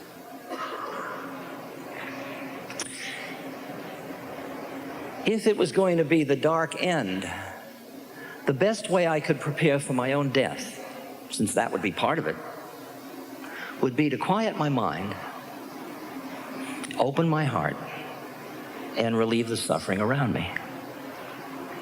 So at that point, it didn't really matter which one it was going to be. It was more like that was all astral fun and games. Yeah. It was a way to juice up your actions, but actually, your actions are determined by what you call dharma. That is, what do you do which relieves suffering in the universe? Since we're all there, the suffering exists. And we are part of it. We're interbeings, as Thich Nhat Hanh talks about it.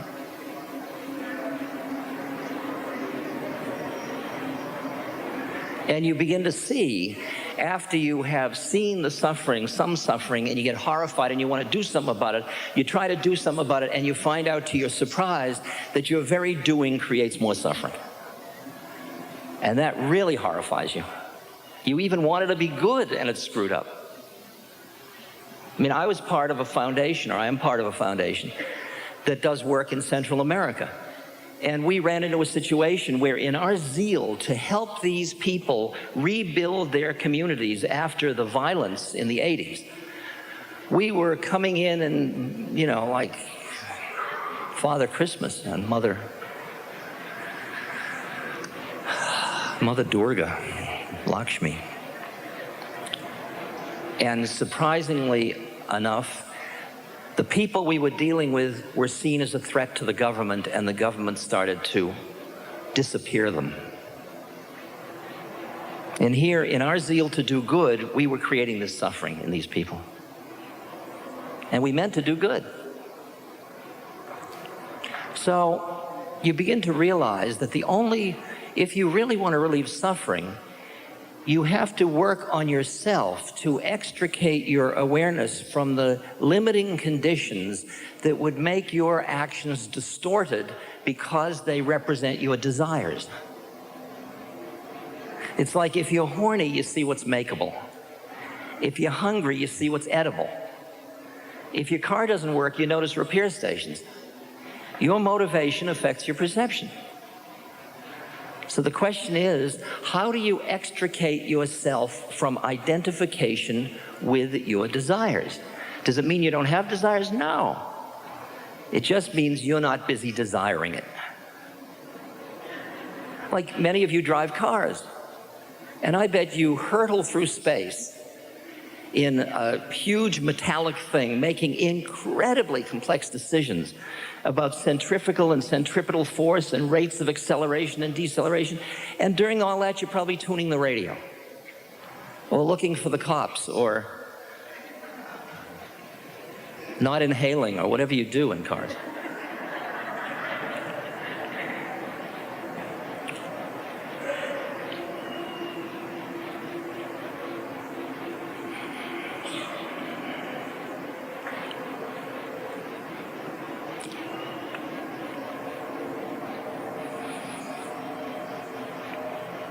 You work on yourself so that your awareness can be quiet enough so that you can hear the gestalt, you can hear the total existential moment.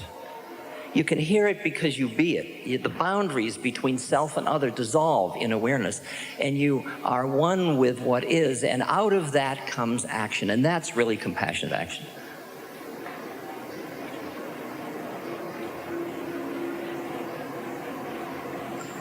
And I'm going to go into a little more detail about all that, so if it passed you by, don't worry, it passes me by too. The interesting observation I'm now ready to see, because all I've said over these many years is when people said, is it Armageddon or the Aquarian Age? I said, I don't know, and really I don't think it matters.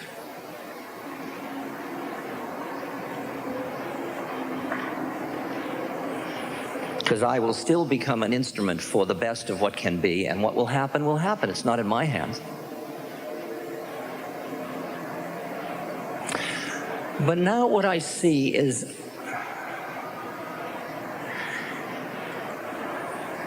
more and more clearly that what we are involved in is a transformation in the nature of reality, in the paradigms by which we play. Let me put it in very specific terms. We are seeing a shift in power so that consciousness becomes a dominant dimension of reality, as well as physical, social, psychological reality.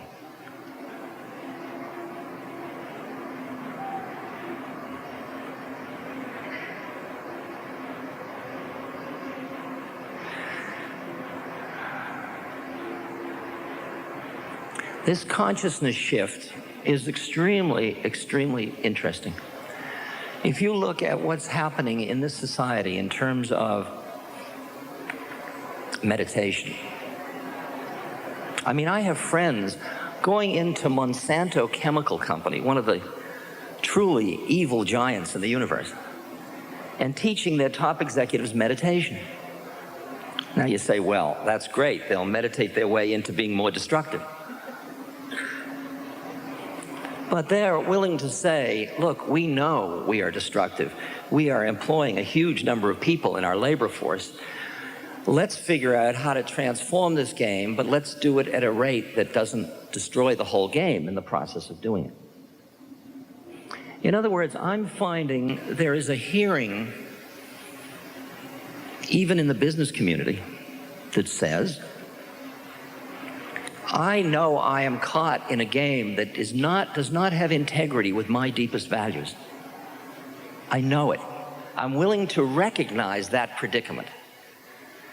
And just recognizing that dissonance. I mean, when you have people from the 60s who were part of the flowers, the we are one, the love, the consciousness explosion, all of that.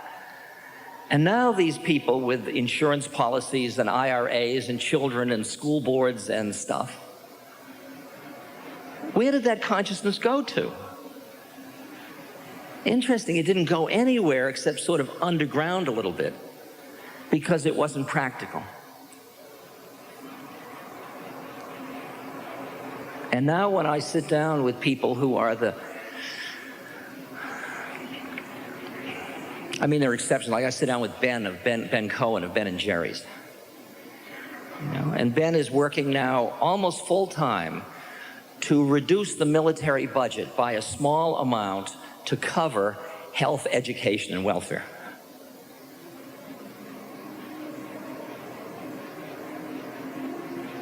And he's doing it using his power base of being a part of an empire which by its very nature is destructive to a lot of values. Because the ice cream's so rich. And so good. I mean, it's real evil.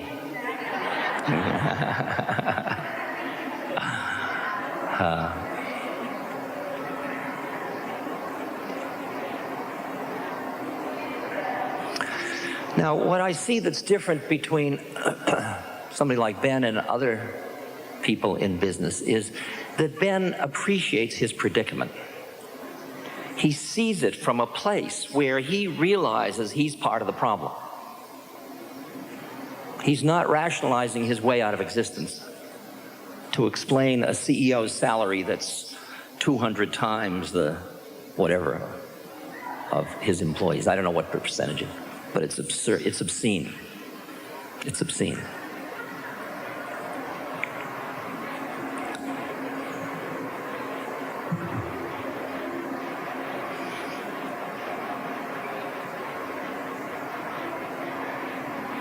I really see the way in which the shift in reality that happened in the 60s, and you saw it reflected in civil rights, you saw it in anti-Vietnam, you saw it in sexual freedom, you saw it in the psychedelic movement, you saw it in women's rights in the beginning of the environmental movement. I mean, this was a major, major explosion of something or other.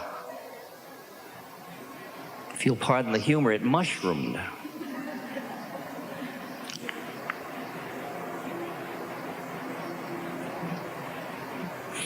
When I tried to figure out what I would say it was, I would say what happened was we went from a culture that I grew up in that saw the reality of our senses and our thinking mind as absolutely real.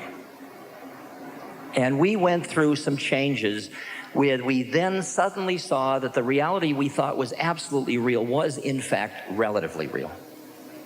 That's a big change. That's a major change.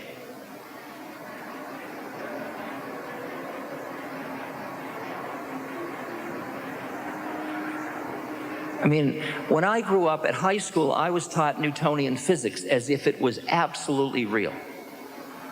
And then Einstein came along and said, you know, it depends on where you're standing. That's what I mean. It now makes that relatively real. It's real. I mean, I was a psychologist. And I really thought I was a psychologist, and I thought psychology was real.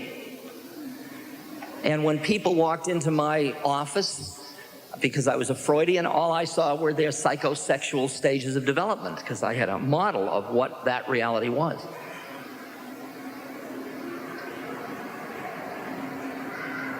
And then suddenly, because of my own experiences, with mushrooms actually, I saw that what was absolutely real was only relatively real.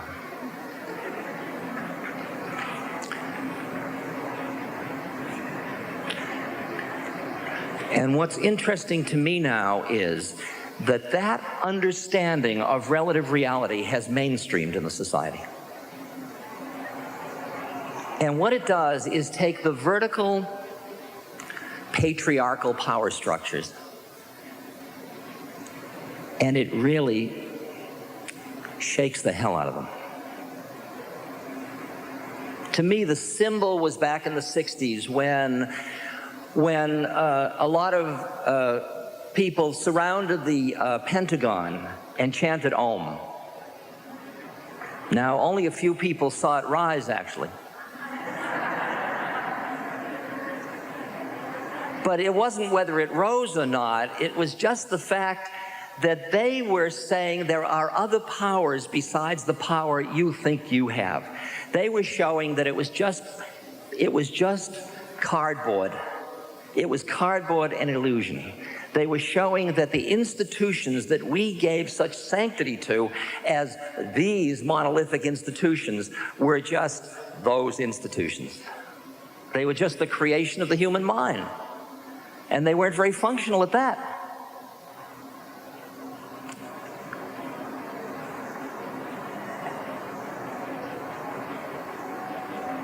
And if you watch our history of the way religion dominated And then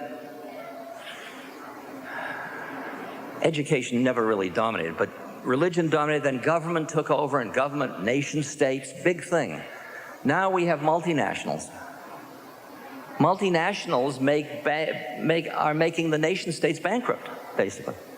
They're reshuffling the deck.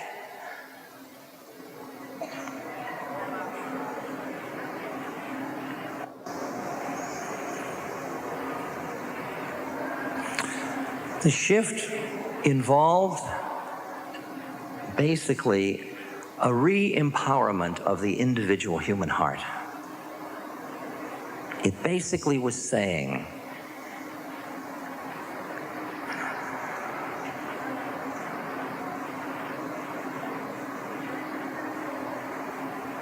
like I go into a church and I see that often the church feels bankrupt because everybody came to get something and everybody took it away. So all you're left with is the external rituals. Then you go into other churches and they are swinging. They are really alive spiritually. And you see it's because the individuals bring to the church spirit. And they feed it because basically the basic spiritual institution is the individual human heart. And you can juice up institutions or get trapped in the institutional calcification.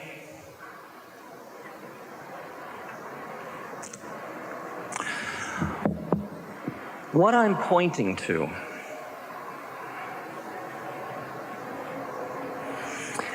is that you and I hold the secret inside of ourselves as to whether this is Armageddon or the Aquarian Age.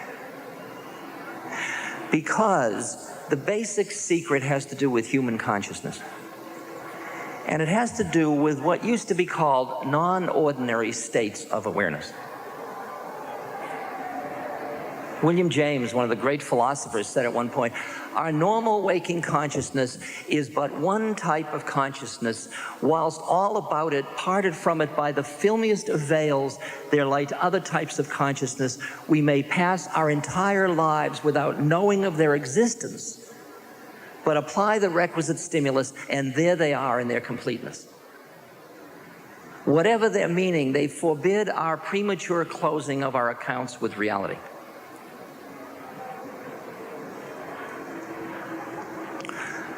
Specifically, you took birth, you went into training, you got socialized, you got acculturated, you went into somebody training, you were trained to become somebody. Peter or Rose or Doris or Fred or whatever, Dawn and everybody said, hi Dawn, you said hi, and you knew who you were, and everybody had they all had their thing, their identity. You went in and you became somebody. And the minute they were sure you were somebody, they is us, by the way, so don't get paranoid. The minute they saw that you were somebody, then you went into somebody special training to become somebody really special. I'm so proud of you, you're special. How are you special? Well, I make things with 3 notches in them. Aha. And everybody was special. But then, and it's why I can talk comfortably with this group because of what I assume you're doing here in a Whole Life Expo, is you awaken and you realize you've been had. You realize that your somebodyness is just a somebodyness. It's a trip of the mind. You got caught in who you think you are. And you were trained by people who thought they were real. I mean, didn't your parents think they were real? And they made you think you were real. I mean, the whole thing is this incredible conspiracy of consciousness. And you buy in and you're galumphing along thinking you're real. And then you awaken. Now, what do you awaken into and what did you awaken from? Well, here's where language gets really funny to play with. And I've really reflected about this because there are so many maps of so many planes of consciousness in so many traditions. I mean, you can have heavens and hells and mansions. You can have lokas. You can have planes of consciousness. I mean, I can do it in so many ways. Electromagnetic, the laws of seven. I mean, we can go on and on and on. Well, I decided, for my own purposes, I was going to simplify it. And I decided I would settle on 3 planes. The first I would call ego. That's who you got trained to be. That is your software for living on this plane. That's the conceptual structure you have in your mind that tells you where to go to the bathroom, where to eat, where to get sustenance, etc. It tells you who you are and who you think I am.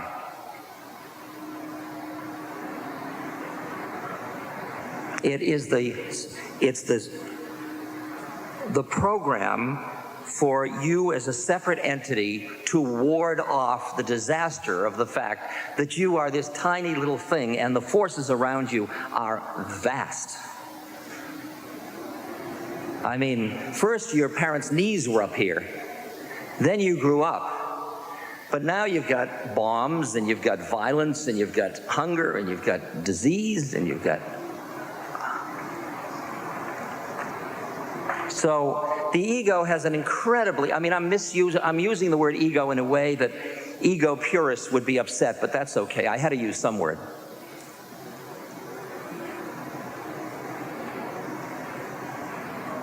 Now, what it is you awaken out of or into, you awaken into what you might call the witness, or in one system, or mindfulness in another system, or an altered state of consciousness in another system, or spiritual awakened person in another system. Now, this second one I am choosing to call by a very, very complex word, because it has so much excess meaning in this society, the word soul. Now, Buddhists are always horrified when I use the word soul, because they have a law, a rule. It's called anatta, which means there is no self. And so what are you doing using another self when we just got rid of a self? What I'm doing it for, I know that, and I agree with it. But what I see is I'm giving you a step on the step ladder, and then all of this is within what happens when you finally surrender your identity, exclusive identity with your separateness. Then the boundaries dissolve and you are in... Now we got a new word we can play with. Which one would you like? How about love? Want awareness? I use awareness. It's neutral. I mean, awareness is like the sky. It embraces, and everything in the sky, you see there's clouds, there's airplanes, there's birds, there's flying saucers, there's kinds of stuff, hang gliders. They're all in the sky. But somehow it doesn't affect the sky. The sky's just there. The sky has all of these in it. These are like phenomena that come and go in the sky, including your body, your personality, your identity, the whole shtick. The interesting thing about your sky and my sky is there's only one sky. There's only one awareness. In other words, at that point, you as a separate entity are no longer the base camp from which you're looking at the universe. Did I lose everybody, or is anybody here? Am I okay? You got to give me reassurance, because you all look like this, and I don't know. There'll be a... Thank you. That was not only my ego needing that, that was soul wisdom to pull that one off there.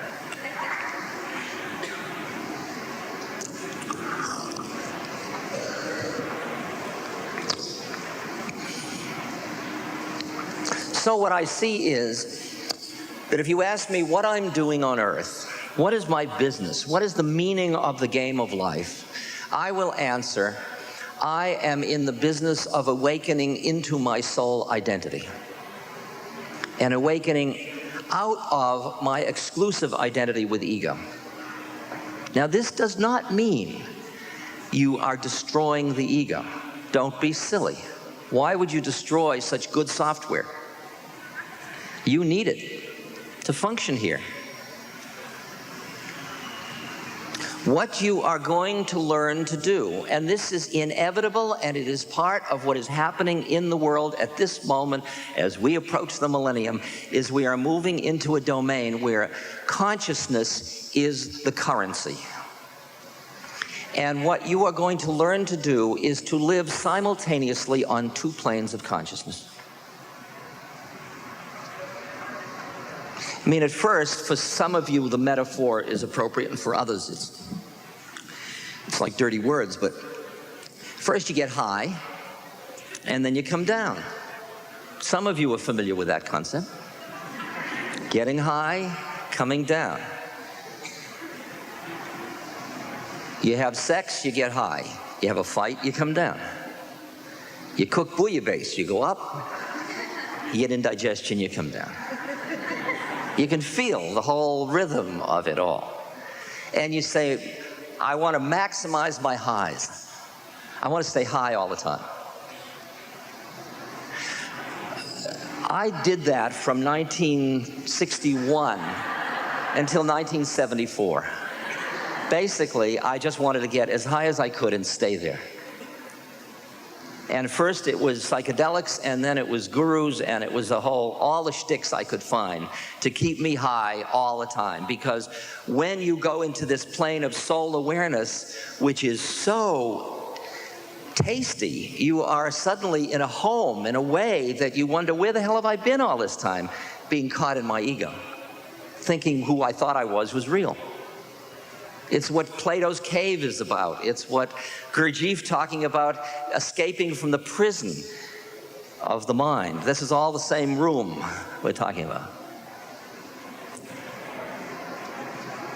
And most of us, most of the time, in all of what we call education and growing, are basically rearranging the furniture in our prison cell. We don't seem to be interested in opening the door and walking out.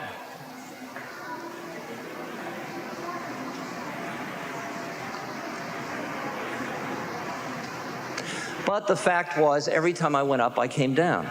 And then I really saw that that polarity was the problem, and that my aversion to coming down was where the trouble lay. I now knew how to get high as well as anybody in the society. The question was, why wasn't I high all the time? And the answer was because I was pushing away the low. And it changed my game. I turned around and looked at Earth and my incarnation and my humanity and my neurosis and all of my stuff, and I started to reach out to embrace it into my being.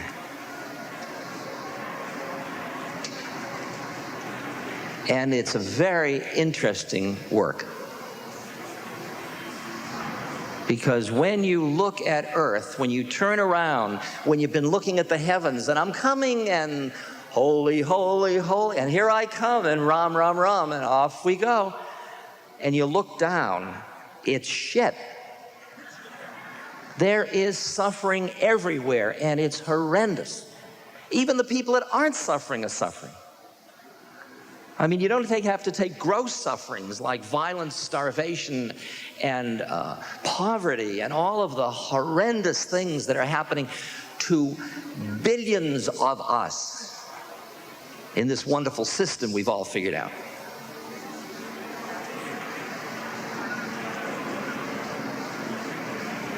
But you look at the people who made it, who got it, who won, and you look at the lines in the face, and you look at the sleeping pill prescriptions and the Prozac prescriptions and the whole thing, and you say, who wins in this game? Where are the winners? Where are the people that aren't suffering?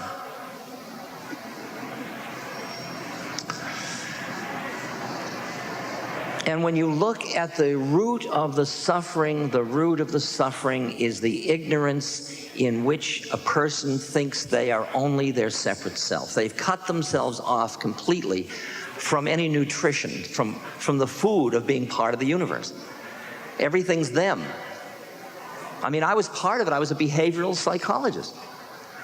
That treats everything as them, including yourself.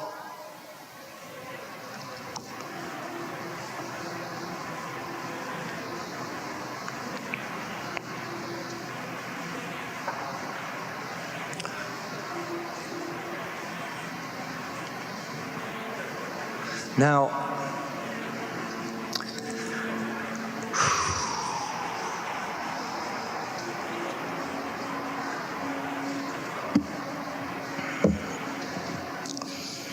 the awakening, and so once you have tasted of high, which we'll now call soul, even though soul is only part high, because you haven't gone into pure awareness yet. But let's just say soul is among the high. It's the spiritual realms. You've gotten high. Then you look at another person who's busy saying, I'm not high, I'm responsible. And what you see is a high person who thinks they're somebody else. Okay? Because as you begin to learn how to live in two planes of consciousness at once, where you're both high and down, you're both in the world and you're not in the world. You understand, you become a karma yogi. You're transforming your in the worldness to get high, and you're using your highness to dance in the world as a kind of a celebratory divine dance.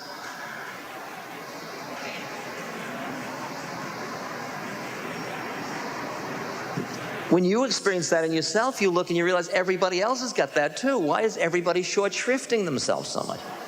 Why are they busy thinking they're real? What can you do about it? Can you shake them and say you're not real?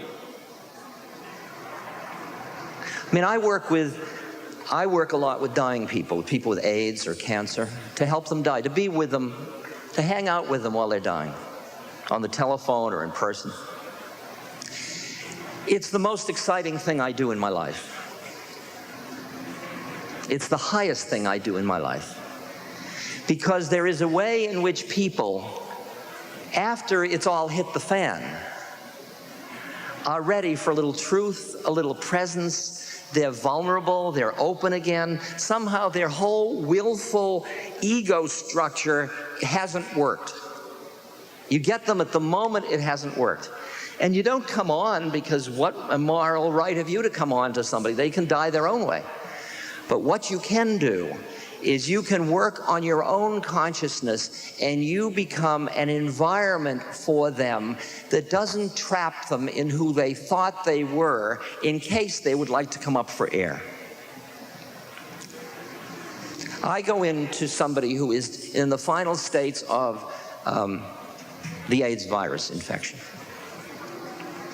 with tremendous opportunistic illnesses, social stigma, family rejection, economic hardship. I mean, it is as harsh as society can do, basically. And I walk into the room and my heart breaks for that human being. Young person whose dreams are gone, who's not going to live their life.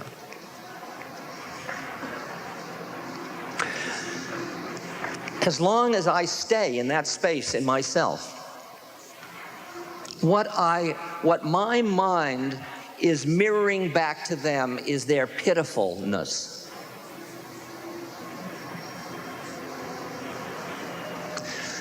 But if I can not be so entrapped by the symbolic power of their identity, to be able to shift my consciousness just enough to come back into my mindfulness of saying, person with AIDS, person helping person with AIDS, here we are. I can become an environment with my consciousness. Now we're talking about consciousness, where if that person would like to come up for air into their own soul identity, there's nothing in me that will keep them stuck being an AIDS patient who's dying. It's like if I look at you, and many of you have heard me do this, but I can do it quickly. And we have a little television channel selector right here, and we select it on 1, and you look up here and you see a 65-year-old decaying, attractive man. Okay. Now you shift gears once more to channel 2, and you see a lecturer, spiritual seeker, teacher, neurotic, blah. You see my whole psychosocial shtick. Jew from Boston, middle class, white, You see the whole thing. That's all my psychosocial identity, channel 2. That's as the world turns. Okay. Now, shift the channel again, for this crowd will appreciate that I'm an Aries. In other words, we've just moved into a domain. We can call it the astral domain. We can call it archetypes. We can mythology, whatever it is. It's bigger than life, but it's still, we're somebody's. Well, I'm in search of the Grail. Well, good, because I'm the Divine Mother. Everybody's got their part to play on that plane. You shift the channels once more, and you look into another human being's eyes, and what you see is another being looking out at you. Are you in there? I'm in here. Far out. How did you get into that one? And you see another soul just like you in drag. You see them in their personalities, their astrology, their bodies. They're busy being somebody. And they really think they're real, you know. But yet, when you looked into their eyes, they looked back at you and said, hey, I'm in here too. Far out. How did we get caught in this thing? What an incredible dance. And that's where soul consciousness starts to be fun. And I've had the privilege in life of finding many, many, many soul associates, soul friends, people who we can meet in soul awareness and delight in the dance of our egos with all their neurosis and all their shtick and all the suffering and dying and all of the stuff. The minute you identify with the soul, not to the exclusion of the ego, but at least equally balanced with it, your whole attitude towards death and suffering changes. Because I'd like to ask you, which of those two planes clearly do you know dies? And I'll tell you, it's the physical ego stage that dies. And there's another part of you. Now, that's what's interesting about the quality of this other part, this soul.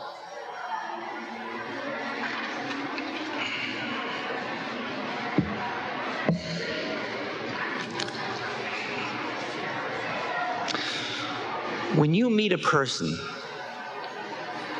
and you can get up to the channel where you meet them as a fellow soul, delighting in the universe, the play of the universe, or scared by it or whatever, but they wouldn't be scared because they'd see it if they were really resting in soul awareness. The medium that you meet in, this is complicated. I hesitate to, well, the medium you meet in, you could call shared presence. It's like, are you here? I'm here. Here we are. Be here now. There's another word you could call it, though. You could call it love. You could say, we are meeting in love.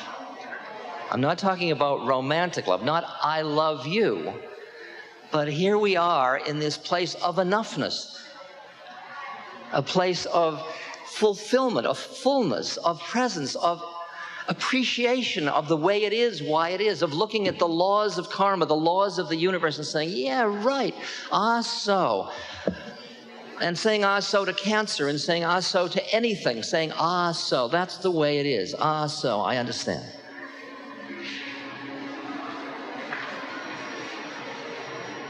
From that place of consciousness, your ability to hear how to play the ego dance changes considerably.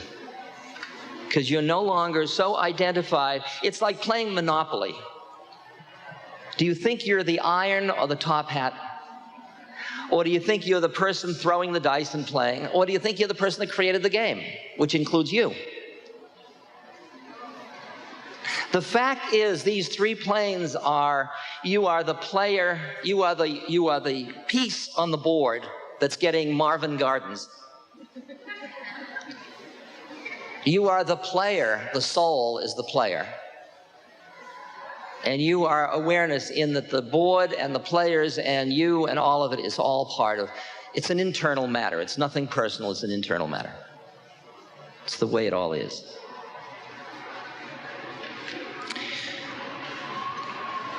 Our journey in life has to do with extricating ourselves from exclusive ego identity to live simultaneously on soul awareness and on ego plane. So you're impeccable on the ego plane, but you're not trapped in it. You're not trapped in birth or death or suffering or sickness. It is all there and you feel it and your heart's breaking, but another part of you is saying, ah, so. It's what the Tao says when it says, one does nothing and nothing is left undone. That's two planes of consciousness. You're resting inside, just like when you're driving. You weren't driving, you were doing something else. You could be at rest and your whole life would be lived out like driving is. Ah, driving. Ah, depression. I mean, the difference between I'm depressed and look at that depression, those are two different planes of consciousness. One shows you a way out and one doesn't. Somebody says, I'm depressed. I said, are you aware you're depressed? They said, yes. I said, well, then it's your problem. When you're tired of it, you'll give it up. Now, what that seems to be doing is profaning personality. And I think it could use a little of that in this society. This society seems absolutely obsessed with personality. What do I want? What do I need? What do I desire? Who should I be with? Will I make it? Did I achieve? Am I successful? It's all fun, but it's really, really like children's toys. It isn't that interesting. And I'm saying that as an old psychotherapist and as somebody trained in personality who taught that stuff as if it was real. At Stanford even, you know, so they thought it was real too. And then at Harvard, where they thought it was real, till they began to suspect I didn't think it was as real as they thought it was.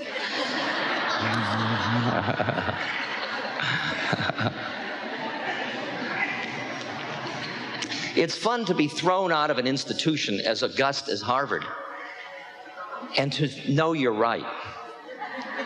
I mean, can you realize how bizarre that is? There was a press conference after I got thrown out, because I was the first professor in the 20th century to be thrown out. And I mean, I was the person that was going to now go to the gym and sweep it, you know. I mean, had lost the big fight. I mean, you take on Harvard, it's like Harvard and Stanford and Yale. And inside me, as I was looking around at all these television and radio people, all of whom had that look of, it's too bad what's happened. I felt inside of myself, my God, I've won. And then I thought, because I'm a psychologist, there is psychosis. When you think what you think is true and nobody else does, you're nuts. And then I thought, okay, then I'll be nuts. And what I've turned out is there are a lot of other nutty people, and if I don't scare people too much, most people would like to be nuts the same way I'm nuts, which is really far out. I mean, do you realize what a mind-blowing years these have been?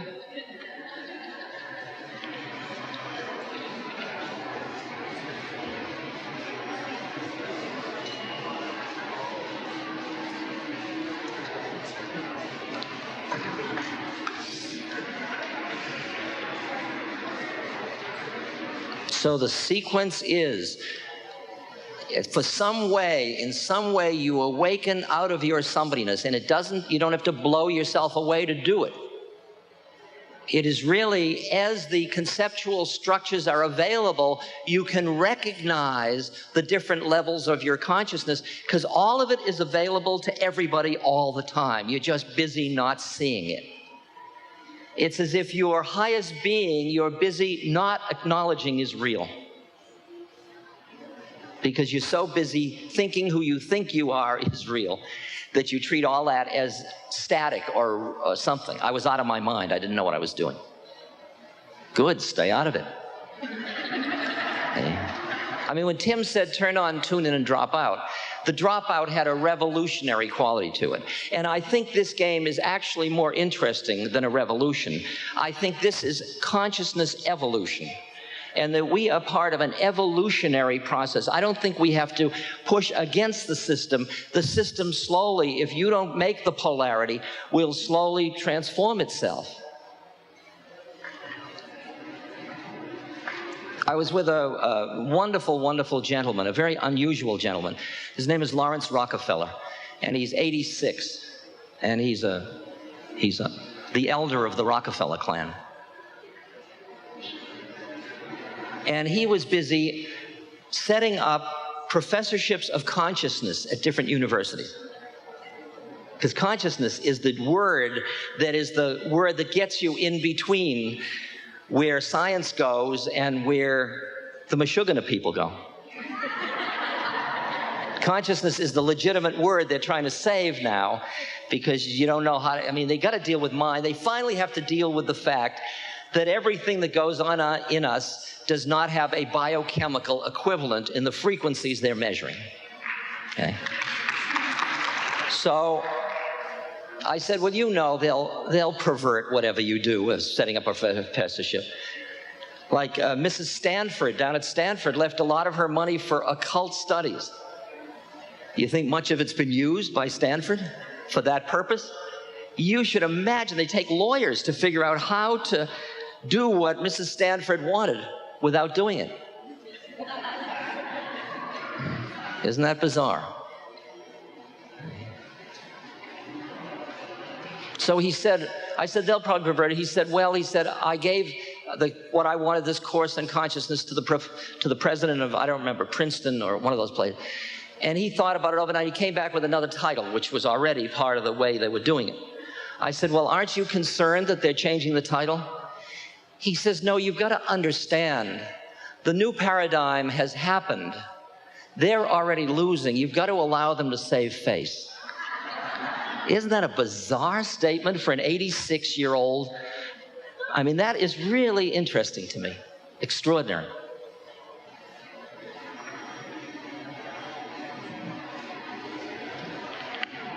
I mean, Lawrence is one of the backers of Prop 215.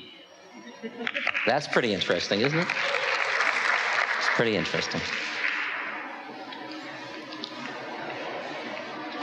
Now, I think I probably, instead of continuing, I should take some questions. Would that be appropriate? Because I can talk forever, as you can see. And I'm fascinating. So...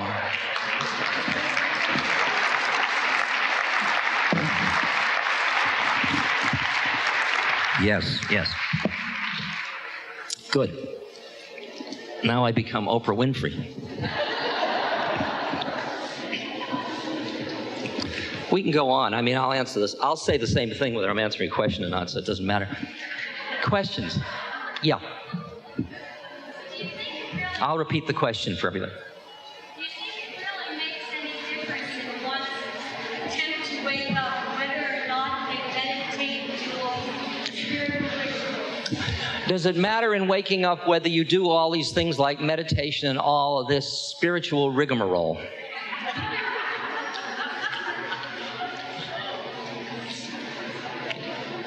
No. However, once you see that awakening is possible, you'd be a damn fool to walk away from it. And when you don't want to walk away from it, you start to look around at what you can do in life to stabilize yourself in this kind of consciousness. And a lot of these practices become useful for doing that. And that attracts you to doing them because, and ultimately, while you may use meditation as a practice or devotion or church or whatever, ultimately you will see as the pull gets stronger and the realization of the truth of your identity gets deeper, every act in your life becomes a vehicle for the process. It all becomes method. Everything. Your fights, your horniness, your laziness, your achievement, your fear, it all becomes the grist for the mill of the process of awakening, okay? And I'd say that every method is a trap, because it traps you in being somebody using a method. And for a method to work, ultimately it should self-destruct. You don't want to end up being a meditator, you want to end up being the Buddha, or a free being, you know? And it's true with psychedelics, it's true with meditation, it's true with service, it's true with Christianity, it's true across the board. You don't want to be a Christian, you want to be Christ. And that's the one, this is the heresy. This is the heresy, and I might as well just say it out front. See? Because we are all awareness in drag. And what awareness is what awareness is. It's the non-form, it's the universe, the unmanifest universe. It is why G-D is the unspoken word. It's all the names, our fingers pointing at the moon. And it turns out this is the moon. Questions? Yeah. Say it once louder.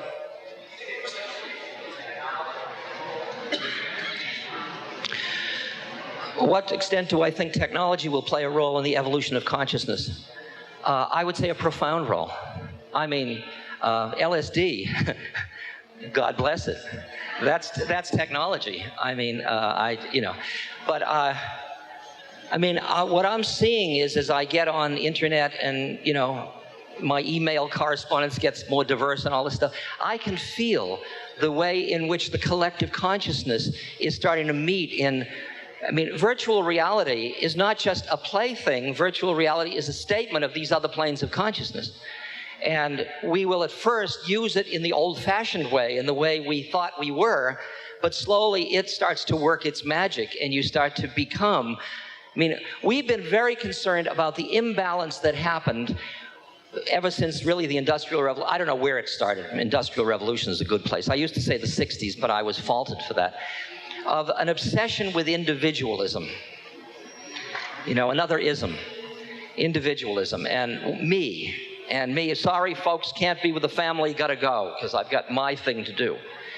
And what we did in the process of doing that, as I'm seeing very clearly in the work I'm doing with aging now, is that we threw the baby out with the bath. We lost our sense of network or web or interdependency or community or whatever metaphor you want for that. I think any technology can be unuseful.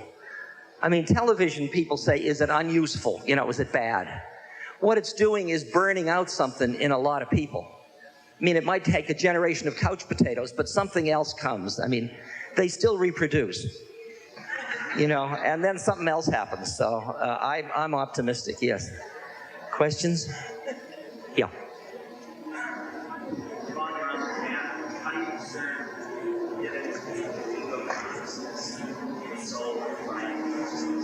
On the path, how do you differentiate between ego awareness or ego consciousness and soul consciousness? It's very, very subtle, tricky stuff. And you'll fall on your face many times, just like I do. Oh, I'm a soul, I'm so aware, says my ego. So that's where you learn how to not elevate your thoughts that much about I think I'm a soul or I think I'm an ego. Just go back to whatever like for me, my beads or my breath, just rising, falling, just staying with my breath, cuts me out of the thinking mind of where I think I'm going and who I think I am and what I think I'm becoming. Just brings me back to breathing in, breathing out, breathing in, breathing out. Not I think I'm breathing in or I'm watching myself breathe in, but breathing in, breathing out. I mean, you learn the techniques. They're not religious, they're just techniques for concentration of mind to show you the way in which certain thoughts are trapping you into seeing its reality. Yeah.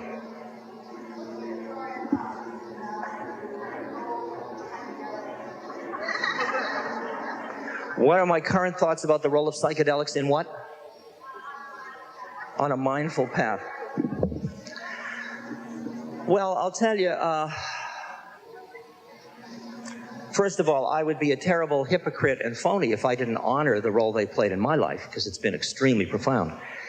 I am also aware, as I said earlier, that a lot of the profound things that I understood in the 60s through psychedelics are now mainstream consciousness.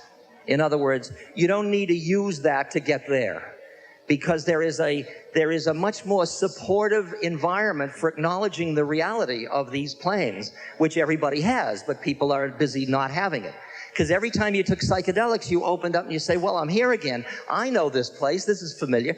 Well, it's familiar to everybody. It's just they're busy not knowing it.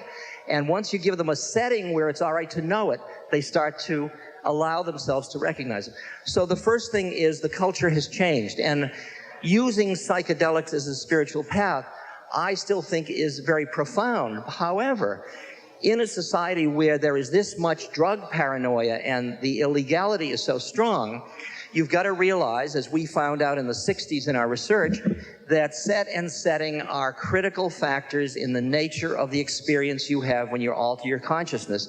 And the setting in this culture for using this is tricky business, because it comes with a lot of paranoia. And you've got to find a way to extricate yourself from that paranoid setting. Otherwise, it pre-programs the trip you're on. All right? Is that a fair statement? Sir. I can hear you. Go ahead.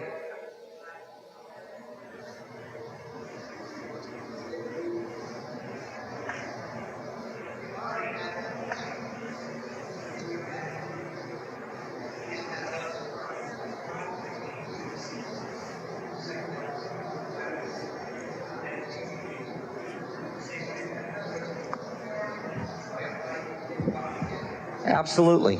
If you're already in Detroit, you don't have to take a bus to Detroit. That's true for all spiritual methods. The method is only there to extricate yourself from the illusion that you thought the ego was the only thing that was real. Once you're out of that, as you're pointing out, then you're not using methods to get there because you're already there. What you're using methods for then is to just stabilize yourself in that space. But there is no particular reason. I mean, once you're stabilized with faith in that space of soul awareness, everything is, you use methods entirely differently. I mean, you would only use methods that would be harmonious with the whole game. You wouldn't use methods that you wouldn't have the desperateness of being cut off. You would already feel like you were home. And then it becomes more of a celebratory use. Like my guru used to go Ram, Ram, Ram, Ram, Ram all day, and he wasn't doing it to get high. I mean, he was doing it because what else to do other than just keep remembering? I haven't talked much about the real fun place, which was when you finish with all this kind of ego obsession and you're resting in soul, then the pull towards awareness, the pull of the separateness to be one with the one becomes more and more powerful. This is the poetry of Rumi and Hafiz and Kabir and all of the mystic poets, the Psalms and the songs and all of these wonderful things that are really the soul's yearning to be with God, the lover and the beloved merging. I mean, that's what that part is about. That's the higher quality of devotional yoga, and that's really what our business is. When we finish this other business, we got to clean up first, which is our egos. Yes?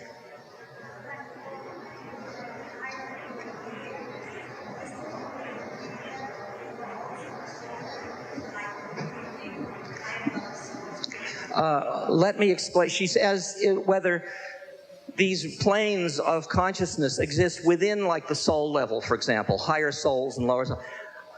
I'm sure they do. I just reduced it because the whole game of judging bores me. You know, higher, lower, I don't know. I'll do it. I'll develop my mindfulness so that I can say, so look at this. There's pain, there's suffering, there's joy, there's birth, there's death, there's aging, there's spots, you know. I mean, I look at my hand and it's got wrinkles and blood vessels and aging spots. It's far out. The Porcelana ad says, they call these aging spots, I call them ugly. Okay? And I look at this and I say, they call these ugly, I call them aging spots. And I think that's beautiful. It's a nice, old, beautiful hand, you know. What did I want? So, yes. Questions? Yes.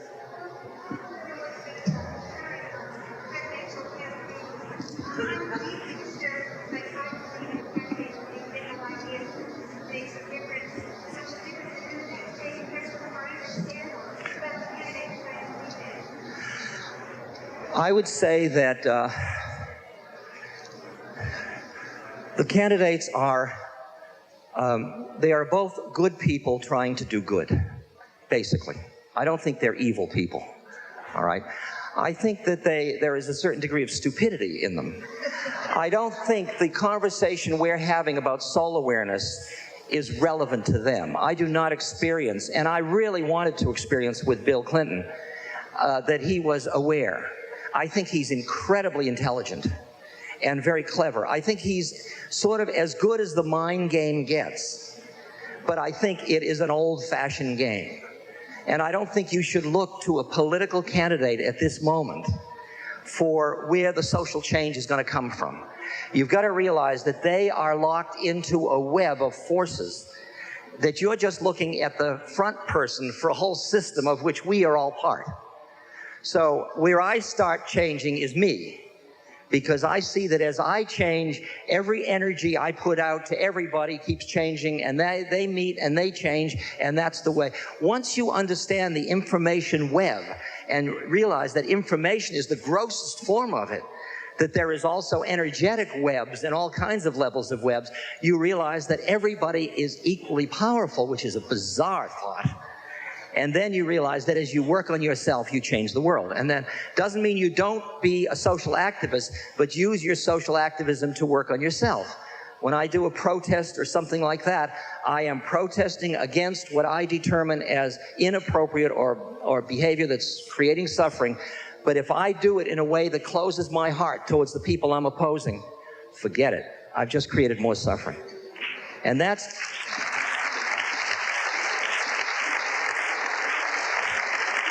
And that's the kind of idealism. Yeah, okay. Question?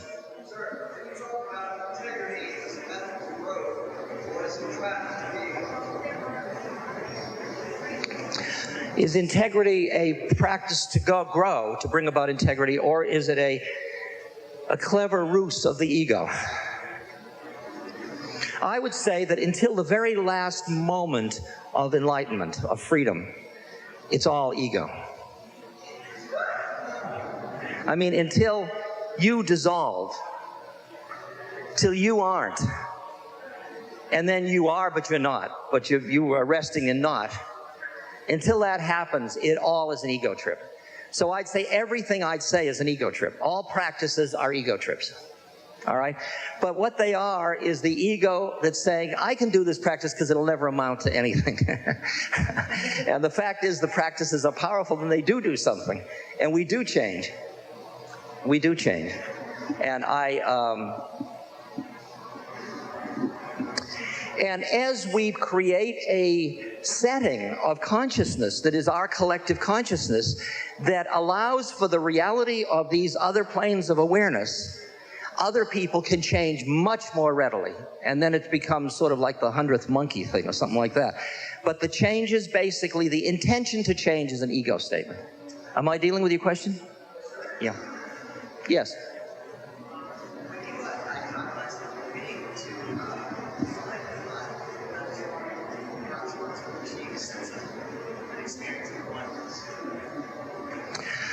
I think he asked if you dichotomize a human being into a mind and a body, how is one to achieve oneness?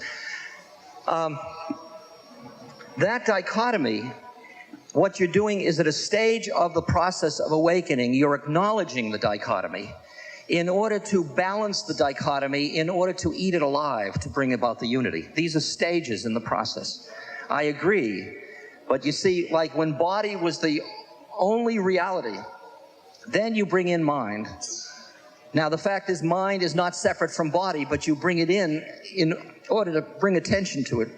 You work to cultivate resting in mind, and if in doing that you pushed away body, you're not free, then you embrace body as mind, and then mind and body become one thing and the full embracing of it. So these are just stages in the game. Am I dealing with your question?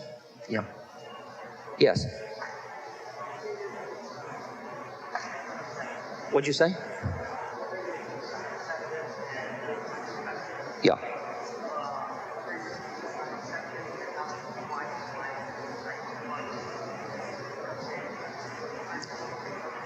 Yeah.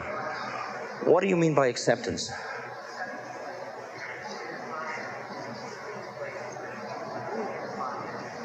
Accepting your own being, you mean? Yeah.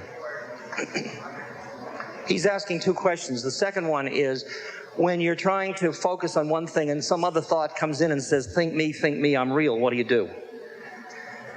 First of all, if you get upset about it, it's got you. If you try to push it away, it's got you. I mean, it's just waiting to get you. You know, like you sit down and meditate and you're all comfortable and you think, I'm hungry. See? And then you think of a particularly good piece of tofu in the refrigerator. You know, and you're right there. And so it's a thought. At that moment, you sat down to follow your breath, say.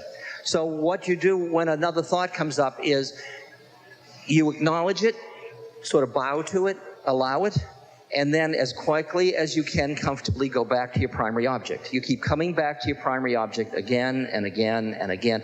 1,000,000 times, and 1,000,001 you'll be distracted, and you keep coming back, coming back, coming back.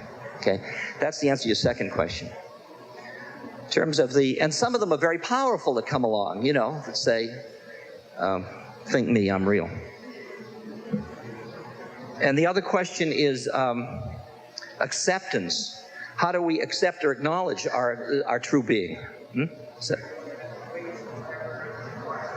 Embrace whatever is dark. I'll tell you, it's hard to embrace whatever is dark when you're busy being just an ego, because it's very threatening to the ego. For the soul, it's a lot easier, because the soul, the relation of ego to soul, which I was hoping to avoid, but I can't, is that, and I'm just going to say it out, and then you can disagree, because I don't even know that I agree, but it seems right. Somebody's thinking it here. The soul has karma. The soul is unique. The soul is a unique entity working through a unique set of psychic DNA that is going to manifest. It manifests on many planes, some of which you're in at this moment, like body incarnation. It manifests in your dreams. It manifests on many, many planes. All of these are working out the karma of the soul. When you're resting in the soul, you appreciate how your karma is working out, so that if you have some disease, or if you have some great success, instead of getting, success, and disease, the soul just says, success, disease. I mean, I'll tell you the heaviest statements about it, like, one to me is loss and gain. Like that one? Try, one to me is fame and shame. That was fun. I've worked with that. One to me is loss, is pleasure and pain. That's interesting. I mean, can you really imagine getting to a place in your awareness where you can say, pleasure, pain, enjoy the pleasure, work with the pain, without getting completely lost in I'm in pain or I'm in pleasure? If you buy one, you got the other, let me tell you. You can't buy one of a polarity without having the other. You want good, you got evil. It's the way it is. Okay. Try, one to me is life and death. Ready? That changes the whole culture right there, just that one thought. When you live as if that were true, your fear of death changes. When your fear of death changes, the way you live your life changes. The whole structure of the society is based on titillating and playing with and awakening the fear of death. It's deep, deep in the culture. Deep, deep in the culture. And our job is to escape. That's what we are doing. And as we escape, so everyone escapes. You work on yourself as your gift to the whole game. That's the way you work. Yes?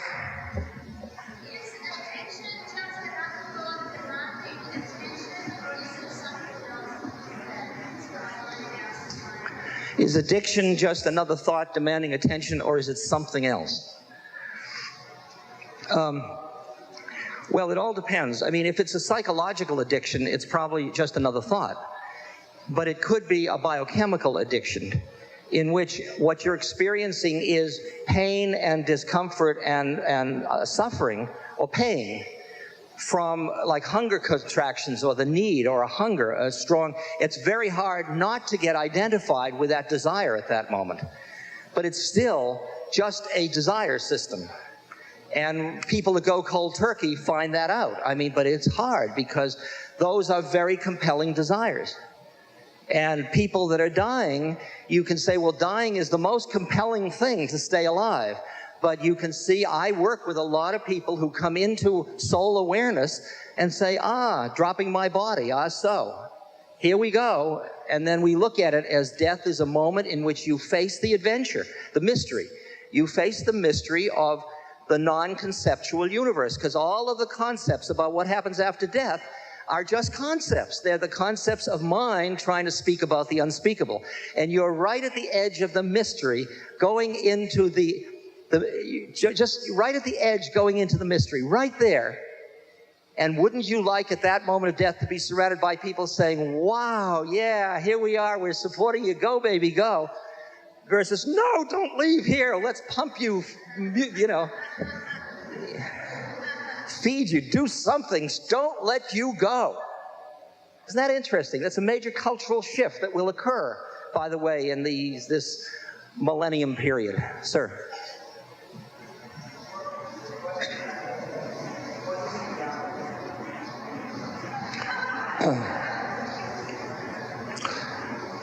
What is reality? I think it would be, I'm probably on thin ice, but I'll say it's really a map that you hold of what exists, and you call that reality. And I'd say that what happened, we're talking about shifting maps, shifting paradigms, shifting perspectives, okay? And so, like, if you go to sleep and you dream, in your dream, you are in another reality. Then you awaken and you say, oh, it was just a dream. You hear? You've come into this reality, this model, this definition of the phenomena you're experiencing. Later, you wake up out of this one and say, it was a dream. My God, I could have sworn I was at the fashion center and I was hearing Ram Dass speak. It seemed so real. I mean, it looked like you could go up and touch him. Am I dealing with the question?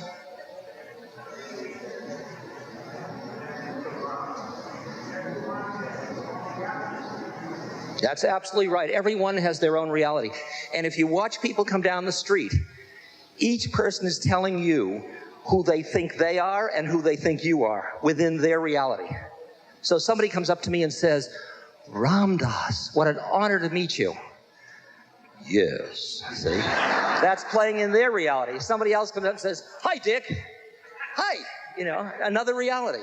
And what you learn, the art form of awakening, is not to get sucked into other people's projections. Because they're projecting their reality all the time, and they're saying, and what we have in a culture is a conspiracy to see reality a certain way. So when you're going to awaken, which is what our work is, we are awakening out of our own acculturation. We've been had. We're awakening out of being had. It's a very yum, yum, yum. Okay, I have to stop, everybody. It's the time to stop. Thank you very much.